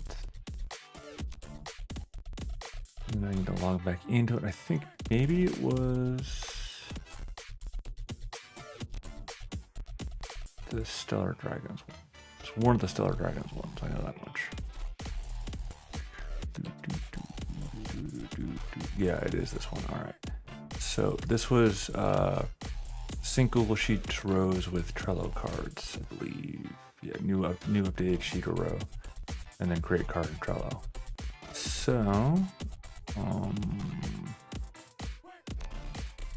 a little crazy enough on this one. Because yeah, so URL it just is URL attachments from here is where I was doing it. So I need to figure out how to do attachments with Trello. I think I may have already had it. I don't know. Attach. Tracking attachments. Add text attachment to card. Add text attachment to card. Oh yeah, sweet. So I already have. Oh yeah, because I had it for a different process. I had to have. I had to add. Add a text attachment to card, right? And that was actually, it's probably right in front of here somewhere too, for that matter. No, it's going to be up here because like this stuff was too much, and so it had to be attached via in case of failure or success. I changed it. To add the attachment with the link here, and that was a third link. Whereas this one, archive all these cards, they're not worth it anymore. So now we need to go back up to here. Honestly, all said, I'm applying for some jobs just to try and shore things up. I should have been like, hey, so look at the, I'm doing this stream stuff, and if you want to go through hours of watching me do stuff, we can do that. Some of it, it's not exactly what I would call super safe for work, but not like anti-safe for work either, I'm not working ostensibly, right? I am, but I'm not. And so it's the sort of thing where it's like, yeah, okay, fine. But you want a showcase of what I'm up to and how organized I am or not organized as I am, we could have that conversation, because that was one of the questions that always comes up on these things. Like, well, we need somebody who's organized and a team player. Well, I'm literally building stuff for a team and working with the team with what their needs are. Although some people would argue about my qualifications there for sure. But I'm also, specifically building this stuff for the sake of that team and building stuff and like organizing and all that stuff. So And I'm not saying I'm the most organized person in the world by no stretch of the imagination, but I am saying that I try. And spreadsheets, like, look, all right. If there are spreadsheets, it means I'm organized, right? Right? In Trello, if there's an organization system, it means I'm organized, right? Right? No? Maybe? Oh. All right. So let's see. So, if field name in custom in heading, and if custom field name is in heading mapping, so we found the field name, and then this bottom one is the one where we're actually updating with the done on there. So that's going to be where we want to actually do the, maybe. All right. So what I would want to do is I would want to go if custom field name is equal to,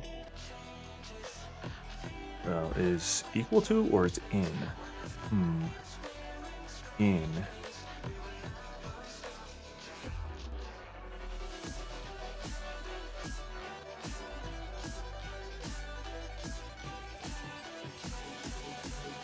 If custom field name is in,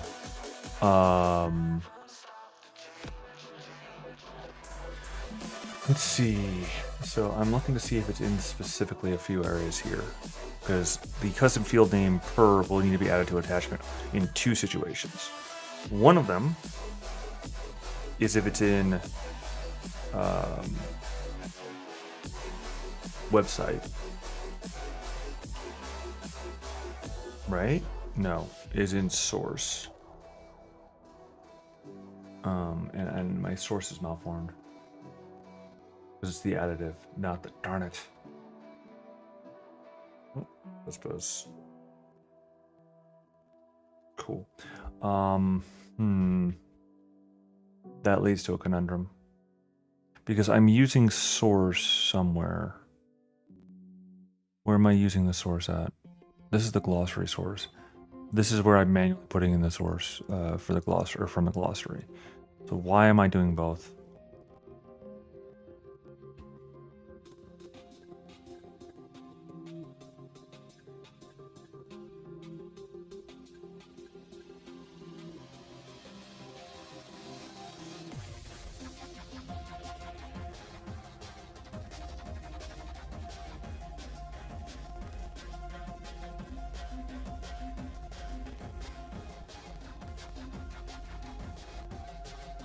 Why am I doing both?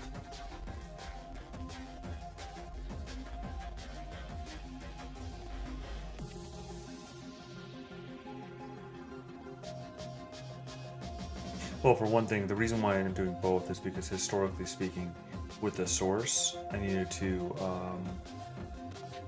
specifically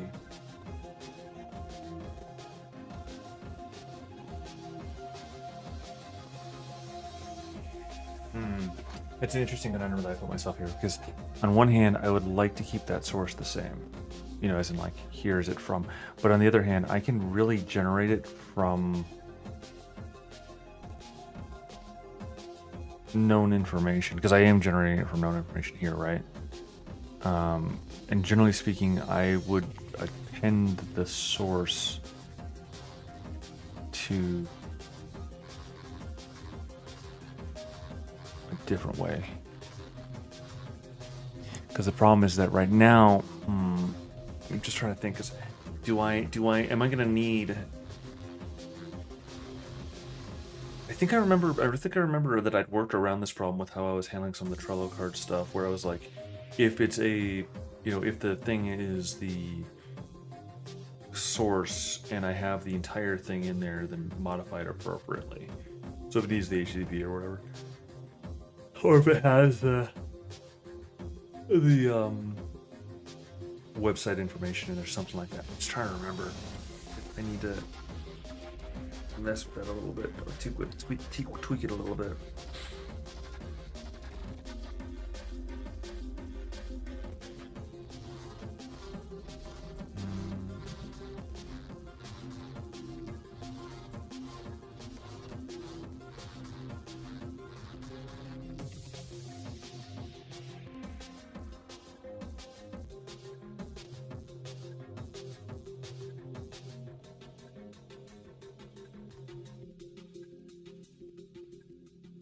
Yeah, I think I'll leave it that way for now, and I'm gonna end up reverting it later on.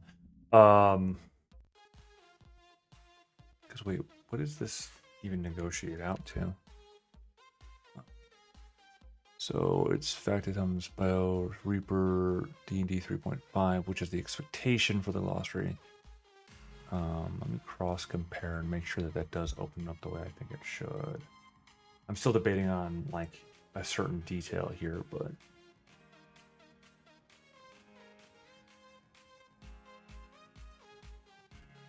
yeah, that works. Then that's expected that that works. But think about that.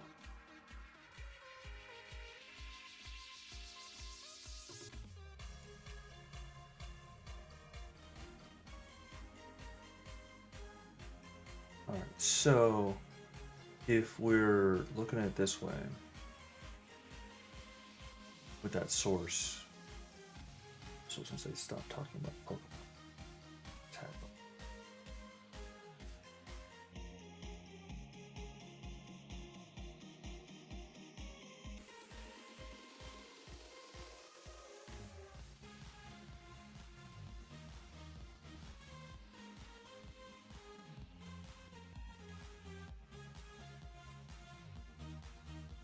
Just a quick tech check on certain things. Oh, person. What's the person have to say?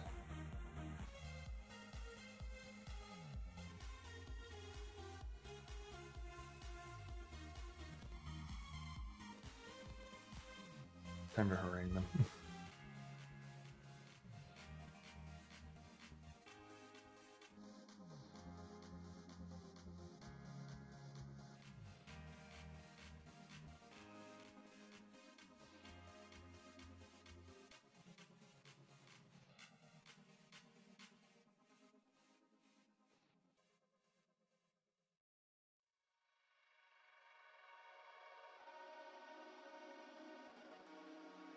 I'm defending because I've got a vertical monitor, as you can see now. That the code bit there is on a vertical monitor. So it's like that is actually amazing. Let's see.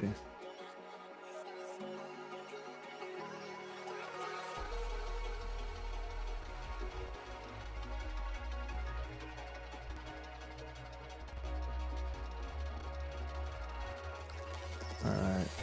Let's see.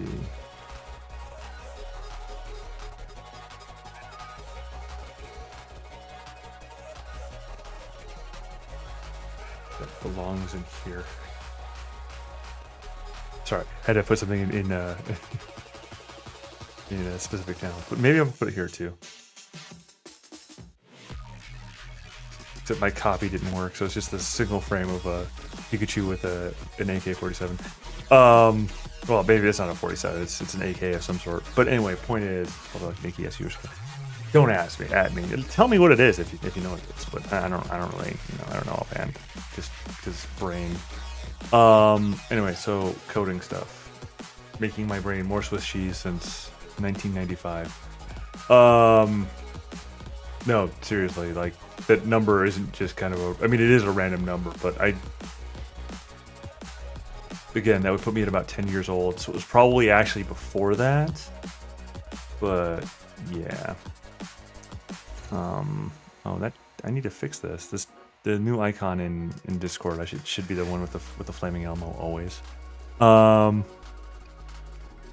that y'all can see that by design, because it's chats and all that stuff. What's this?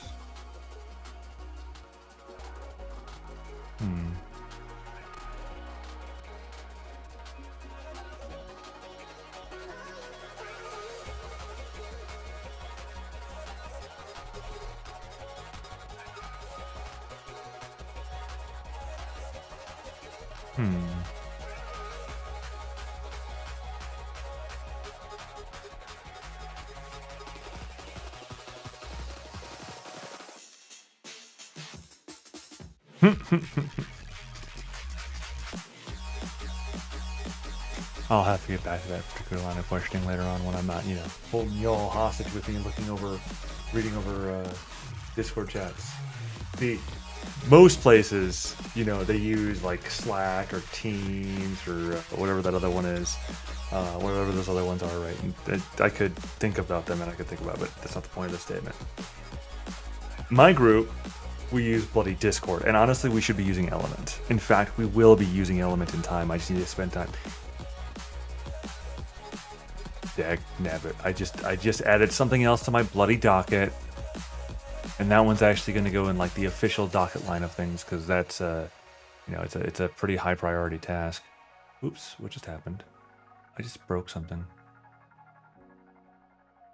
You're supposed to be in content plan, buddy. How did you get over here? All right, my to-do list. And then I'm going to taunt somebody with that. Let's see. I got distracted for like beyond. All right, so we're gonna add speak about organization stuff, right? Let's see, let's add element support / cut over. And that's element is it's element, I want to say it's element.io. I want to say it is. But element aka matrix. And so basically what it is, if you're not familiar with Element, think of it as a kind of, as I understand it, all right, my understanding here is a super high level understanding of it, because I keep on trying to touch it, and I keep on losing fidelity on it for reasons. Let's see, how high priority do I want to put it? Honestly, pretty high up there, because right now we're working fervently on the process build out. Itemized page generation process. That's our actual current medical right now. So that's why there's all these little things are there, like pulling this part. Okay, well this tool no longer works.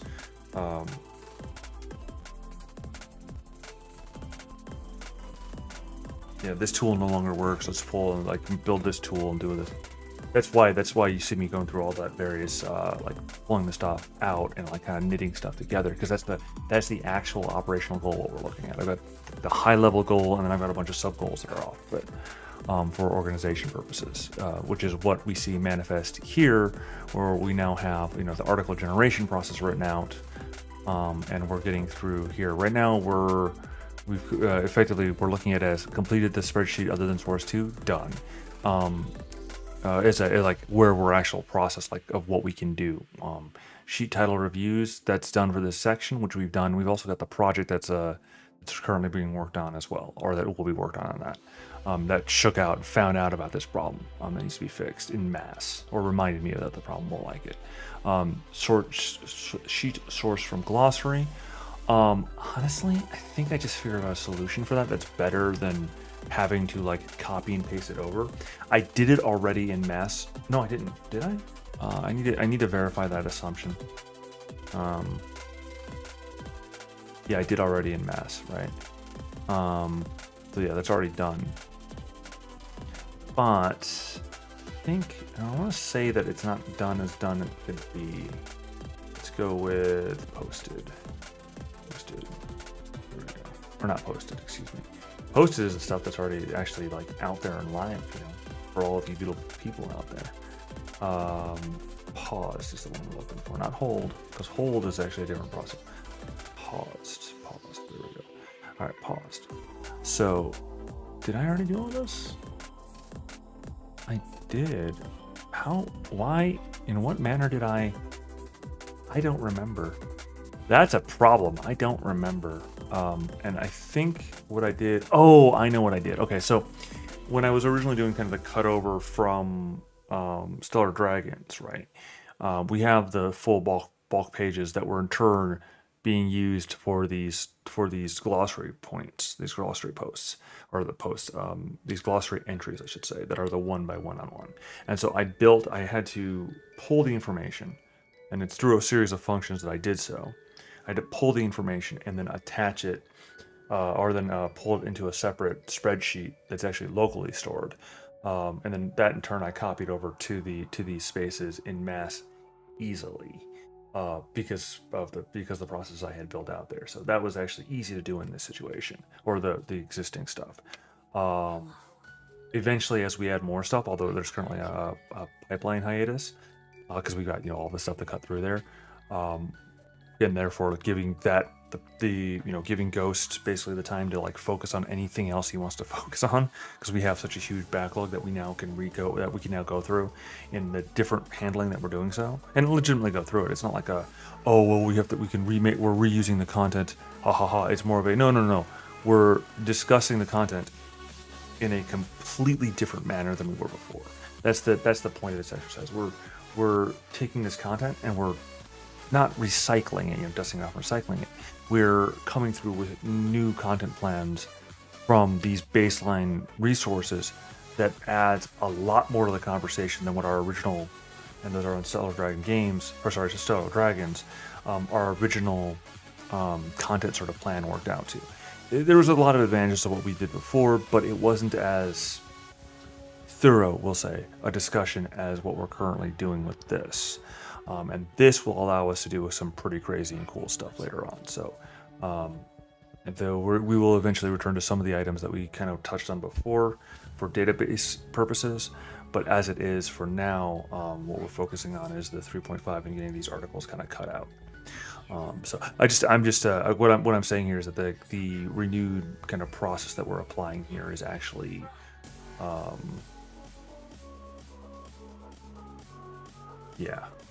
it's actually, we're coming up with some notably better stuff. And not to say that the other stuff was worthless. It's just it needed work.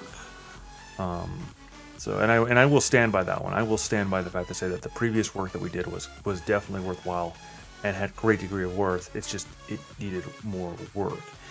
We may end up going and actually directly revisiting that content and using it as kind of like with some more processing to try and see if we can remediate it later on, as additional discussions or additional modifications to these posts if we have to, or not if we have to, but if we want to, or in some period of time, kind of a revisit to revamp around and go from Stellar Dragons, basically remediating that stuff there. I have some processes that I need to still work on for the Stellar Dragon side of things, but all that's more just like, going through and like preventing the share of like everything there sort of thing, which I've already got most of it, so that we're not competing with ourselves, basically, is what it comes down to.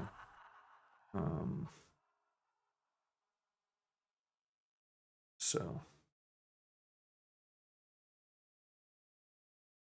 trying to think if there's anything else. All right. So, but yeah, so where we're at right now is that these are generating they're generating it, but what we're missing is the file attachment, and we already have the file attachment process built. So I just need to figure out where I need to implement that in. So it's Trello client dot add attachment to card and self card. So card ID, which we already have labeled as card ID.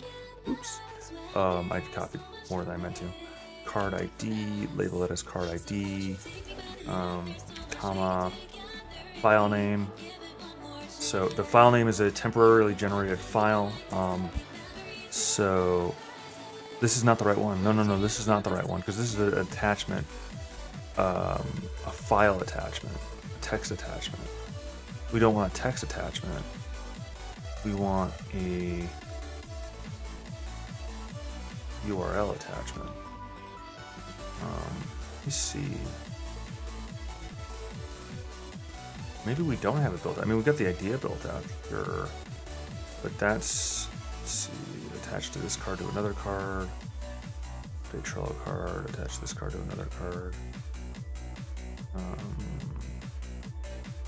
And then actually I will, let me see something here.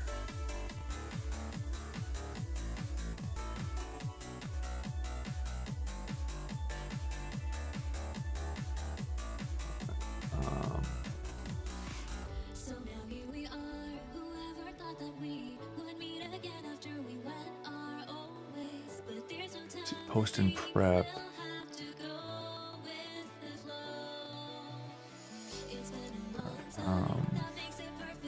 This is the article generation tracker. either break stuff. Because that card in post and prep is actually going to be our monitoring card for what we create here. I added another layer to what we're up to as well. Because I saw that when I went, you know what, I should attach these cards to that particular card, because yeah, it's a good idea. All right, so attach card to. Let's see, obviously self is not relevant in this context. Card ID to attach. Card ID to attach to. So card ID to attach is our card ID. That's what we're attaching, and we're attaching that card to what? And I see.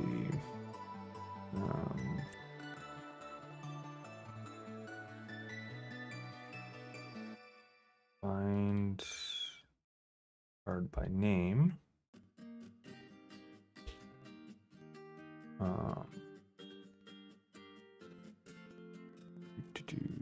Also, I am totally botching something here already. I need to add Trello clients. Yeah, I just realized that there's a whole bunch of functionality that makes sense for this circumstance, which is my bad for tracking purposes, right? But for part of it was in the previous incarnations, we actually had attached the source and the actual URL to our card. And so with that in mind, and I think that was the big part about what was with the source here, was why we were generating it fully here, was we were using the other things to kind of pull it together.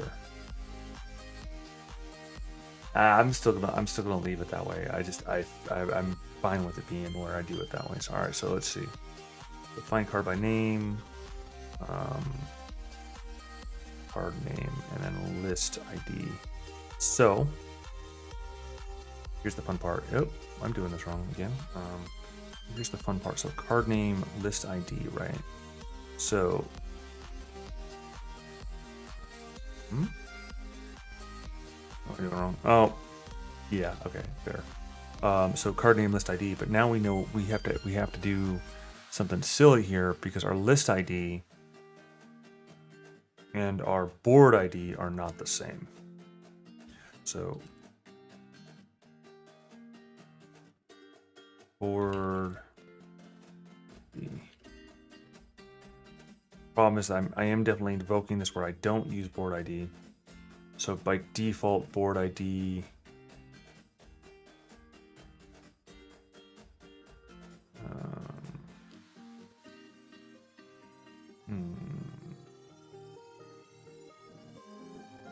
could be a problem. Because the problem is that if I set board ID to none, then I will never know. Where am I? Well, no, board ID is instance based, and it should be instance based. So is list ID, incidentally.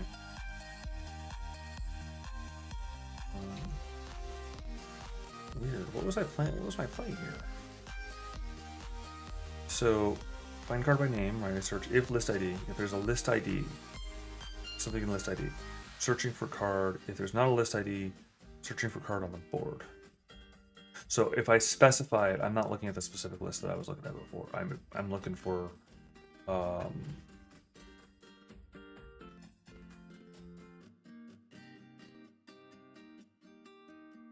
and I'm looking at the local list ID. That's a really convoluted way I did that. Okay, I know how I can do this. So board ID equals same way I did it before. So because that's not going to actually interfere with the process, because if board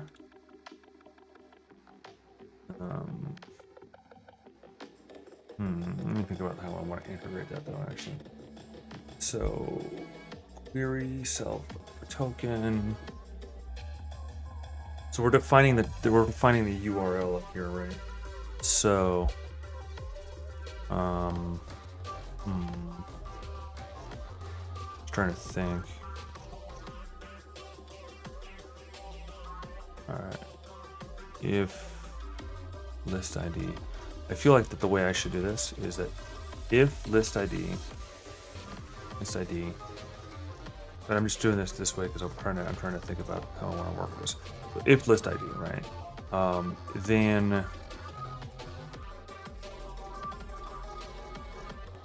if not list ID, reverse this. If not list ID, in other words, if list ID is none type, because we set it by default to none type. If it's not list ID, if there's not a list ID, then list, well, we need to have list ID be set. So list ID equals self.list ID. So in other words, it sets itself to the yeah, and then otherwise it's gonna be set.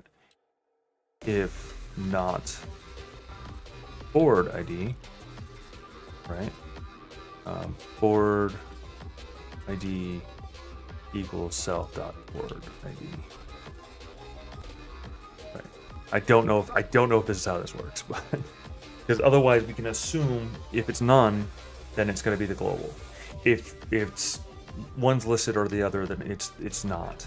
So now,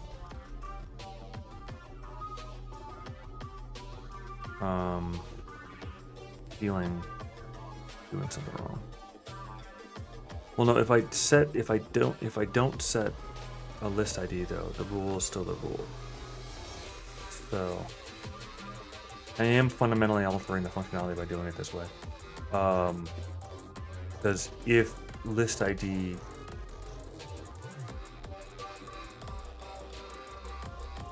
but that being said, I do want the board functionality. So I'm not going to modify the functionality for list, because list, basically the presence of list ID or not in this context is basically saying if it's not defined, search for the board stuff.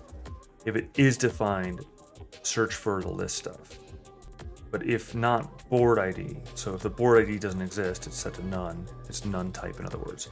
Make it equal to the board ID. Otherwise, use this board ID. And then in this case, board ID is either going to be self.board ID, or it's going to be whatever was passed as board ID. One of the two.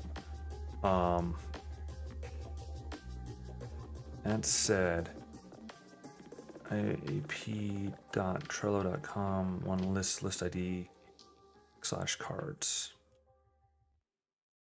Feel like something is going to go wrong there, because I'm passing lists, but I want to change my board that I'm looking at, which means that honestly what I just did doesn't make any sense for what's context. But board ID I can set for instance. Do I need to make another instance to deal with this? Or can I do it using the same instance? Way too much energy.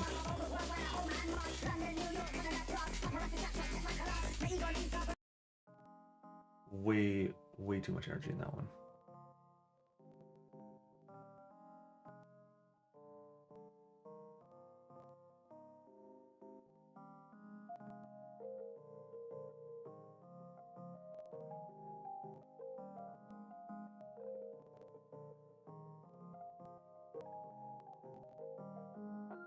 So it's searching for card name in the list, but in the list ID is passed to it. And the list ID is a unique identifier that also identifies the board it's part of. And that's what I'm taking.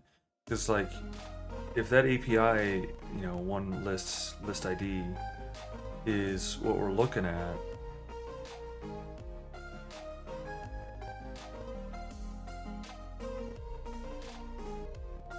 incidentally, yeah, okay. Well, all right.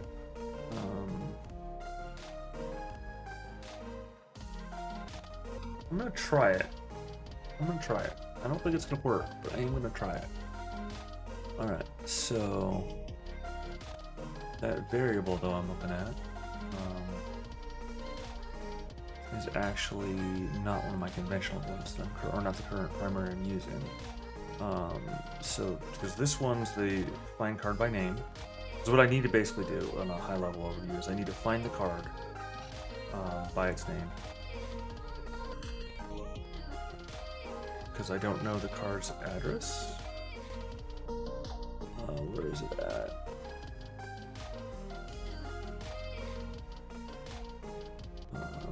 So I need to find the card by name, and it's on a different board than what I'm looking at. So I need to find the article generator tracker.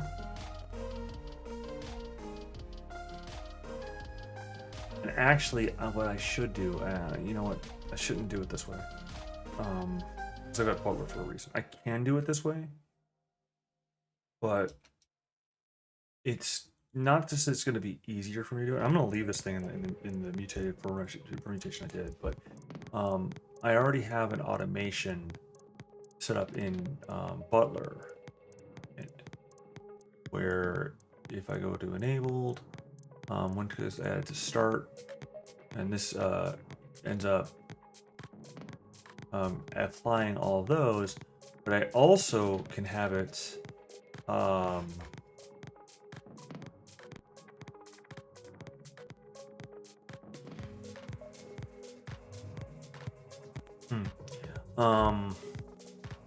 no, unfortunately, because it's sending all those defaults, it's gotta wait, but I can have it also, let's see. Ooh, I believe it's Cascade. And it is find a card title, generation, enlist, no, on board, stardragons.com, and enlist.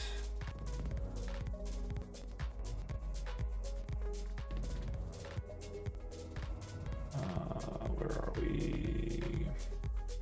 Failed validation, content holding, post.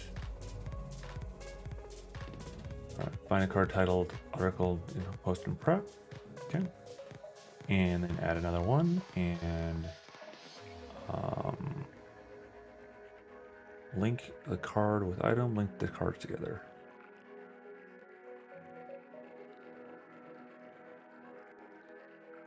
Link the cards together.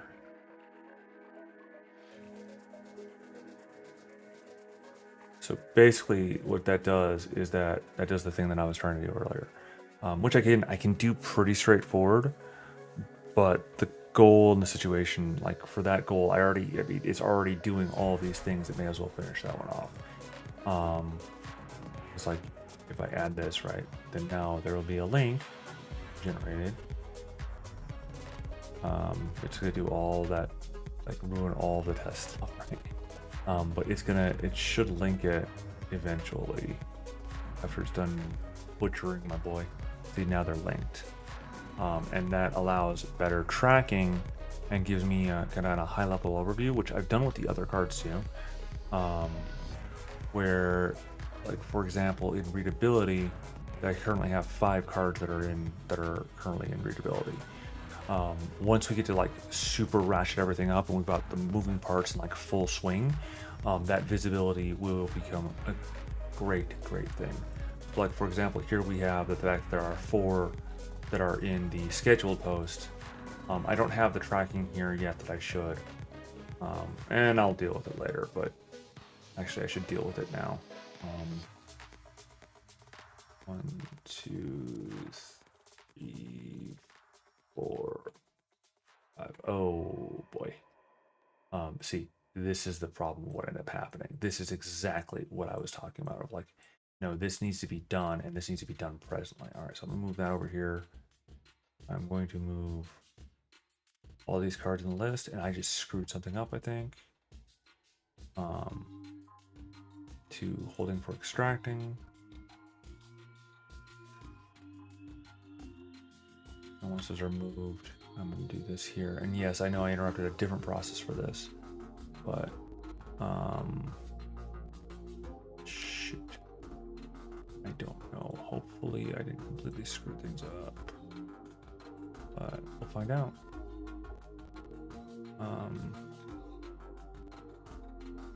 So anyway, so now what I need to do is I need to go to automation on my main one here.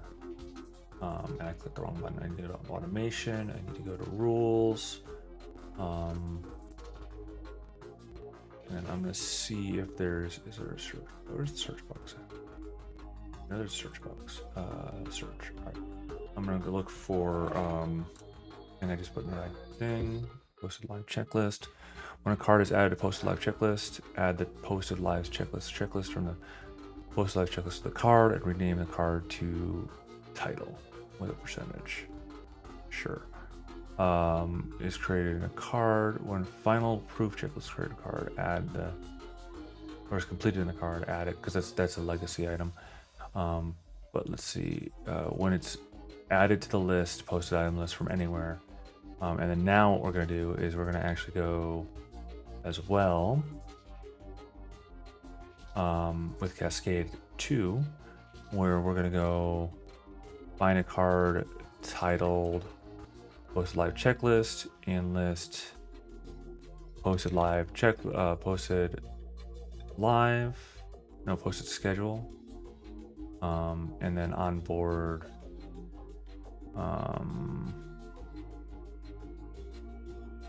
no posted sorry see, yeah, it is actually the live. See, this is the thing, is that I didn't worry about this detail because it was just for my own tracking. But one of my biggest mistakes there was that assumption, which was that I had assumed that I didn't really need to worry about tracking as much as I should have.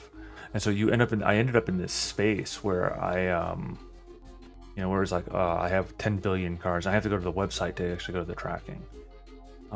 Which, again, it's like, yeah, there's 100, 200, 300 cards in this space.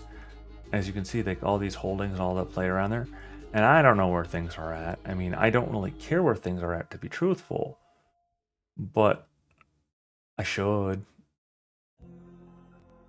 Let me see if it does the thing.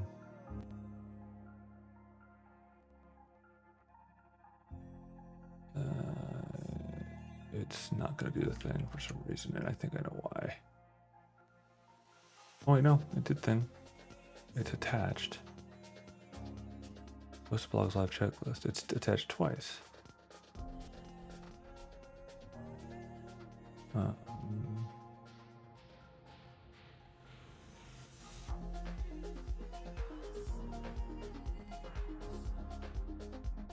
Oh, because it didn't. Oh, shoot. Well, we got a problem here. I screwed up. Because that was an error. Because these are both named the same thing for a reason, because I screwed it up. Because why is this one named posted live checklist when this is the one that was actually attached to these guys when they, first became a thing? Let me think about this. So firstly, this needs to be changed to posted blogs live. It's no longer a checklist.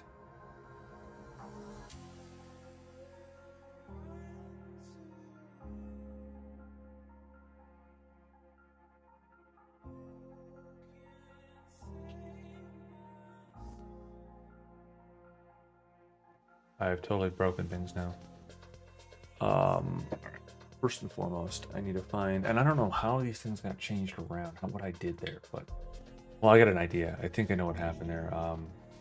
Somebody, and it's one of those things where it's like, I don't really feel too bad about them, like, as in, like, mistake happened, right? But somebody,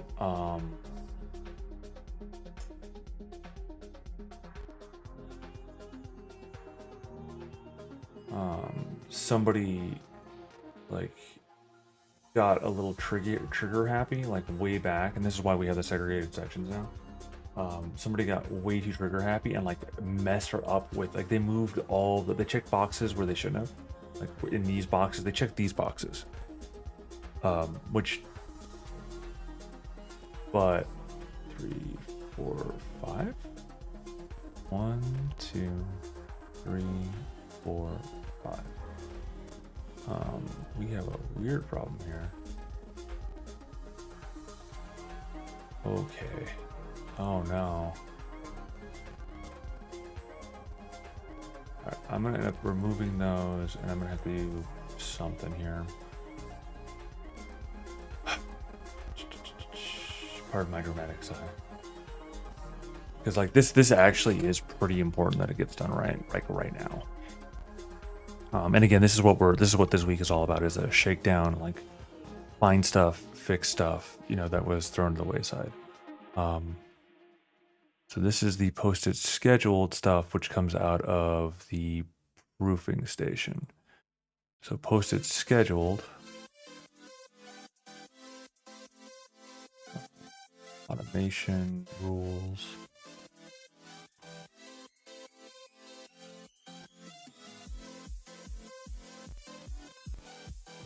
Final proof checklist is complete in the chain. Add the posted schedule checklist to the card. Okay. Move the card to the bottom of listed posted schedule. Alright. Find a card titled final proof and list final proof on board. Unlink the cards. Okay. Find a card titled posted live checklist in the post and link the cards together. I need to verify something here. Oops.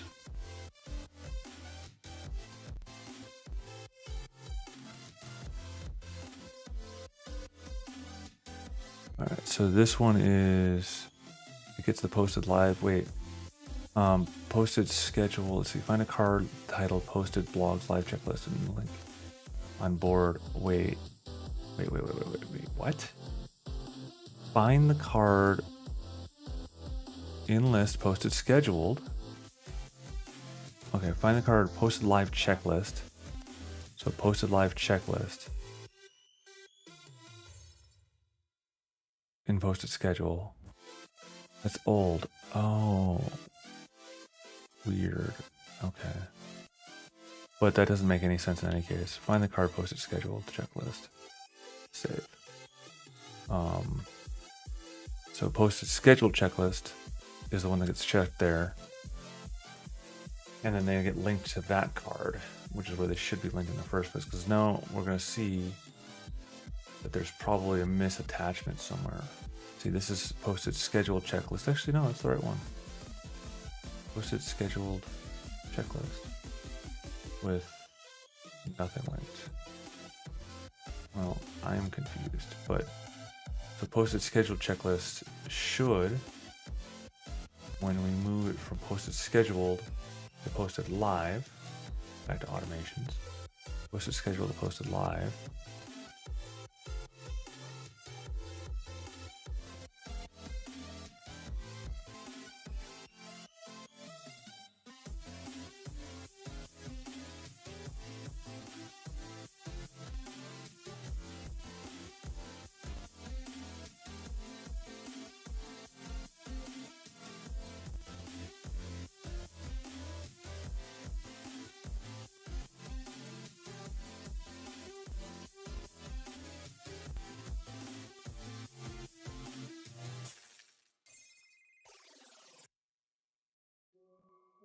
posted live.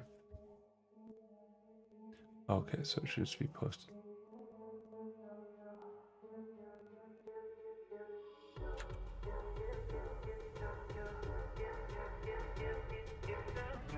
Posted live. Add the posted blogs live checklist to the card. Posted blogs live checklist to the card. Name it to title. Find the card titled live checklist in posted live on board and link the cards together. So that should actually work in the manner as described. And now, if I do this, that number should go up by 2. I'm gonna wait, because that particular automation does take some time.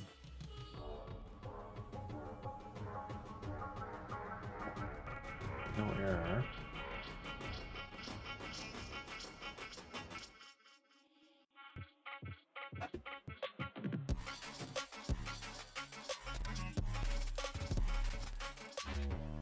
Posted scheduled checklist.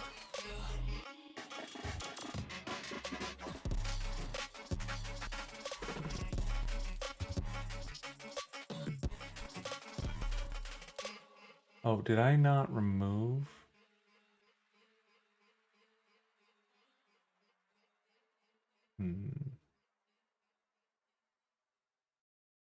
All right, I'm gonna lower prioritize this one because I mean it's starting to.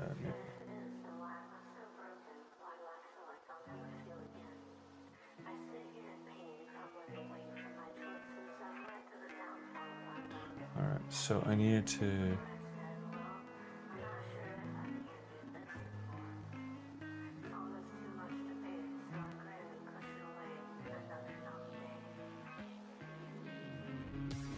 Ask me how I am, baby. I don't know, I don't know. I seem to be in love. Please, someone tell me what is love. You ask me how I am, baby. I don't know, I don't know. I seem to be in love. Please, someone tell me what is love.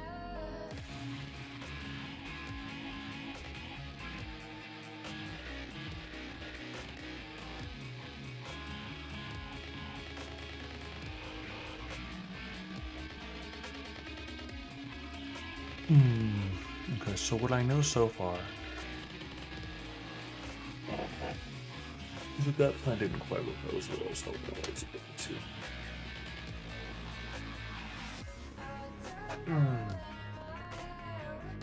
to. Or no, this part works fine, I think, but it's more of I found another like series of rabbit holes that I needed to kind of touch on. Let's see, attach card to another. So now we were trying to work on, but I need to switch to something that actually is important. And text attachment to card, because like the thing is that the text attachment to card is stuff like what we kind of saw over here.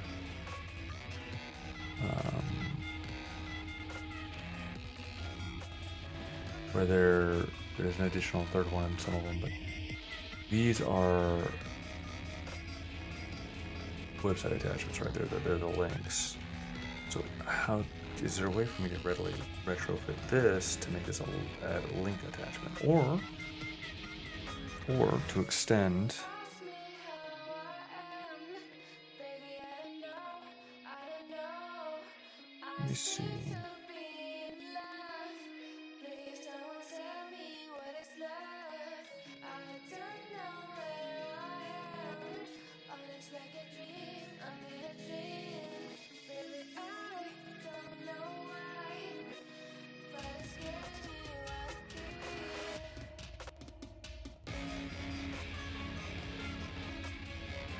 Let's see, because again, I'm getting tired, but I have objectives that I still need to zombifiedly complete. So.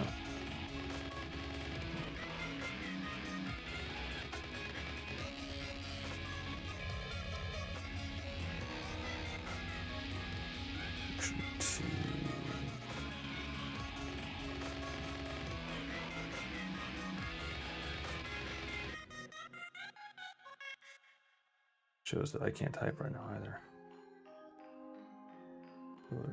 Function file attachment to card.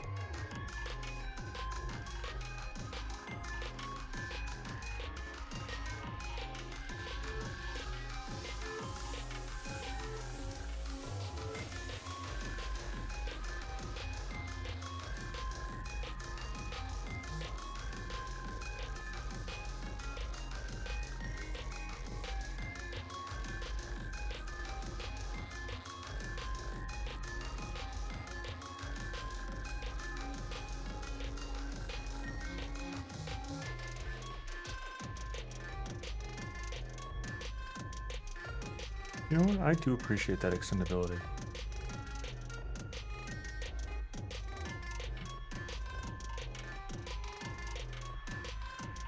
it's going to require me to do a little bit of work to fix the fact that I have one that's just add text attachment versus add, add attachments. Make sure my spacing is all right.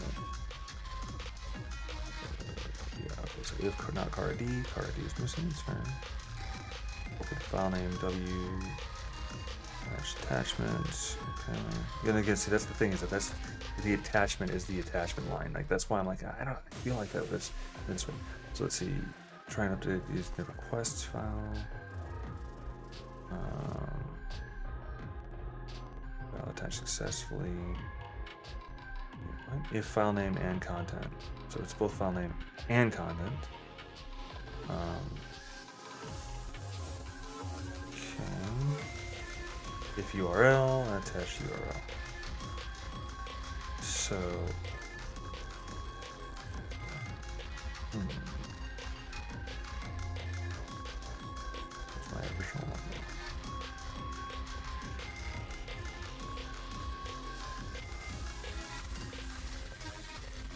Kill my spine bending in my head. Jeez.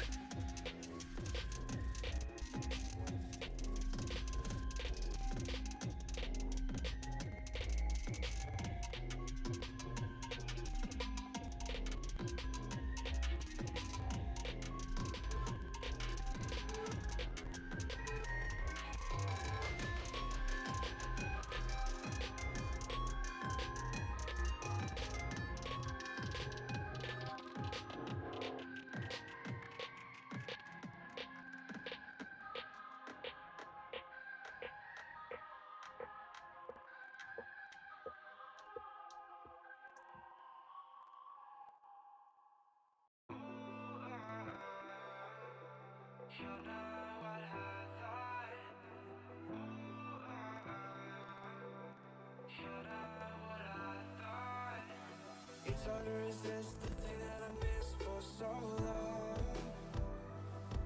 Can't remember what it's like, just remember I need it. Even if I'm on the train of thought, I'm always in the right one. Gotta trust a God, yeah, no matter what happens. And I feel like I'm falling deeper. Got me falling for you, got me falling for you. Oh yeah, because that synthesizes the thing.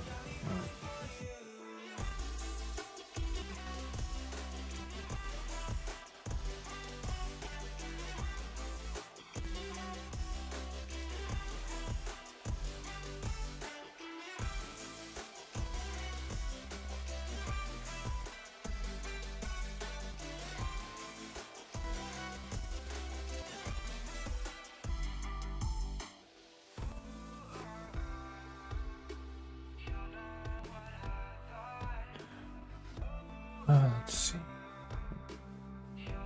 Again, name equals.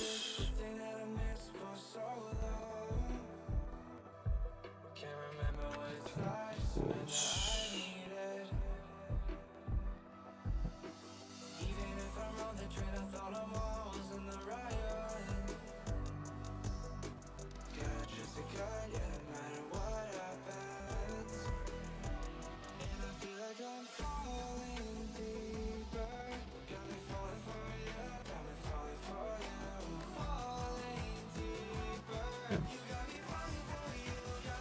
Oh, what?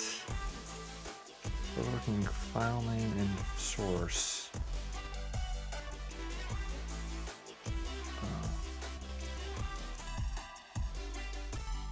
Oh, I know what I was going for. Okay, so if the field name's in source, then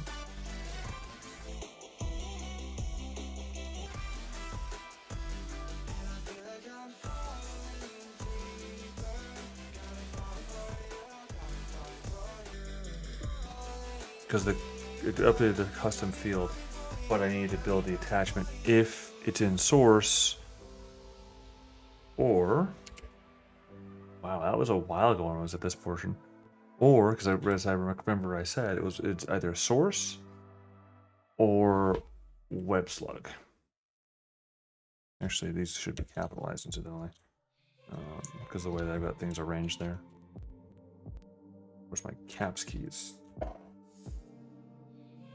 Weird. Anyway, web slug or source. Basically, it's one of those two URLs. If it's either the source or the web slug, then we need to do something. What do we need to do with it? That is the question. That's what we were just working on. Will be add attachment to card. All right, and then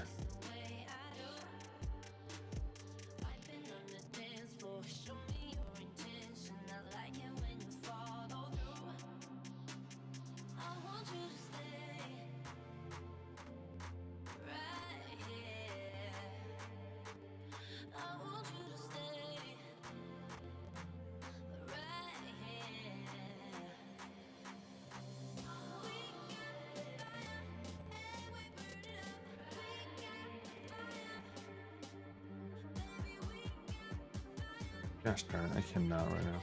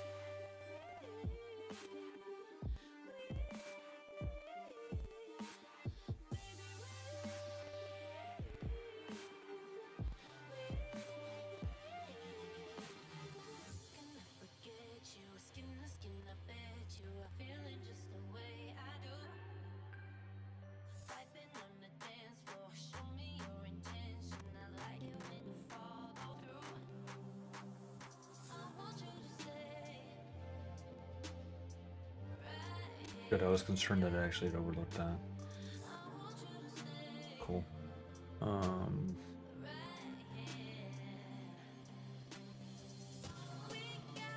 Attachment to the card, and our fields would be card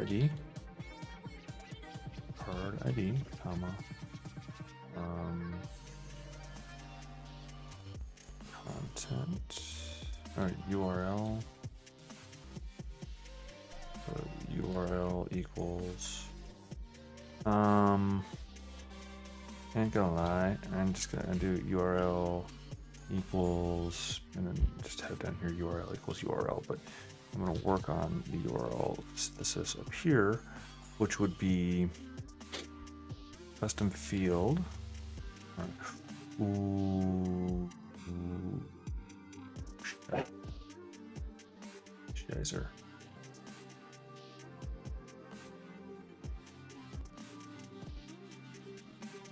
I don't know if I can nest this because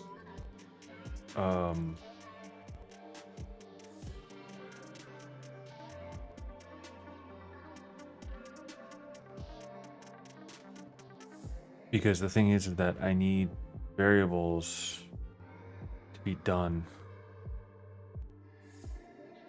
Because like if I don't and I'm looking for, well, yeah, if I don't and I'm looking for the specific field that I'm looking for, I can't say for sure that custom field name variables or that the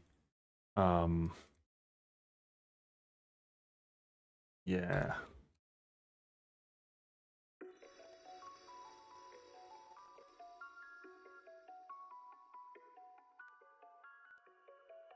Well, no, because variables, no, variables are.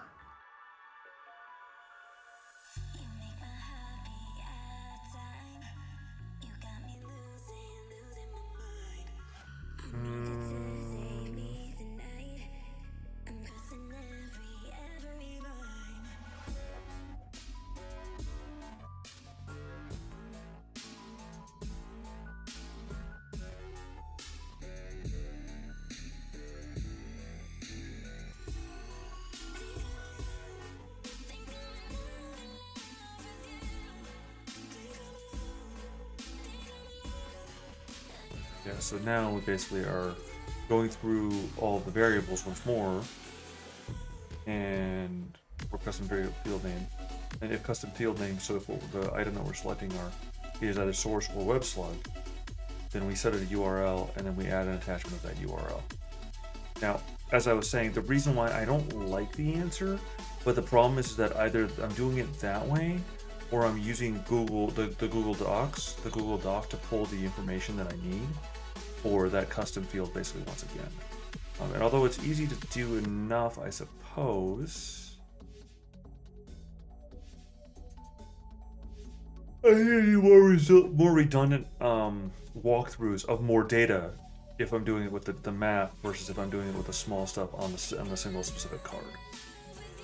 So effectively, if I try and do something crazier here, where I'm like going through I'm like trying to save the reiteration, I'm doing way more work than I am just going through the the 9 fields or whatever that are on the custom field card on the cards, versus the several hundred at this point in time, and possibly eventually several thousand rows of the Google map of the Google Doc. So, plus also Trello is ultimately my shoe-in or my fit-in for a proper database. So eventually I'll have to cut that over to a proper database, but it's got all the the basic stuff that a database has, right? So if I end up using a JSON or whatever type Delio or a SQL server, whatever, that's technically more proper, it's easy enough to set up where you have those separate fields and all that sort of separate like keys in the case of it. Versus Google, well, Google's kind of true too, but you get what I'm saying though. Well, not just Google, but spreadsheets, just generically. So, all right. Next, think about it for a second. All right, so where we're at, the URL there that we want to synthesize. See, and this is why on the source for the sheets, why I want to remove this pre-cut right here. Where I'm pulling my known or my website and concatenating it, I think unnecessarily. It's like it should be like this, where it's the either that, or it should be even more so cut down, where I'm just the fact sort of thing on it. Where I'm sending it just the, and this is actually probably kind of making something redundant, except for the fact that 137, 130, or not one, India, which is why I had that done that way. But yeah, I'm gonna make the argument that it should look like this, where it is concatenating it a little bit for me, but it's also not the full thing, because as is, shoot. I want to make a further argument though, that maybe it should have glossary. Because like, if I'm pulling it from here,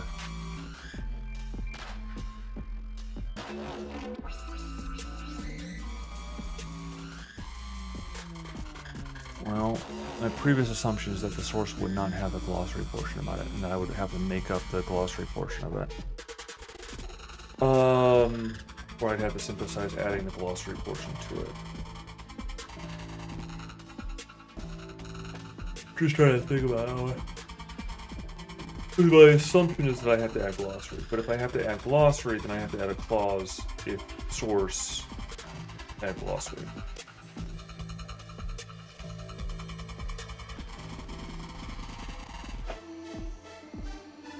Now, all things considered, I hate to do it, but considering the legacy that I've left there, it's better if I do it the same across the board. Like if I keep it in line.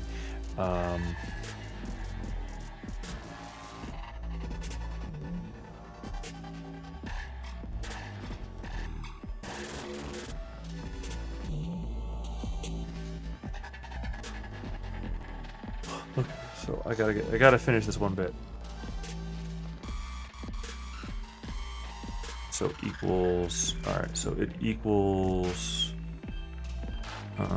If custom field name in source is this, then variables. Okay. Is that how we define this?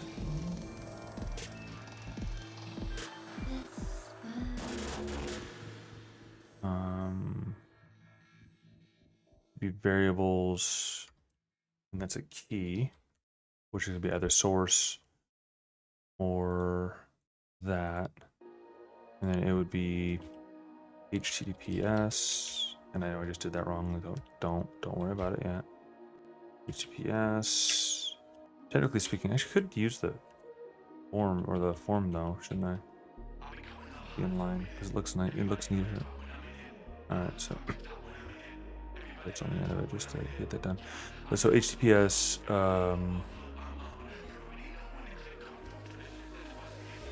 Variables. Not quite.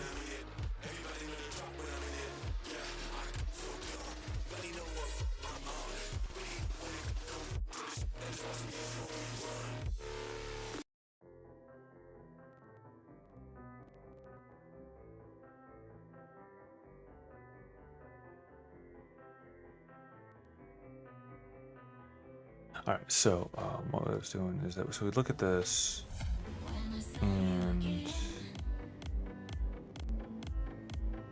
so variables,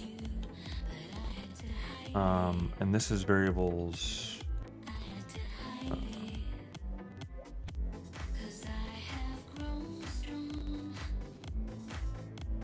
Website, right?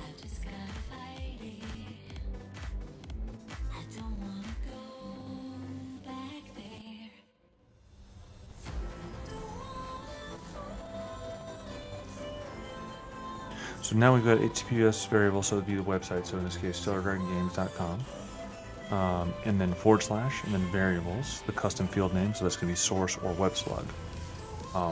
Which the source or WebSlug is going to be source. So source would be factor term, which this would not work, by the way, but would be WebSlug for where it would work if, not capital, if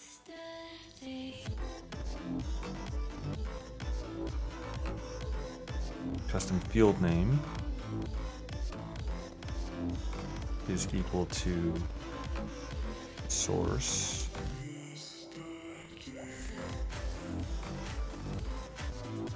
else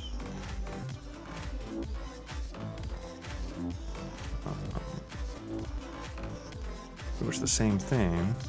Well, and it's one of those things where, like, because it's the way that it works is that it's a kind of an if else sort of option, right? Is I can either like try and do something silly here, or I can just be like, hey, / glossary / you see, because like I know that if the answer is source, sorry, if the answer is WebSlug, then that means that, which I did this wrong. See, logic, wake, brain. So I know that if it's the WebSlug, right? So I'm getting the WebSlug information, right? So that means I need my URL that I'm synthesizing and that I'm adding as a link is going to be HTTPS variables website / variables custom field name, which the custom field name is in this case the WebSlug. And that'll give me the variables, the thing that's from that key. And then if custom field name is equal to, and that's if it's equal to website, so I know it's website. Otherwise, I know that it must be source, and therefore I know it's going to be down the glossary line because it's where my sources are coming from right now, and that's by design. So.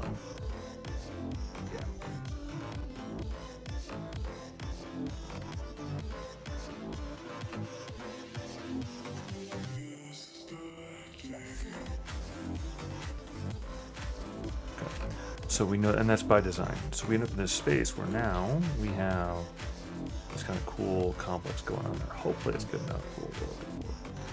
Because that should attach to our thing, and then we get attachment message. And we're attaching the URL.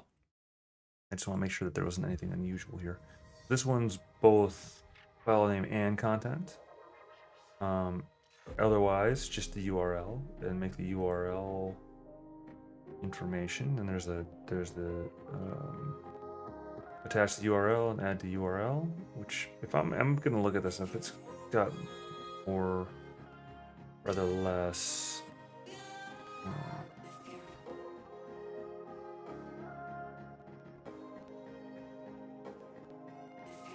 Let's see.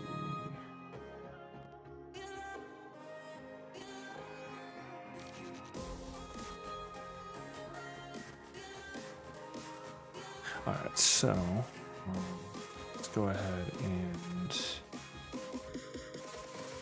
do this then.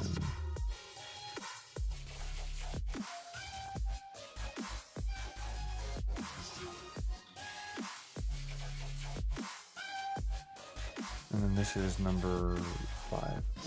Interesting.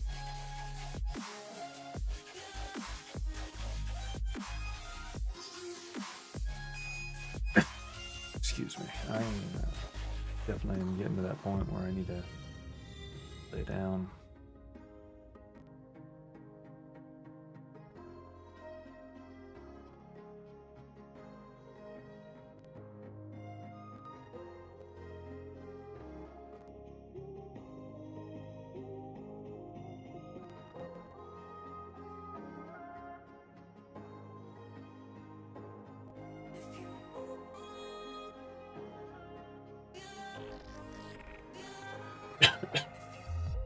I'm so sorry. Oh,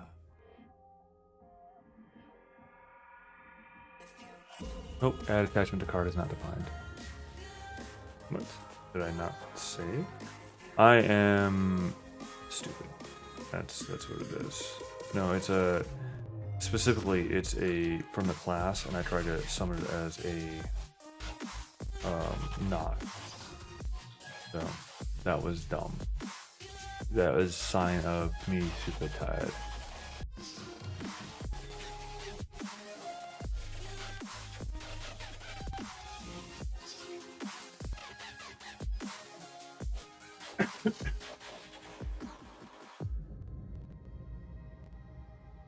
Now we wait for a moment, although not too long a moment.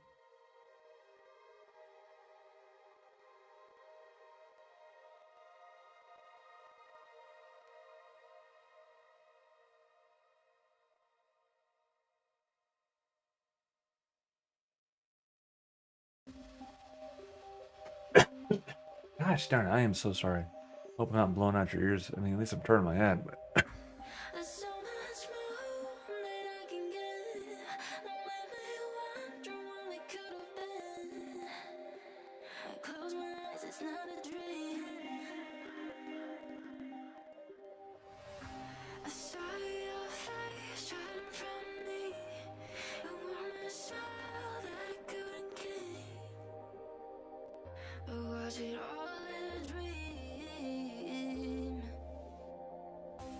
Emotionally broken 'cause you were a liar. I used to play pretend that our love was a fire. So now it's time to let it shine. I'm the fire in the dark, the bigger sign. It's time to let it shine. Please let me ride. The moon is still high. all right. That will be where, if this works fine, then we will call it for at least for a few hours, because I need to go lay down.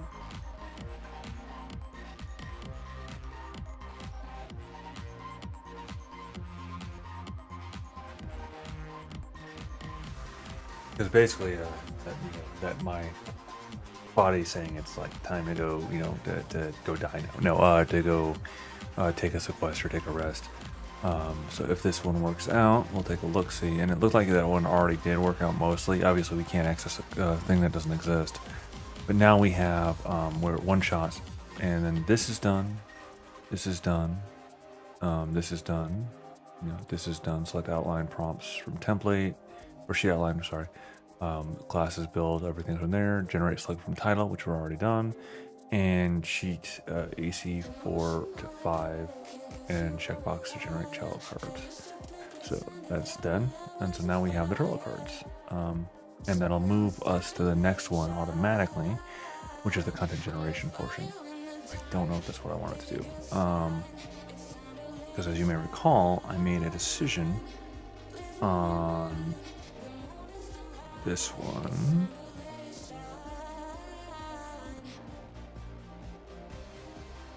Let's see, not follow up if 9995, that's the one we're working on. If 9996 or 4 rather, deposit specific info into the Trello card, and this is done after the stat blocks are generated. So now it depends upon where I generate the stat blocks, and the stat blocks are I want to say it's 4, 4.2. But here's the stat blocks. 4.2 are currently based around. It does not tell me that in that one. It should tell me in that one, but it does not. It tells me up further for sure. I know that much. It also tells me in the config too. So 4.2 we said. If load stat blocks, and that's in article review. So article review is which one? Which one are we talking about here? Let's see. It's gonna be up here somewhere. And article review would be review generation. Why would I put it in review generation? That doesn't make sense. Am I crazy? All right, I need to review what article review means. The list ID is article review. So if it's list ID article review, it should be the article review is review generation, which is the next one over from what I'm expecting it to be. Because content generation is content generation may very well be the correct one because this is not the one that we're actually in. It's submode or mode 4 submode something, because remember yeah, okay, I think I know what's going on here, where my confusion is at for my own stuff too. That's not a good sign. Is character resources submode or 4.1, and 4.1's not defined here because this one doesn't require anything more advanced. It doesn't require the application, so we're still in the top area. So we actually need to go down here, so we find it's HTML content. This is where we're looking at mode 1, mode 2, submode 2, submode 999, submode 4.0, 4.1, and so 4.1 is in turn this heading contents. All right. And then submode, so that we just submode 4.1. Wow, we don't take much information from the site. We take the scrape and then we pass it along from the source, I believe, and then that's the stat blocks. So 4.1 is the stat blocks, but where's 4.1 coming through? Why did I not look at it this right way? 4.1 is coming out of pre-stage for content according to this. Son of a. All right. Yeah, that's not right. I don't think anymore. I think I can update my own documentation. As much as one might bitch about people not updating documentation, it's easy, very easy, very, very, very easy to screw the pooch there, because that's an old application of it. So article generation is content for article generation is content generation, and content generation is indeed what we are pushing them to when we push all the checkboxes. So this needs to be updated properly, which would be here out of content generation at article generation board. because like that's kind of important to know, and I'll need to update my config ones otherwise too. But that's kind of important to know where it's coming from. So now we can go through and go, okay, well, we completed the spreadsheet, we reviewed the title, we did the source from gallery, we made sure all that stuff was there, and we used the thing, and so that's going to move it forward. And again, one might go, well, why are you're just literally checking boxes here, right? Because you already did all these things. Why would you have these check boxes to check through? Even though you've already done these things, in order to get to this point, you've already had to have done these things. And I'm going to say this straightforward is because it's verification. I'm saying, yeah, okay, I completed the spreadsheet other than source 2. And I did that by sheet check, title review, sheet source from glossary, sheet outline prompts from template, sheet classes build game topic from template, generate select from title, use the sheet. So now, with all that done, I can say, yeah, these things have been looked through and moved through in that regard. So now these items have all been done to where I know the card exists, right? And I know that my information here is validated against the card. So now we're in content generation, and content generation is 4.1. 4.1, find the 5 cards. Again, I'm just narrating it because you can't see it. We found the 5 cards, and now we gotta wait a moment. So it did not find the identifier for the glossary, even though that is a valid glossary. But it then discovered the items, because the thing is that for 4.1, it was a known error where there's an issue, which apparently I didn't quite solve it, but there's an issue where I wasn't able to get to the glossary for whatever reason. Well, I don't need to get to the glossary. I just need my my information for generating these briefs. And I think that something broke. Shit.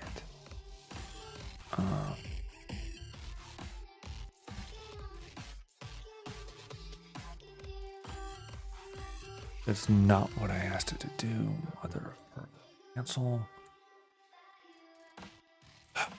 Apparently I changed one too many things on something, and the prompt is now giving me the wrong things, because it's supposed to be very concise, very like it's got a specific series of rules, right? Because I want it to produce stat blocks. I don't want it to have all that ancillary that was there, because these stat blocks. And this is the 5 strategic builds. Of course, I went to the wrong one, because I'm in the stickies, right? Because the error on that. So I go here, right? This is one of those ones that's not released yet, so consider it a sneak peek if you're looking at it. So the stat blocks that we're looking at here. Did I do it again? I did it again. I am incredulous. All right, let's try this one again. Let's try a different one. So the stat blocks there. Let it load. I don't know what I'm doing at this point. So the stat blocks there, though, like if you look at this, right? So I want them to be where they're really concise. They're by the level, you have this thing, this will be cool, all that stuff. But I want it to be the super concise stat blocks, not where it breaks it all down like the separate level whatever headings. I'm not looking for that. And the reason why I'm not looking for that again is because in this context I'm looking to make this as short and concise as possible, and there's 2 reasons for this, 2 major reasons for this, and those major reasons basically come down to well, one thing is, if I am looking at a build, right? If I'm looking at a build and I'm like trying to look at just a glance, I don't need to have all of the other everything there. What I need is I need to have the information conveyed to me as quickly as possible. because I'm trying to make a decision like very quickly off of like what this character is about. And so it's like, okay, well, I can do it on a glance. And it's one of those things where would I personally care or notice on a like active level that this has the full things? Absolutely not. In fact, I'd go as far as saying that the vast majority of people wouldn't even like necessarily consciously notice it. But, and that's the thing, that's the rub, is it would add up, and it does add up to something that somebody does notice of small things that, you know, it's like, well, why is there all of this like more flamboyant information there that I don't need? And I suppose the argument would be that you want to be more pretty, you know, err on the side of prettiness over erring on the side of practicality, effectively, right? You know, you don't want the wires hanging out, even though, in a manner of speaking, that can be more effective. You want it to be pretty looking because then you're going to catch more flies with the honey than vinegars. Well, that's true. Except there's one thing about that.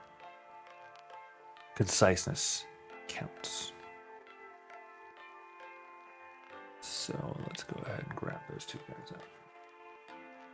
I don't really want to modify the system prompt though. Let's set in the config where I'm declaring these for 4.2, what am I declaring my system prompt? Am I declaring my system prompt or am I leaving it as default?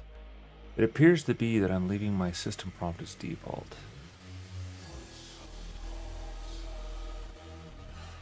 Let's see. System prompt classes. System prompt, yes, I'm leaving my system prompt as default, which could be the problem, or a problem.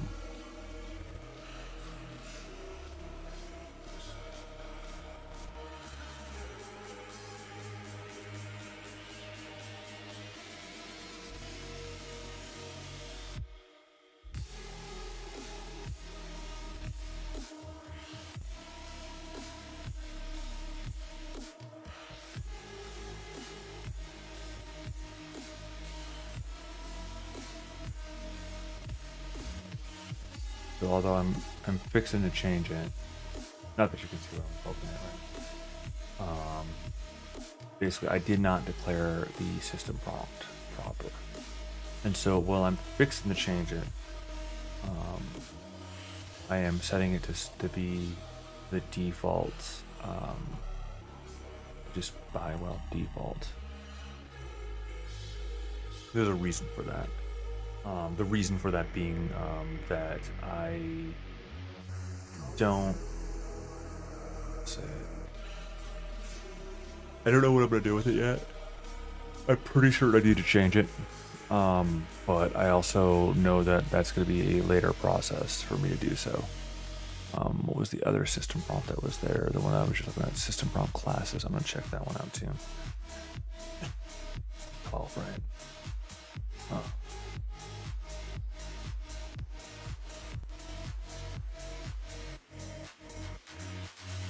System prompt classes. All right. Wow, that's not very detailed at all. The system prompts like super, like look at the niche, the series, the products. Don't do these things. Use jargon as appropriate for me. Whereas this system prompt class is just to interpret data related to topic with deep understanding of action and issues that you are capable of efficiently extracting specific information from. Okay, why is that so bare bones? Generate static blocks. Okay, yeah, I know. But class grab and book. Oh, because I'm literally just straying. That one was actually prototyping stuff. Got it. Actually, what I want to do is I want to set up my own. Obviously I've got the Stable Diffusion, right? So I can set up my own graphics like stuff. I've actually gotten, I won't say great at it, but I've gotten, more proficient at it. And we're gonna actually start rolling out products from that. And say products, I actually do mean products that utilizes that particular resources that we're building up on the Stable Diffusion thing. I still have a lot of like kind of back and forth to work on it to figure out exactly what sort of a visual language we want to use. and working with the team, trying to like kind of work on that. But that is something that's super exciting that we're working on. So I'm actually looking forward to like finally rolling out something that's a like, you know, a verifiable product. Like this stuff here is a product of sorts, and like we're going through the effort of like getting things cleaned up and all that. But this stuff is there for like letting people see us, you know, letting people see kind of what we're working on, and kind of seeing what we're kind of playing with.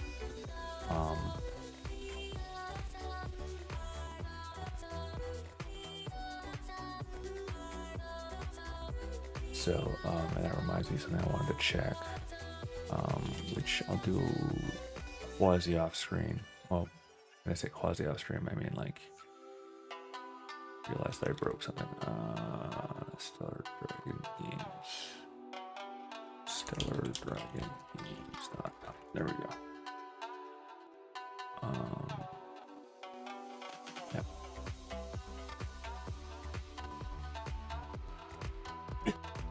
So,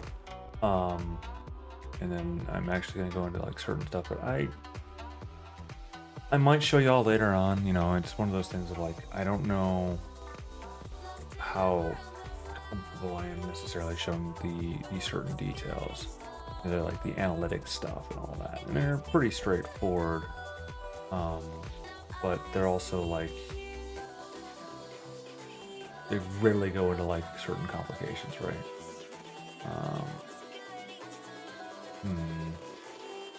Yeah, and one thing that's got me concerned is like Clicky Analytics isn't seeing anything, and that could be because I haven't configured it fully. There could be an error basically in my configuration. Now, because the reason why I say that is Google, on the other hand, is seeing our site and like running with it and kind of going with it. So, at least for the moment.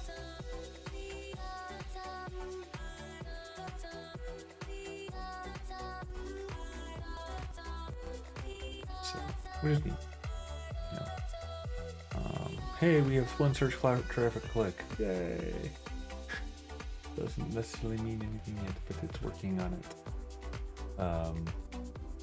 No, it's actually it's great to see even the one, because like technically speaking, so the thing is that by its very nature, these things take some time to kind of cut over, because they end up being in this space where it's like Google's like, oh hey, you got stuff.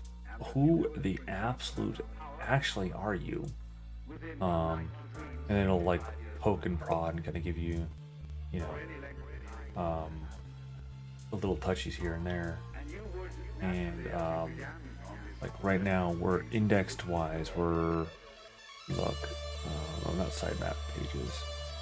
We still don't have the full sitemaps index, but we're 27 of the 30. Well, it's not 30, is it? I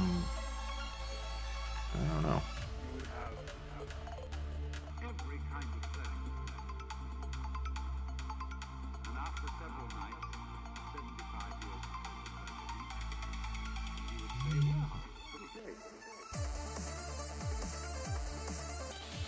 So, oh.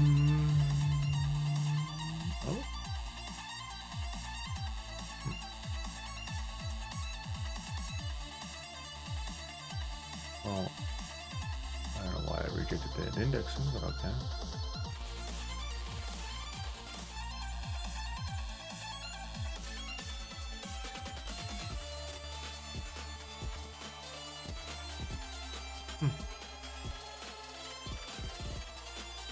Well, all those that aren't indexed are either not indexed for a reason or okay. So,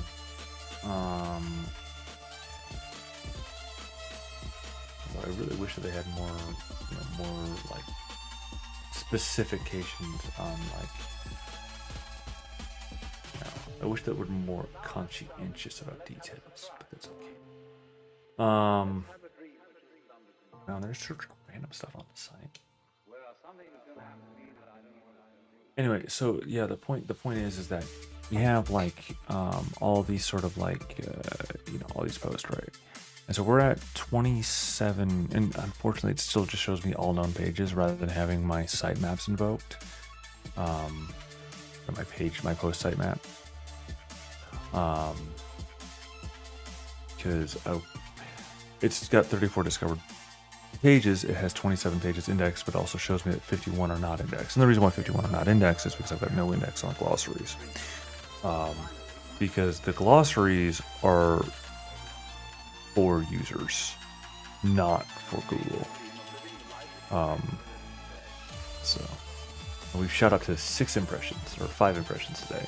It's like this huge clip that's like, oh, look at that. But yeah, so HTTPS is all good to go. So far, our impressions are primarily coming about the Crusader, the Barbarian, and directly to our hub posts, which is fine, but it's weird. Like that's already doing something weird there that I don't necessarily like, because it's like, oh well, here's your Crusader, here's your Barbarian, rather than having like the other things and only going for the lists.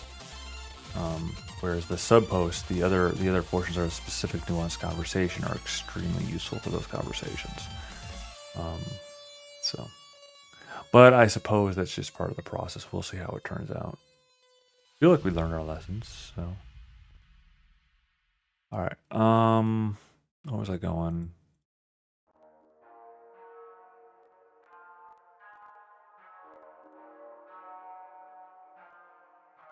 We'll see how it turns out. Oh, I need to check something else here while I'm at it, though. Pardon my distractibility on that. Because we got our primary goals with the coding done here, having those items completed out. I do have a concern specifically about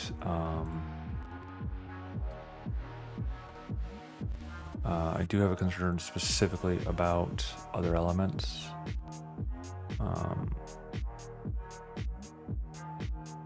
So I need to also go through and get that done as well. But that is an off-stream thing for those media campaign type stuffs, which again, they are extremely effective at what they do.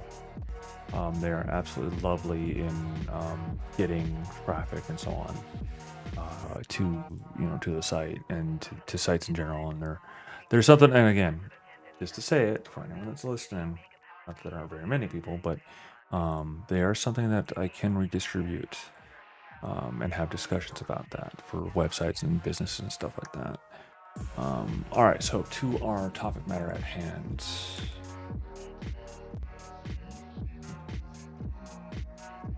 Let's see.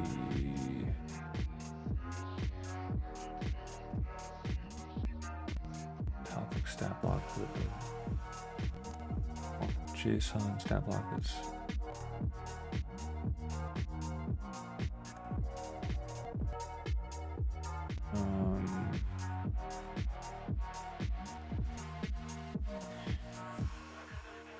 Do not format. Do not add hold.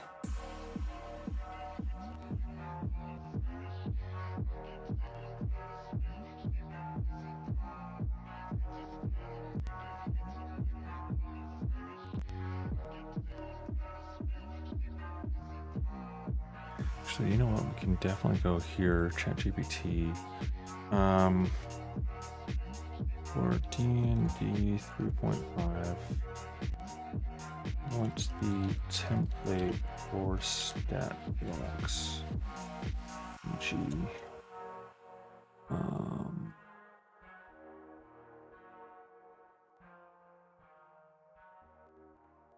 Because basically the idea is that, like, I think part of the problem that I'm having here is that it's, I give it the format, right?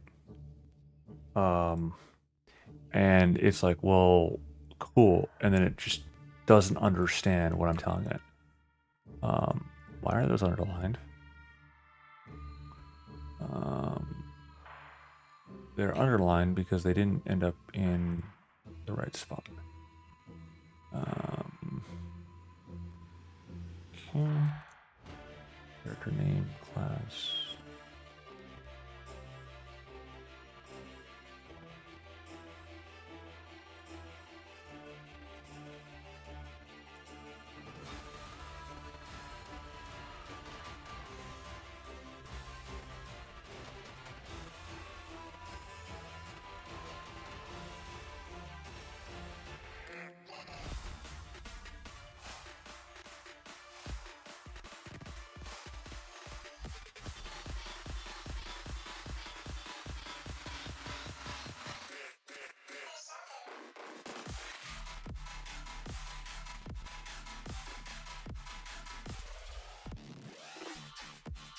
Let's see if that does a little bit better for it. Because like it works. It's just one of those ones where it's kind of a little fiddly, and so there are points where it'll fail like that, kind of sort of randomly, honestly. It is using, on a side note, it is using GPT-4 on the back. Actually now 4.0. And so it's like we're using it, but the new stuff that's supposed to work better, and it worked on the previous group pretty well. And it's supposed to work better and faster and so on.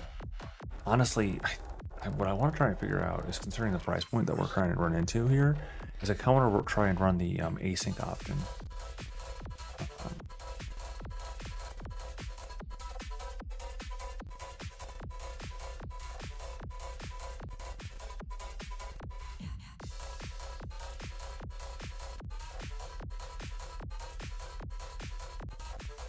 Yeah, so come right in. Let's let it run through those, and then we'll see what it looks like. You can kind of see.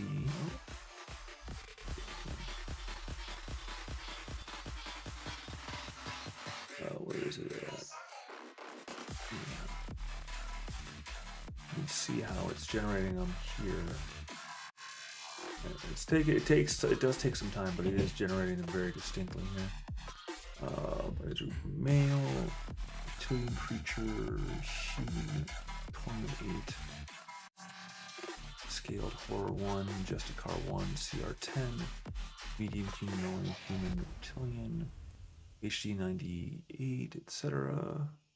HP 70, init plus 6, speed. Yeah, look at that. You have now evolved yet further. Knife Fighter, Jotun Brood, Darkstalker, Track, Skill Focus, Gather Information. You may have to go through and do the previous ones too, or redo the previous ones we did for this, because this honestly, I can't believe I didn't think about it. It's like, well, wait, what's the format? That's what we're trying to make it do. Why don't we just jump the step, the example, and just give it the format to work with? Because again, GPT and at least GPT specifically, but LLMs in general are pattern focused, like totally beyond pattern focused. Like they are excessively focused on the patterns, right? And that sort of data analysis stuff. Because again, it's kind of how they're templated off, much like all of human technology. They're templated off of the human, the human kind of thing, right? So they use the conceptual neural networks that humans do in regards to the formation of thought and so on. It's not as organic. It's a stiffer process, but it's the same idea. Even in the situation where they're not quite making those links, those neural links naturally. That's one of the big parts, the difference between that leap between the artificial intelligence and the intelligence. And this isn't artificial. This is this is artificial, but it's not artificial intelligence. It's their LLMs, they're large language models. They're using language as a model to kind of come up with basically analyzed solutions. And there's a difference between the two, between an LLM and AI. AI starts to be able to make its own decision trees and stuff, build those decision trees. LLMs don't. They've got them programmed in a format, trained, yes, but it's not the same level as dynamicism between the two. Factotum. I still don't quite understand a factotum.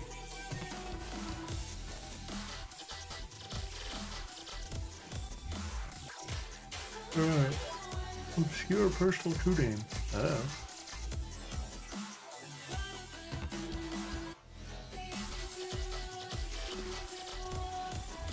Alright, so the major part that we're at to now.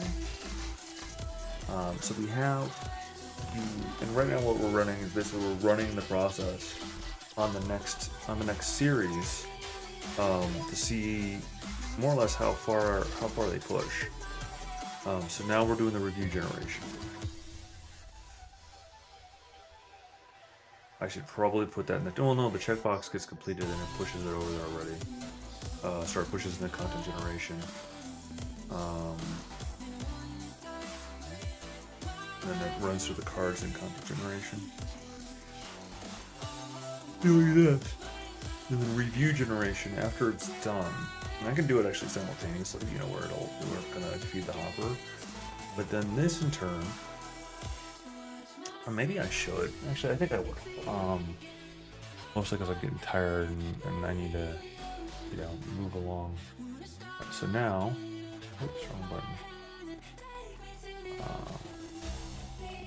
New terminal.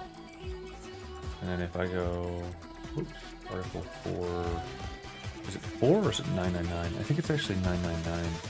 Yeah, it's 9994. 9994. Because, that syncs out with Trello. Oh no, it's a 4.2. Oh, this is gonna not be fun.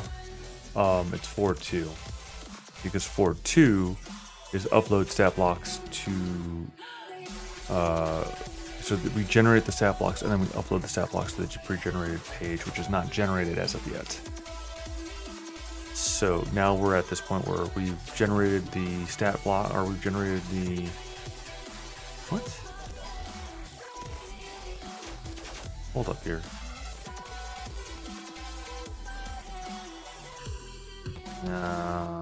Biscuit sauce. Because now we've got the card. I think it's 5, and I think that or it's 4, and I did something bad with my notes. Again, geez, that's twice in the same day that I found like issues on my notes. Let's see, down back to main. No, up to here. Nope, up to here. So yeah, 999, and then now we gotta back to down the main. 9995 is something. 994 is something else. So I didn't update my notes here. So mode 5. And so mode 5 is create Trello card from Google Sheet.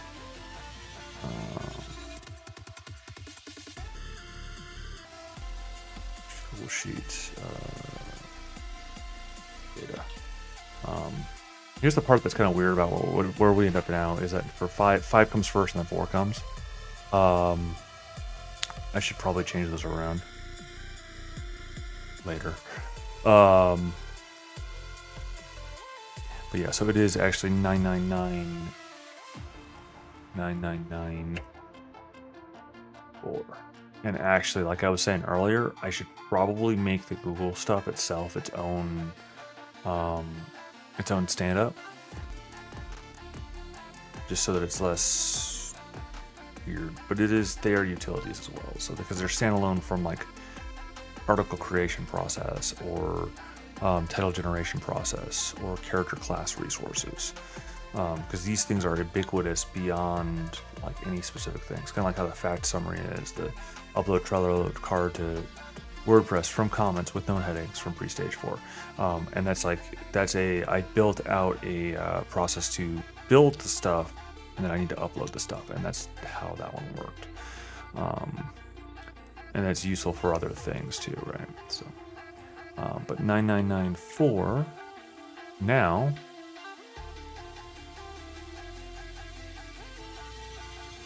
instantaneously does it? That's weird. And it only detected the one. Oh shoot. I have a bad feeling about this.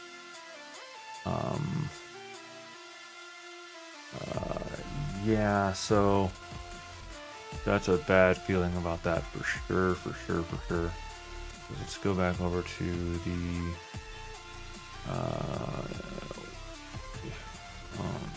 back to you. Yeah, back to you. All right, so back to the article generation, because like it said that it found one card. Now it says it has 0 cards. What? What? Yeah, so it says found 1 card and then found 0 cards, extracted string. Where is it at? What did I do? Okay, so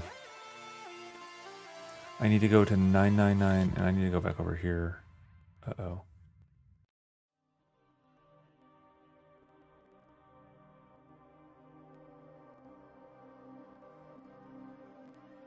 What the freak did I just do? This is in WordPress module.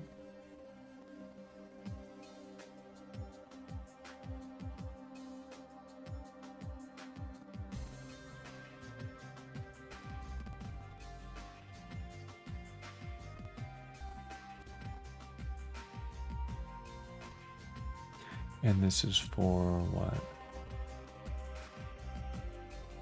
Wow, that's actually a fair amount of errors. Alright, so connection pool max retries with URL. Caused by name resolution error. Failed to withdraw website. What? Sock create connection.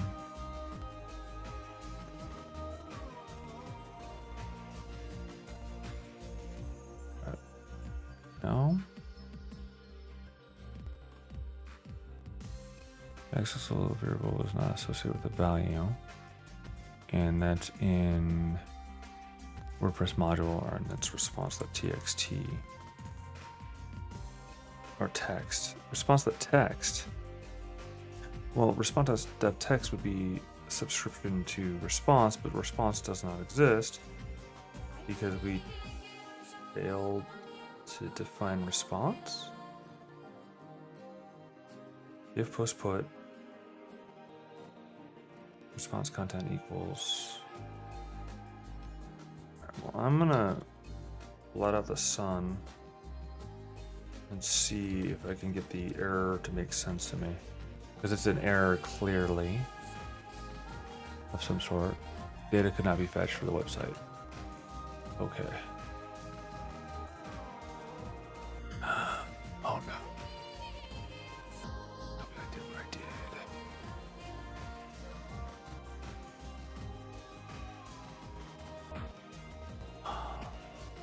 Okay. Well, that's cool. That is cool. So I need to now go with a 999. Oh, you know what? I need to fully regenerate that card, basically, in that case. Archive Rapscallion. Go back to Rapscallion. Go back to Rapscallion. And the reason why it's breaking, by the way, I think, is if I go to look at Rapscallion, and I go, well, I'm going to regenerate the card and I'll be able to tell you in a second. Redo that, and then I go, it's 999. No, it's not 999, is it? Yeah, 9995. 9995, create title card from Google Sheet data. Now, one might ask, why am I like doing where I'm using Google Sheet and I'm also using Trello? Well, part of it's because I basically trained my team up on Trello and using that. Part of it is because, and the reason why we went with something like Trello is because some folks are more visual with the application of it, of this sort of thing, of processes. And I mean, a lot of folks are. I would go as far as saying most folks are more visual for dealing with these processes than they are, you know, looking at the spreadsheets and looking at looking at that stuff. This, pointing at the bottom screen there, this is overwhelming for a lot of people. Like, this is just completely and utterly, it's not isolated into little bits. There's too much data happening to them at once. The reading down the single line requires a substantial amount of effort. And it's the sort of thing where it's enough effort where it makes the person beyond just uncomfortable, but incapable of really dealing with it.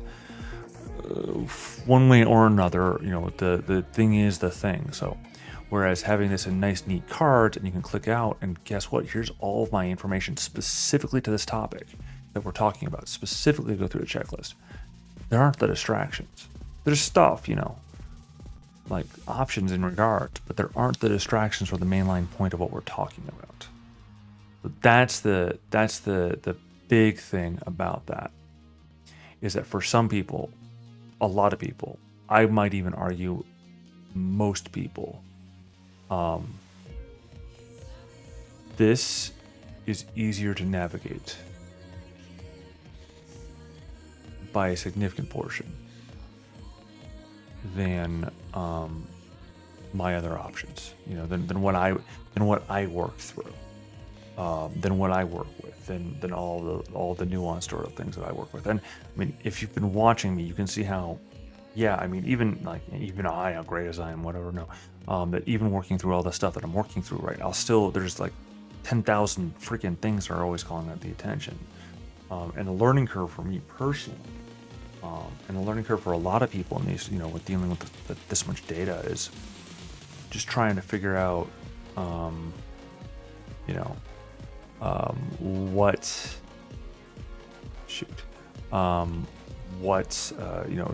master that, shall we say, that focus, which again, despite all of the, dare say, all of the practice that I have thereof, and I mean, I'm in my late 30s now, so quite a bit of practice, right? Some days are harder than others, and sometimes it is very much so difficult to do that sort of process, and to kind of keep my nose to the grindstone and keep my head on a given task, especially when we're talking about where where I'm designing and building the tasks myself.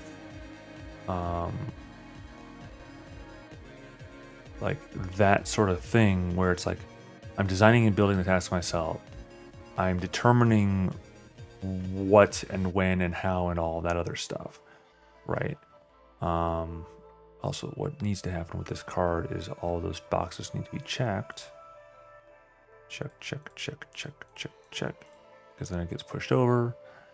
Once it gets pushed over, I'll click over and we'll run it. And then that was the 4-5, I believe. No, 4-1, because that's the that is indeed the generate the stat blocks. No, that's not right.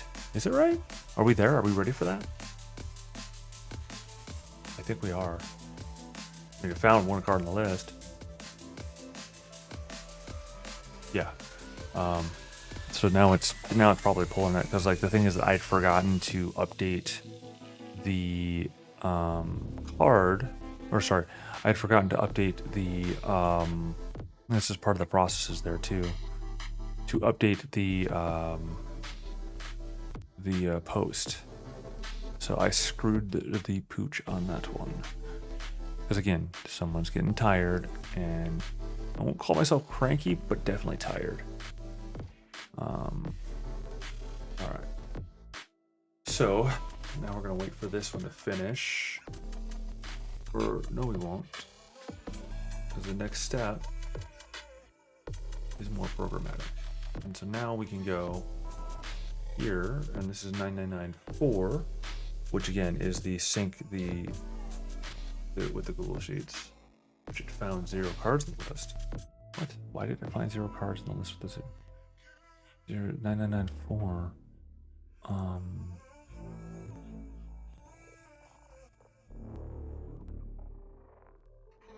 9994, which points at the start. What's that start list? sync Stellar Dragons article planning with dual sheet start list.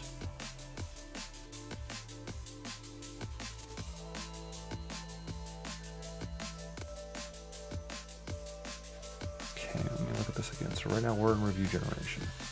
So after reviewing the generation, and we have this here, we now need this to be synced or to be pulled up to, I think I noted it here, sync this sheet with Trello. Let's change my vernacular. Upload Stellar Dragons article planning sheet update from Trello, because the language there was not clear. Update. Just because again the language there is not clear at all. And I don't know what happened here, why they're both copied and pasted the same thing. Not a sheet that not a spot that you can see, because again that has passwords and stuff. That's why I'd be a little tut. But and then let's see, list ID article start. So I need to actually find list ID article review, right? Review generation, because that's what we're actually looking at right now, right? Am I going crazy? Review generation. No, I'm not. Why was that not set to review generation? Why is it set to start? Is there a reason why I did that? I mean, it seemed to be the right thing to do at the time, I guess, but all right, so 4, and we said it was 4.2? Maybe? No. Wait.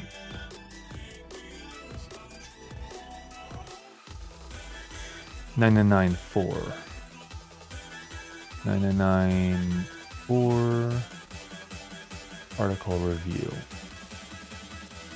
Because it just is that article start is where we create the thing, and then article review is ultimately where we're reviewing the article, and we're trying to see if it's the right one. Yeah, 5 cards on the list, so it's the right one. And that should be the one that does the things we needed to do. We're gonna wait. It's extracting the strings. It has blank strings apparently. Waiting for next poll. Okay, so let's go over here. We should see, or not, all of those having something that they do not have.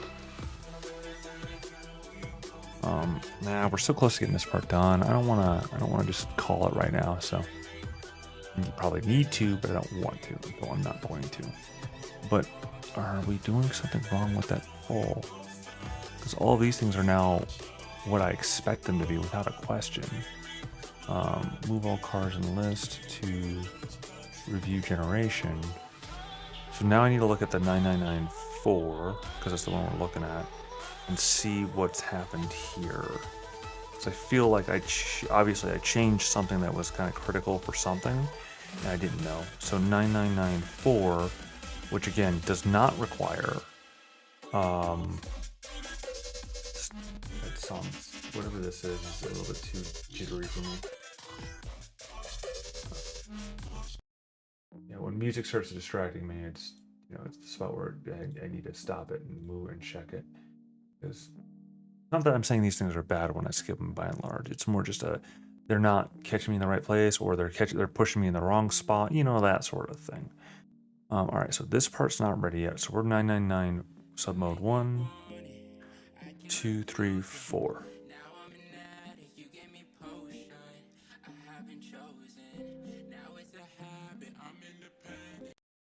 Yeah. Give me something I'm looking for here, please. So it's not a critique on the song. It's just whether or not it's the sort of catch for me. All right, so 4 and then C, because they're not giving errors. They're uploading blank stat blocks. If they're uploading blank blocks, why? Because the thing is that this is related to this, which is where I'm pulling the term section stat blocks and this section here. So where remove is blank, and where pull topic list line is there, like it should be, and this is the thing that we're pulling. So if I go back down here, and I'm gonna repaste over it because this is concerning for later processes too, right? But I can't exactly test right now I mean, I'm not gonna push it all the way up to that line just yet. I'm actually waiting, like I said before, for a specific response for a specific email as well, because then we'll start having that conversation and indicating, you know, where that goes. So, but I also don't want to jump the gun. See, look, this is looking this like I did exactly what I'm about to do. So Control V, right? So what did I just do? And obviously the tab has to be done over there. And so these are stat blocks. Wait.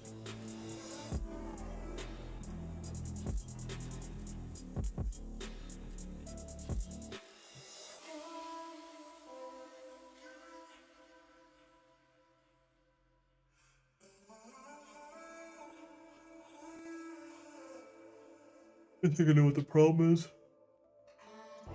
I don't know how it's gonna affect.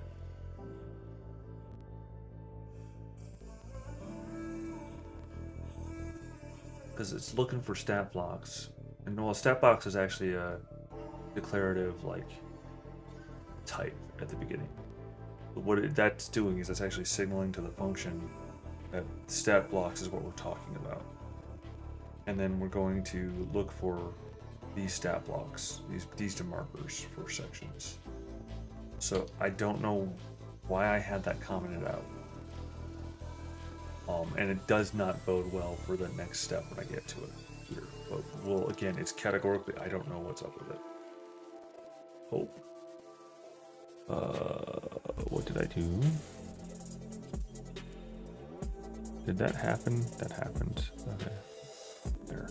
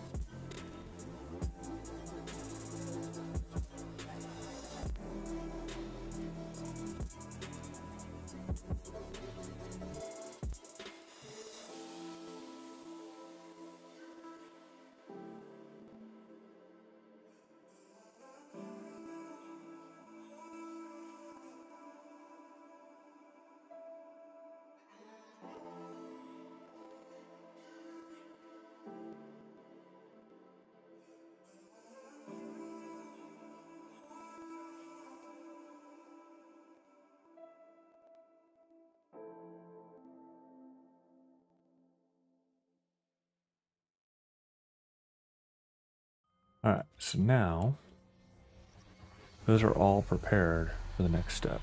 Well, except for the one, but I don't know why that one's not prepared. So let's see if it works. Yeah, there we go. It's prepared now.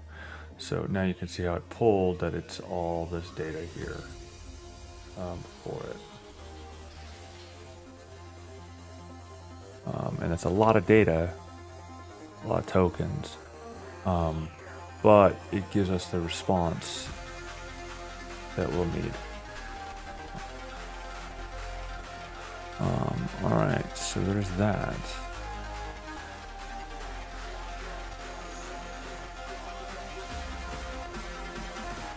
Sit back for a second and think about what happens next.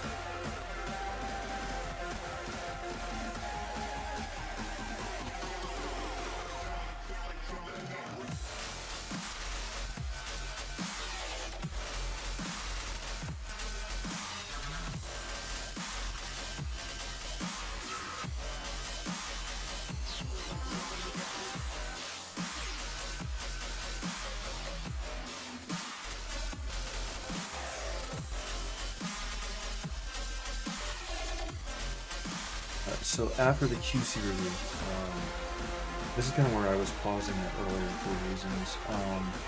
But this is the quality control. Like this is where we've now done everything that we need to do here, except because the article's all but ready to be generated at this stage.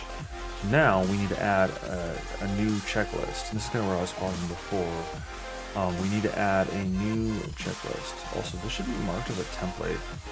So new checklist. All right. So we need to make a new checklist, and this checklist will be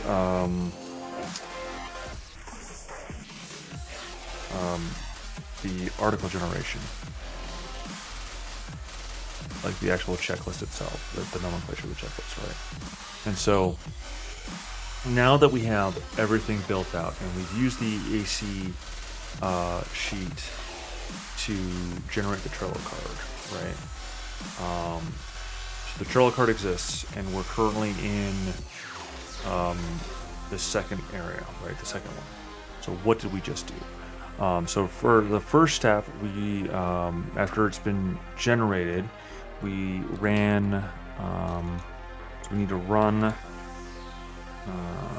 Let's see. Use AC. I need to be in a page for it. So use AC.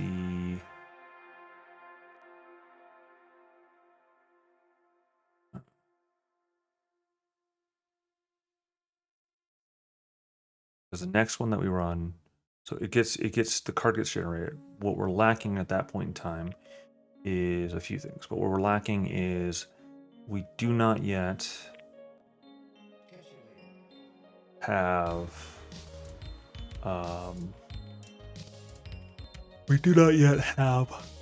our stat blocks. Are we ready for our stat blocks? Or one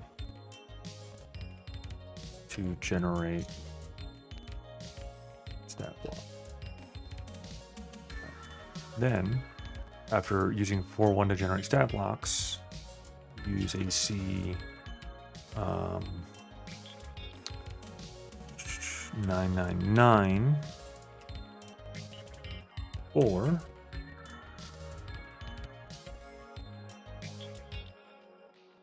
also this is not 4.5, this is 999.5.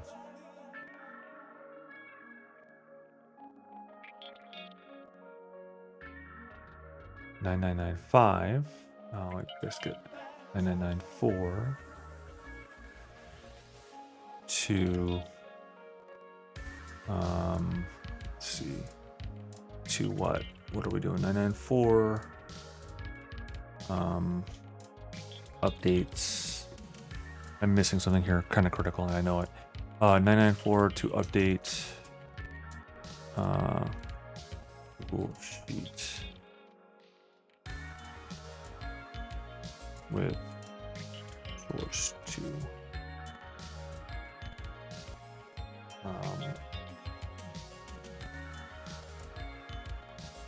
With stat block source 2. So I should have been writing this down as I was going. It's time that I'm getting tired. It's time that I'm really real tired. So we generate the cards. So what we did up here. So we generate the cards. They're in here. They're in start. They did their thing. They're updated for that. And then we generate. No, we check the boxes. And we generate the content, right? So we generate the stat blocks, and then that automatically negotiates to the next one. And what are we doing there? So we generated the sheet source stat blocks, and then so we had to jump to the source stat blocks, and then we updated the Google Sheet. That's 994. And then the sheet's prepared. So generate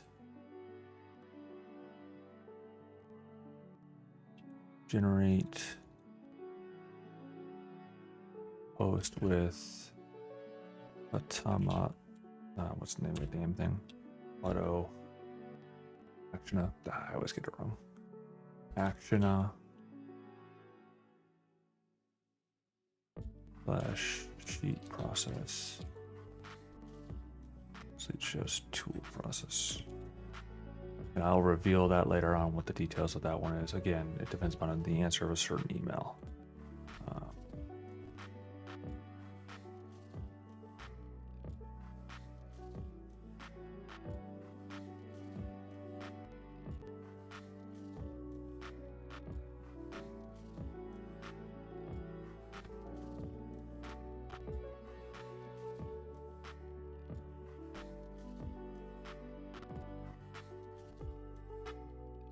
Okay, so now we generate posts with Actiona general start to process.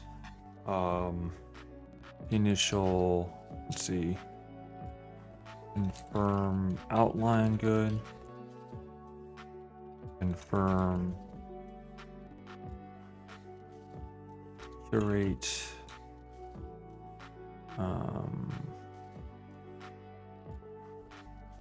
Let's see, curate.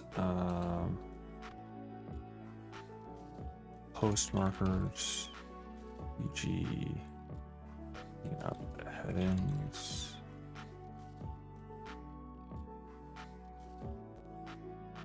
Upload to drafts, and then from upload to drafts, we need to in turn, on the far side, apply.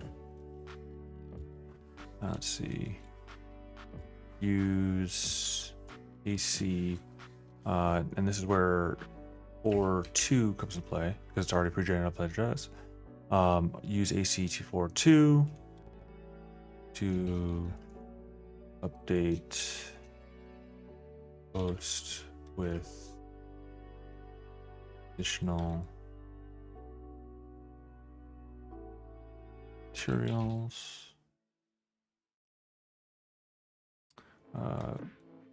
Filter with HTML source, find, replace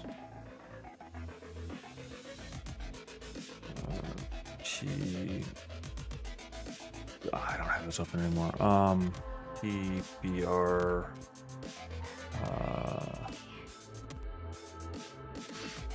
list, I think it is. Slash list slash, let's see, list br li or p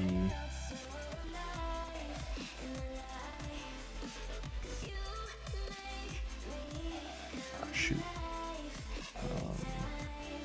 darn it. Well, let me do the character return with the li and basically what it comes down to is that because there's that one error that with WordPress appears to be, at least this implementation of WordPress, also it's not LIS, it's LI.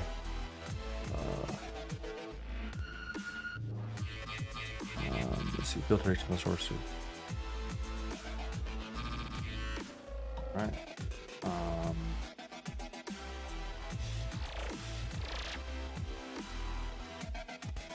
Final check.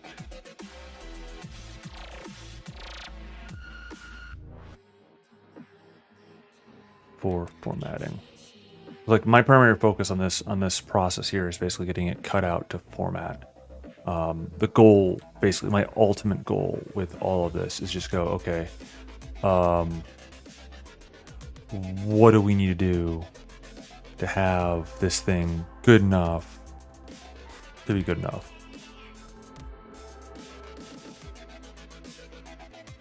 Move all the cards in the list to holding, and it went to the wrong holding. That's fine. Archive this list. So basically QC check or QC review includes all of those other elements in there. So now I'm gonna go filters, not filters, excuse me, automation, rules, enabled because general principle, and then add trigger when card is added to the list, QC review, add checklist, add the generation article generation checklist from card from board. And then I'm gonna have to duplicate because this one doesn't auto populate for some odd reason. So article generation, and card is of course clicky buttons, click. And then card is of course from article generation, the article generation checklist. Because the gist is, wait, yeah, no, that's right.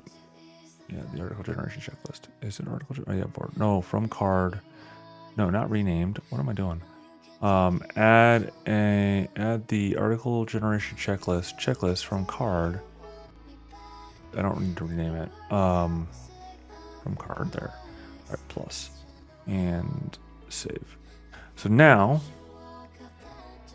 when I move these over there, they should get that, and they would automatically get this, in their proper place. But to QC review, okay, boop, boop, boop, and they'll get their additional, plus whatever steps, and then,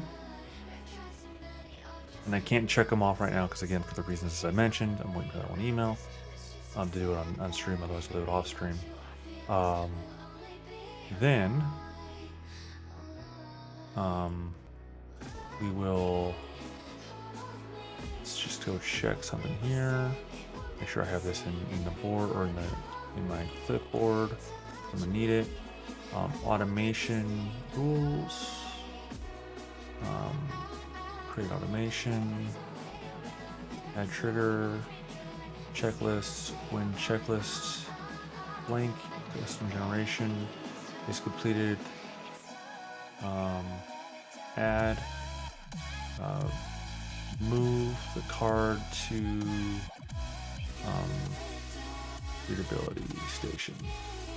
Then we're done here, and now it's off to readability station. Start. And then actually, I'm going to check something here with readability station because I don't remember the precise implementation of like indoc for readability station at the moment. So it should handle on indoc as a changed policy. It should handle. Let's see, what does it handle? When it moved to when an item is checked to checklist, do stuff. When an item is moved to the final warp tunnel, do stuff. When it's added to the board, add the ready to charge checklist. When a card checks to refresh it, so it just does the ready to card checklist. Does it not track? When a checklist is completed, move to the start on the SEO station. List on the board. Okay, so this should actually be way more robust. So when a card is added to the board, for one thing, I should actually be, when a card is added to the board, when a card and list is added to the board, when a card is added to list,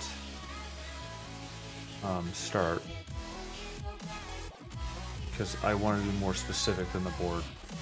I want specifically when it's put in the list, you know, this specific list. All right, and then I need to add another action. I know what I did, but basically, what did I do? Save. When a card is added to the start, add the proper thing. But let's edit that a little bit more. So now I need to add another action, and hopefully it won't break this time.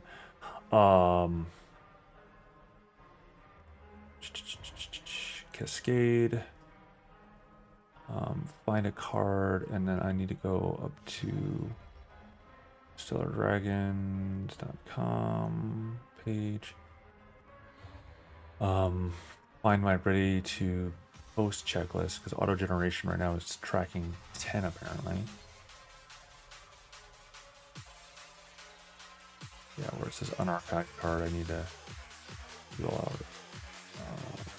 Play the whack-a-mole game and kill the unarchived cards or the archived cards. 1, 2, 3, 4, 5. 1. Oh. 1, 2, 3, 4, 5. There we go. So now I need to go to ready post checklist and see that there's the similar issue that's there. The correct answer, and I'm gonna do something weird here because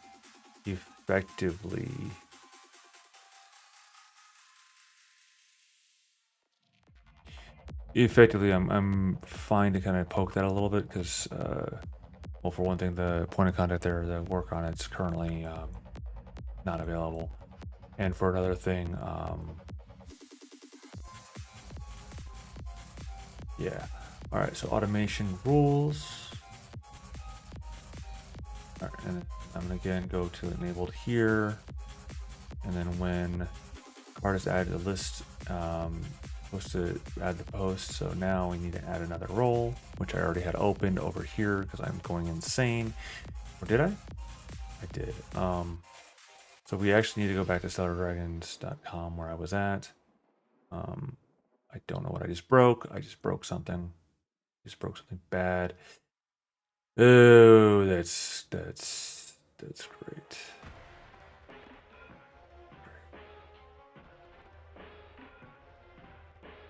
I don't know what it'll do now. All right. Anyway, I'm not gonna worry about that for now. It's a little bit of a legacy stuff anyway. A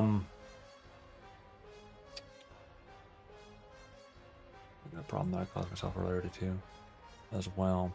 All right, readability. So readability is the name of it, and ready to post checklist is the target card. Readability station. So find a card titled.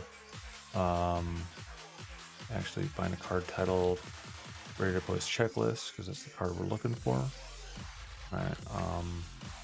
In list. Actually, in board, hopefully. And that's gonna be on board. I'm doing too much stuff again. I keep on hearing that freaking thing. That's not cool. Barely functional right now.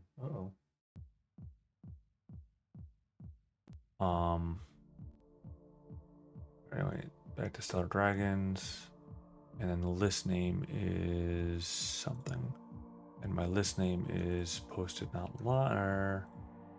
Actually, got in readability. And then we go back to readability station and readability. And then so now we find a card title that, and now I'm back to Cascade, and we link the cards together. So now that gives me my direct tracking there. And so when it moved in, it got its checklist, and then it got added to readability. And then there's one more thing to do, which is find card titled in, which is said to remove. Did I remove it? Let me check. I need to be in article generation, automation rules, and of course, again, all enabled. And when a card is added to the list, QC review, add the checklist from card article checklist to this card. So add the card article chart checklist. From it is okay, so it is the right one. Just had to make sure. I have to go back through this because I clicked too fast. Enabled. Add the QC. So, but do I have the? Refresh checklist. So I do not have the end clause here. So create automation. Add trigger, checklist, when checklist, generation checklist is completed in the card.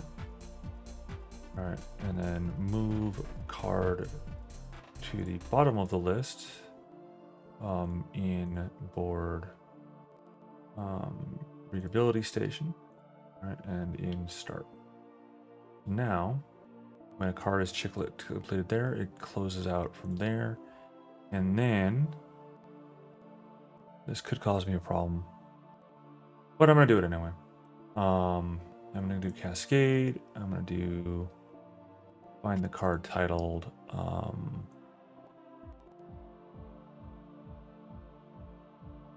I hope I didn't do the wrong thing. Let me make sure I didn't break automation of some sort there. Enabled.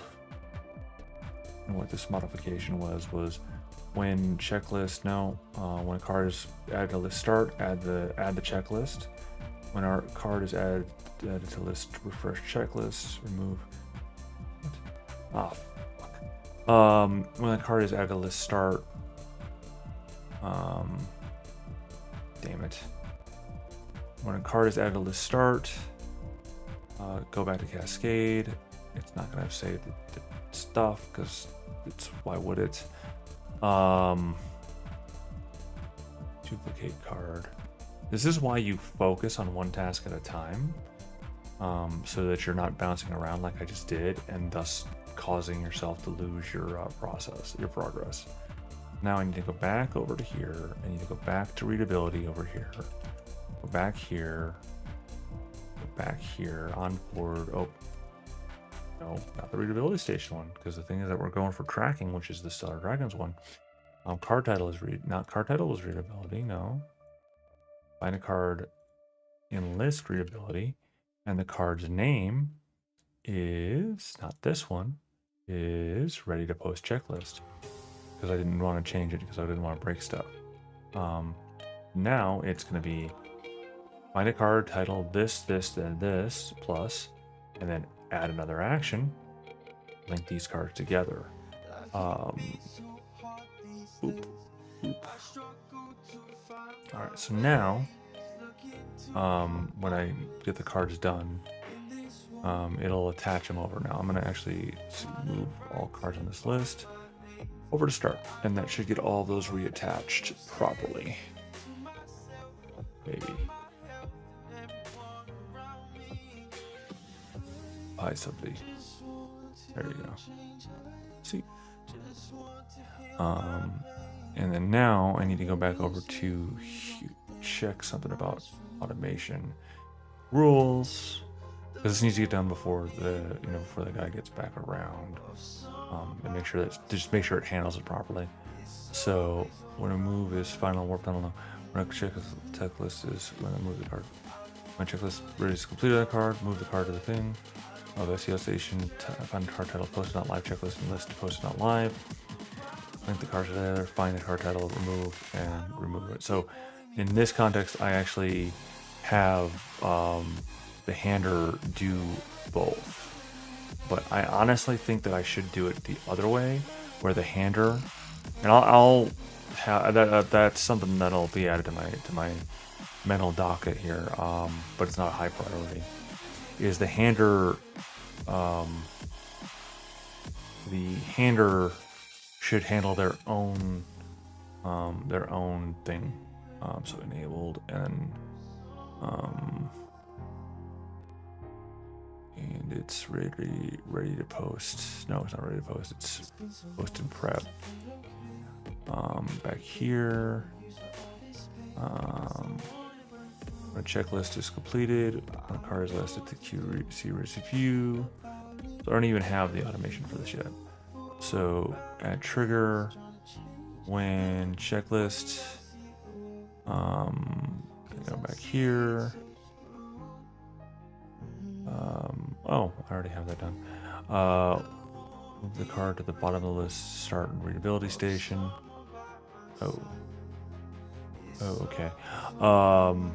Find a card titled post and prep in lists or on board. StellarDragons.com in list. Not on the list. Post and prep.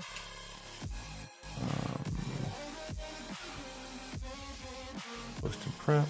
So find a card title, post and prep, And list posting prep, does that sound right? No, it does not. Ready to post, no.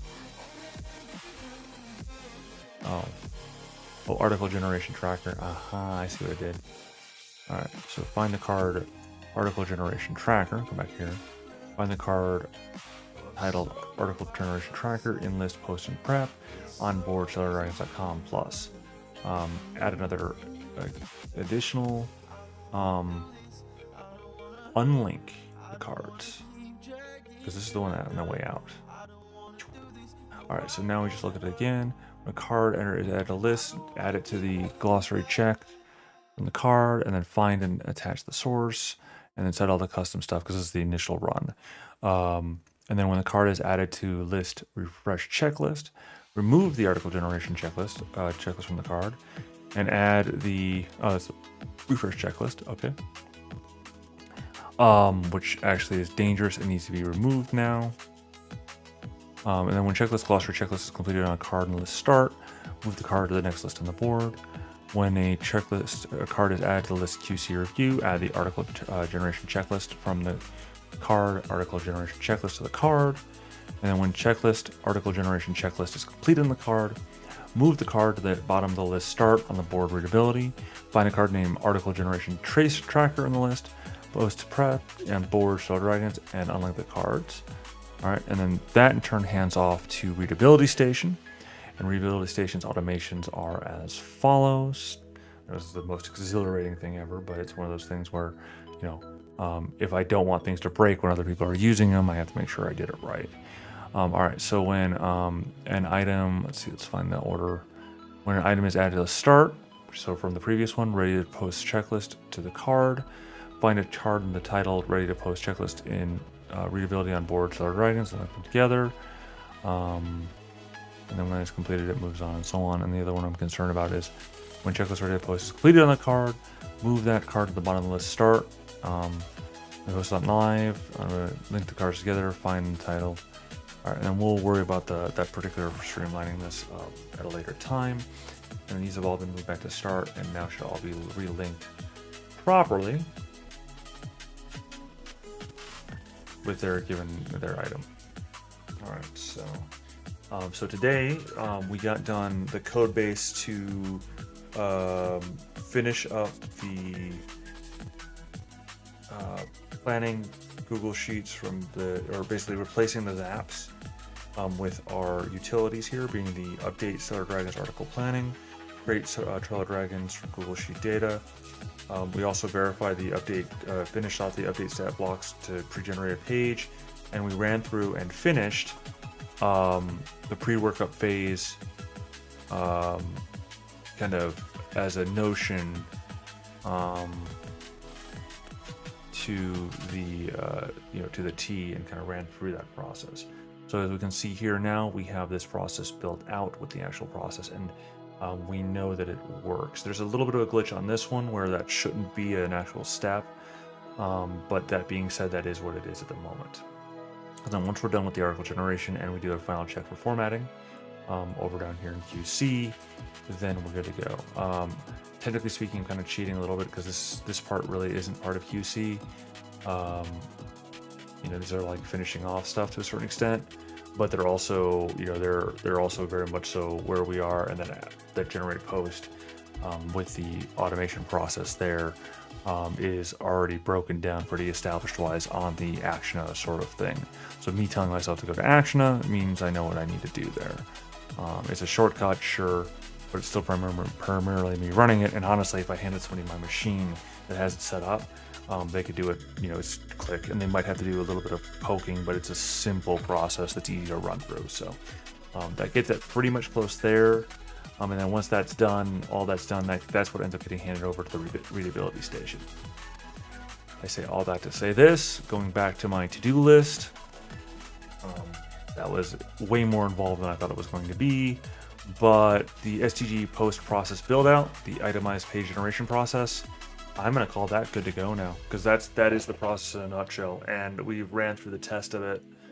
We didn't get the article generation, shall we say, for this batch done, but that said, we got the previous done and it was running off of this, and that process itself is for honestly a later time. And like I said before, until I get a certain confirmation, it's kind of going to be offline for the application for that one, which I may put up as a record later on at a future time. So for your viewing pleasure, as it were, and for your understanding. And honestly, it's a little bit of that particular thing is also a little bit more pitchy than what I would want to do for what I'm doing here. But that being said, the technology itself is pretty cool, and I'd be remiss to not say, hey, and this is here, this is how we're using this. This is what we're using itself, more so than just our pure process. So, and that being said, it looks like that our next primary element, and actually I'm going to add an element in between, which is the core slash core and what's the other one? It's core and mono retitling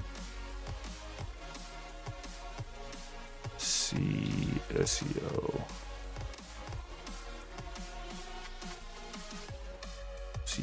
process. So basically what that is that this is a situation where we do need to get the image repository and all of that up and running and good to go, and the entire process running through. And the images will lead us down to, shall we say, monetizable elements, as crass, as crude as that sort of thing is, because again, the spice must flow, you know. It's either this is going to turn into something where we can make at least enough to keep the lights on, or I'm going to have to go back to a standard job. It's one of those two things. And right now I'm angling to go back to a standard job while doing this, you know, simultaneously, because that's how it's going to have to work out. That's what happens when apparently some people end up calling me an effing parasite over a so-called professional email chain. Even when I'm trying to do something that would help their business, you know, and also help me be able to actually do something really, really, really, really cool. At least I think so, and my crew thinks so. But anyway, I'm a little salty about that particular one. There's no need to be like that ever. Anyway, more on topic and more to the point. What we're looking at here is that effectively, that mono retitling process, which is the one over here, and it's not going to be a really fun thing to watch, because it's just, you know, it's the boring stuff, right? It's not the cool making images or building processes. It's literally just going through and going, okay, I have a bazillion items that I've come up with build names. I need to figure out which one I want to use, and then fill in the proper blanks, and then rinse, repeat, rinse, repeat. And actually, the funny thing is that with this, what'll end up happening as I get through them is that then I basically will cover up my tracks, because I don't need those anymore. So it'll go over, and then like I did here, it'll end up pushing that, and then I'll change the status to working, because it's basically this, each one of these represents a blocker to that many series. So it's quite a few series that it's representing a blocker for. So yeah, which means that what I'll probably do is, or what I'll do is I'll basically get these into the article phase and get these uploaded for the post, for the preps, and get that stuff done, and then get to the next one and do that, because I do have the other guy tasked with getting this done. So hopefully he'll get to it eventually before I start really digging into it. But, and it's, you know, it's one of those things where, you know, since we can't afford to pay, as it were, the priorities have to be what the priorities have to be. When we can afford to pay, then I'll afford to be able to have dedicated staff and be dedicated myself. But, and don't take that as me grifting. Oh yeah, no, I need it. Well, I do need money. I do need capital and votes. No, I'm not channeling Senator Armstrong from Metal Gear Rising Revenge. Don't look at me like that. Don't look at me like that. No.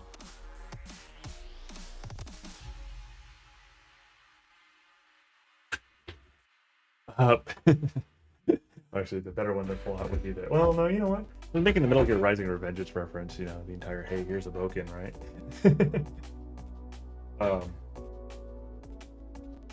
So, each man should fight his own wars, right? Which is what I'm trying to do, but the problem with that is finding a way to, shall we say,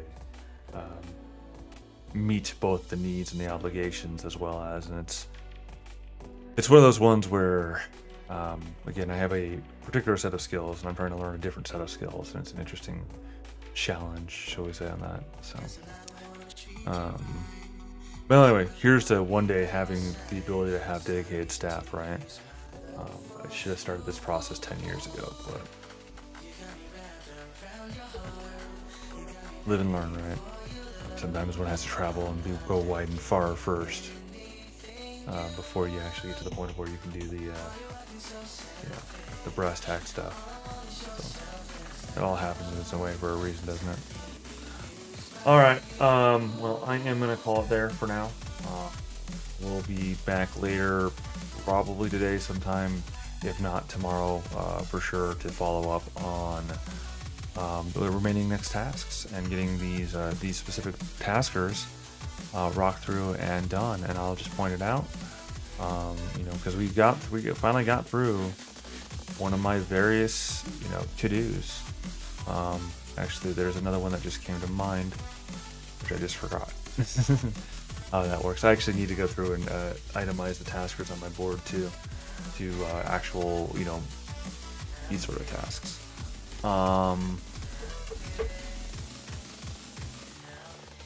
Yeah, I don't remember what it was. So, all right. I will catch y'all on the flip side. Cheers.